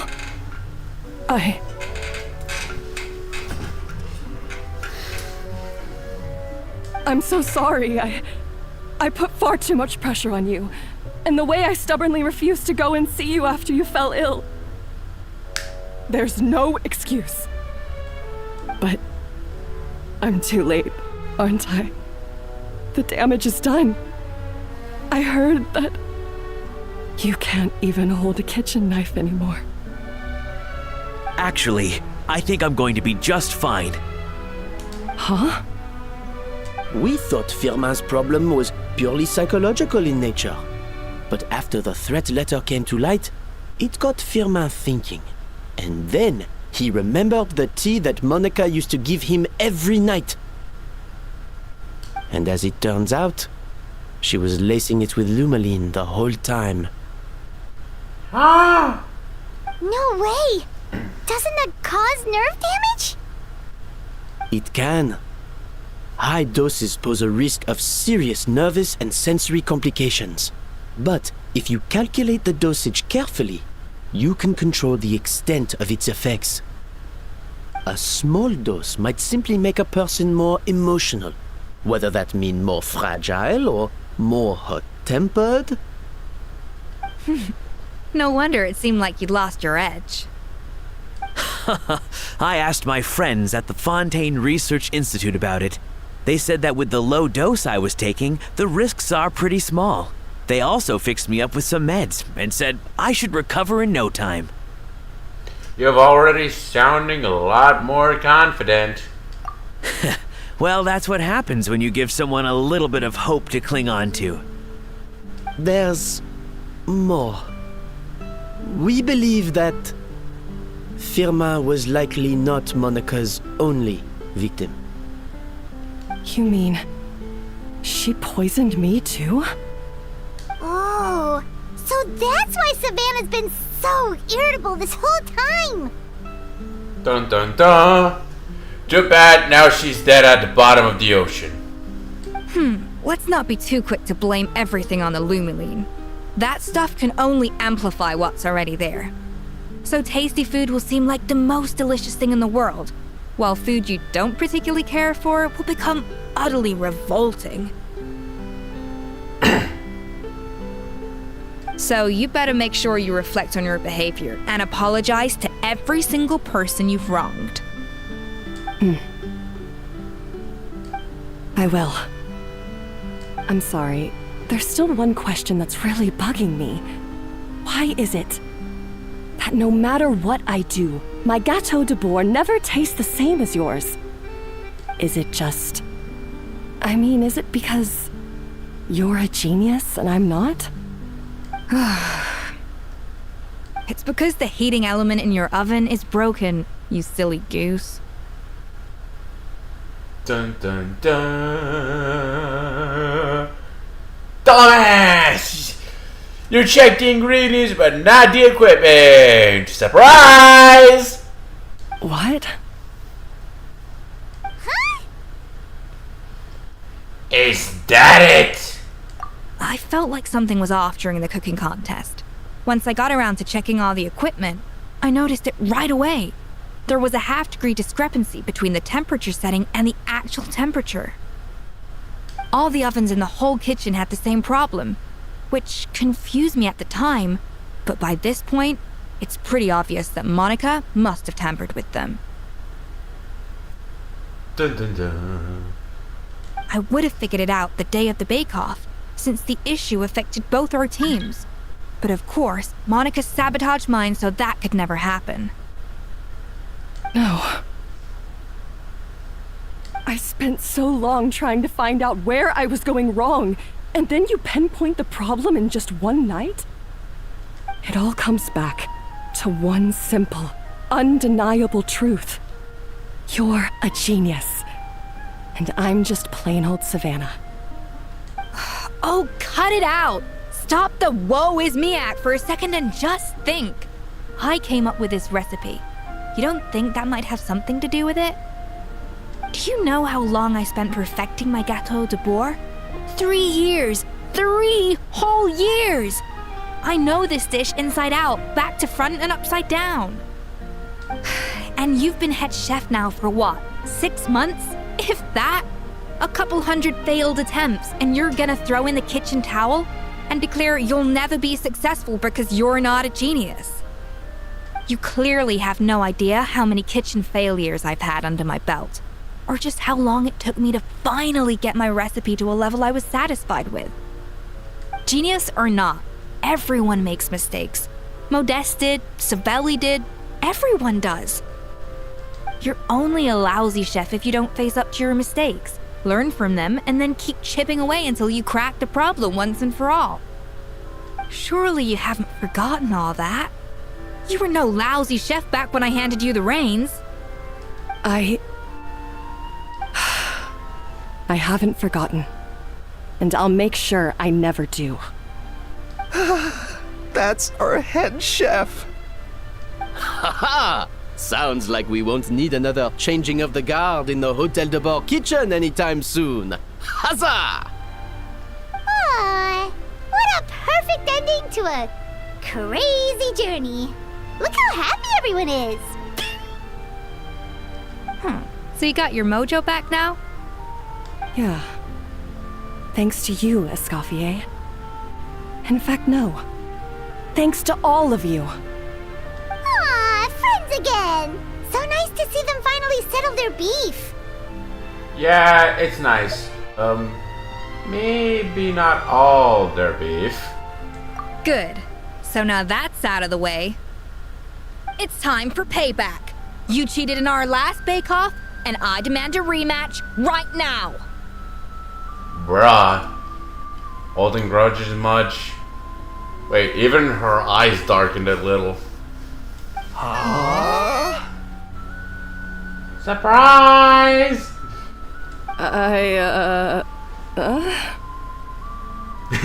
Even she's confused. But that was mostly Monica's fault, wasn't it? Right. And also, does it have to be right now? Savannah's only just got her mojo back, and you barely escaped from a death trap.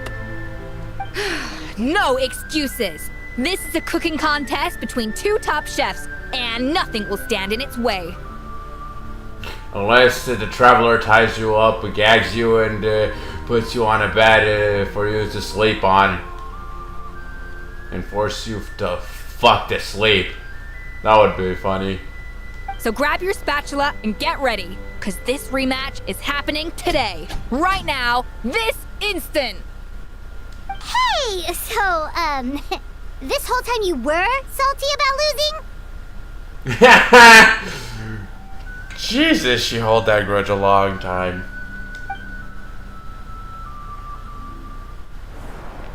The second cooking contest commences now! This time, no more games, and no holding back!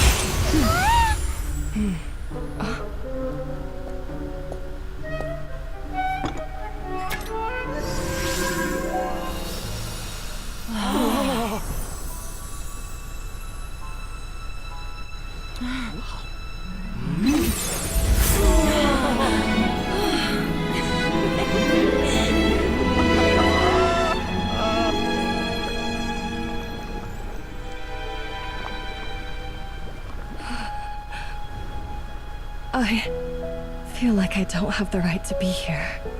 Hey, what are you so afraid of? You can't unbake it now. And if you don't serve it, then good or bad, you'll never find out how to improve. If you're too scared to fail, you'll never know what real success tastes like. So? Embrace your failure. Taste it. Digest it. That's the way to success. I don't know. Sounds like it's easier said than done. I'll do it.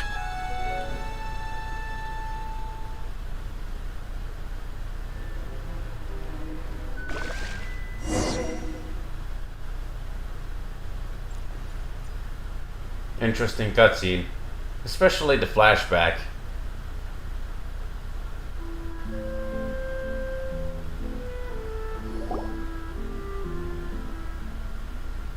The results are in!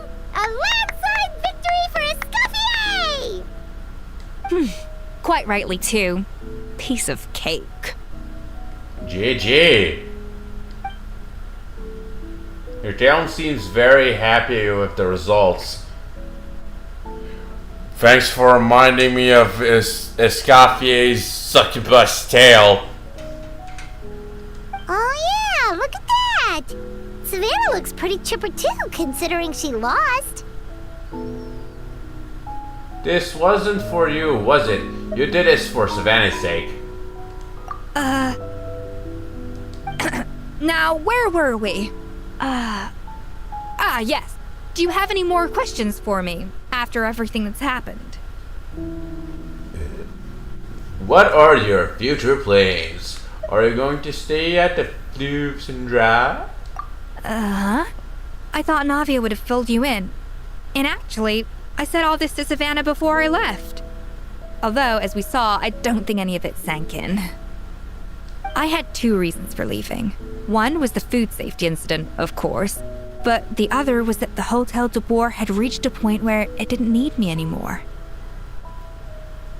So I decided to step down and look for new opportunities to improve myself. Improve how? Well, a while back, I got to know a fellow chef from Niue, and in her, I saw so many new possibilities. Oh god. She ran into her. The demon chef of Liyue herself. And her chubby companion, Gooba. And Xiangling. Ding-a-ding-a-ding-a-ding-a-ding-a-ding-a. She has that same adventurous spirit that Modeste and Sibeli had in their youth. Slime mucus, lizard tails. With her, nothing's off the table. There's a whole world of new flavors out there waiting to be explored, hiding away in ingredients we overlook. Case in point, remember those Romaritime flowers down in the ruins? I used them in the cooking contest just now. Did you taste the difference? What? Paimon didn't notice at all! Damn it, my fucking wire fell off. Oh, whatever. Half of the art of cooking is dissecting the recipes of previous chefs and figuring out the exact constellation of elements that gave their work its signature taste. And the other half, it lies in freeing yourself from the confines of the kitchen. You've got to go out and explore the endless possibilities out there. Uh-oh. Paimon's suddenly not sure she wants to try your cooking anymore. Well, I'm always down to be your taste tester. You should definitely make Paimon test all your most experimental dishes. Paimon eat whatever think later type. Hey! Don't worry, it's not going to be a free-for-all like in Modeste's time. Before I put anything into my food, I'll obviously do my research, make sure it doesn't contain any harmful substances. In the meantime, take this. It's a recipe for Petit Gâteau de Boer, revised version. I tweaked it to suit your needs as busy adventurers. Hope you enjoy, and remember, feedback is always welcome. All right! So, do you ever see yourself returning to Hotel de Boer? Oh, of course. I've already promised Banishem that I'll come back every once in a while to make sure the quality of the food remains at an acceptable level. Good luck to Savannah, I guess. You know, Paimon's still a little disappointed that we never got to see the treasure of Remoria. Surely Monica wouldn't have gotten drawn in so deeply if it wasn't for all the mystery surrounding the original Gâteau de Bourg. She practically dedicated her life to finding the lost pieces of Modeste's diary, then went to all that trouble to infiltrate the Hôtel de Bourg. And in the end, it was all for nothing. She sold her soul for a dream, then had a rude awakening. Her life work became a grand exercise of futility. I pulled that poem off, didn't I?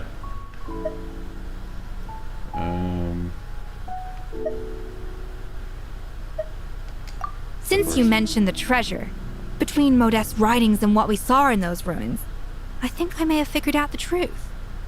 The so-called treasure of Remoria was most likely a substance that the Remorians extracted from Lumitoiles, better known to us as Lumiline. Dun dun dun. Huh? So then, why all the hype back in the early days of Gâteau de Bourg? Don't forget, it was a very different era.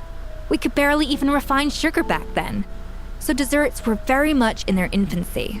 In a world of bland food, it's no wonder that the first thing to really excite people's taste buds took the world by storm.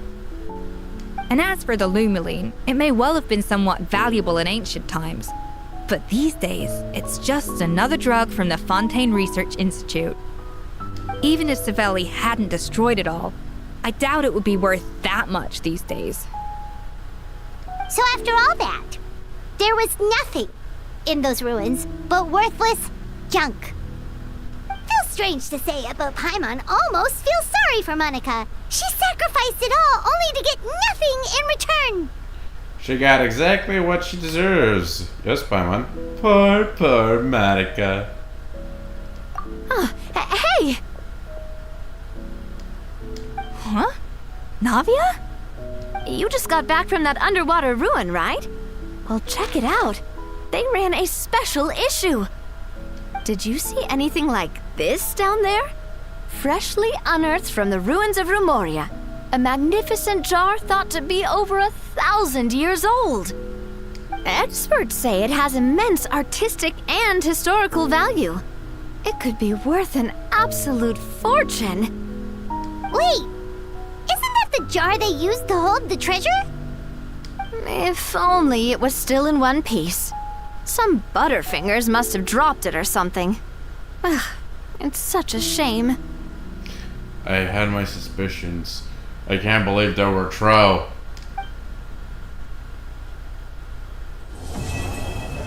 Treasured above all. Quest completed. Monica the dumbass! Monica the stupid! Monica the loser! Yeah. Hilarious how that ended. But here's Monica. Anywho. Dada pull.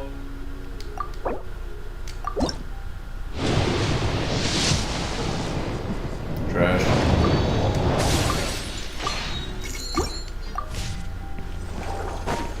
Okay, I got a recipe. But it's not the 5-star version.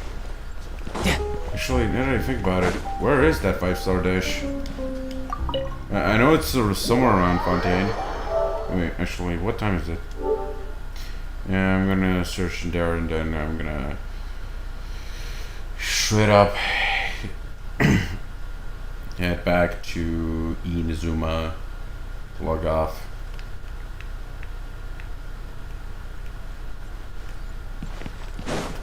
What up?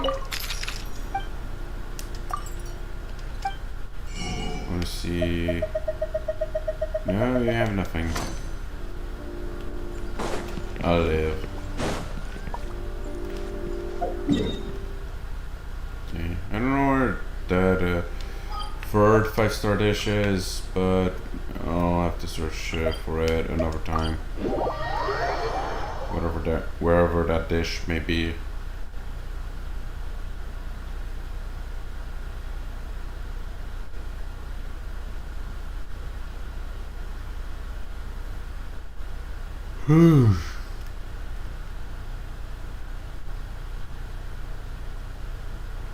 But anywho, alright, I almost forgot to swap the characters. Never mind. I'll swap them tomorrow. But anyhow, thank you everybody very much for watching. If you like the content I make, please consider to follow me on Twitch if you're watching from Twitch. Follow me on TikTok if you are watching from TikTok. Subscribe to my YouTube channel if you're watching from my YouTube channel. And my fucking keyboard is not working. I don't know why. But yeah.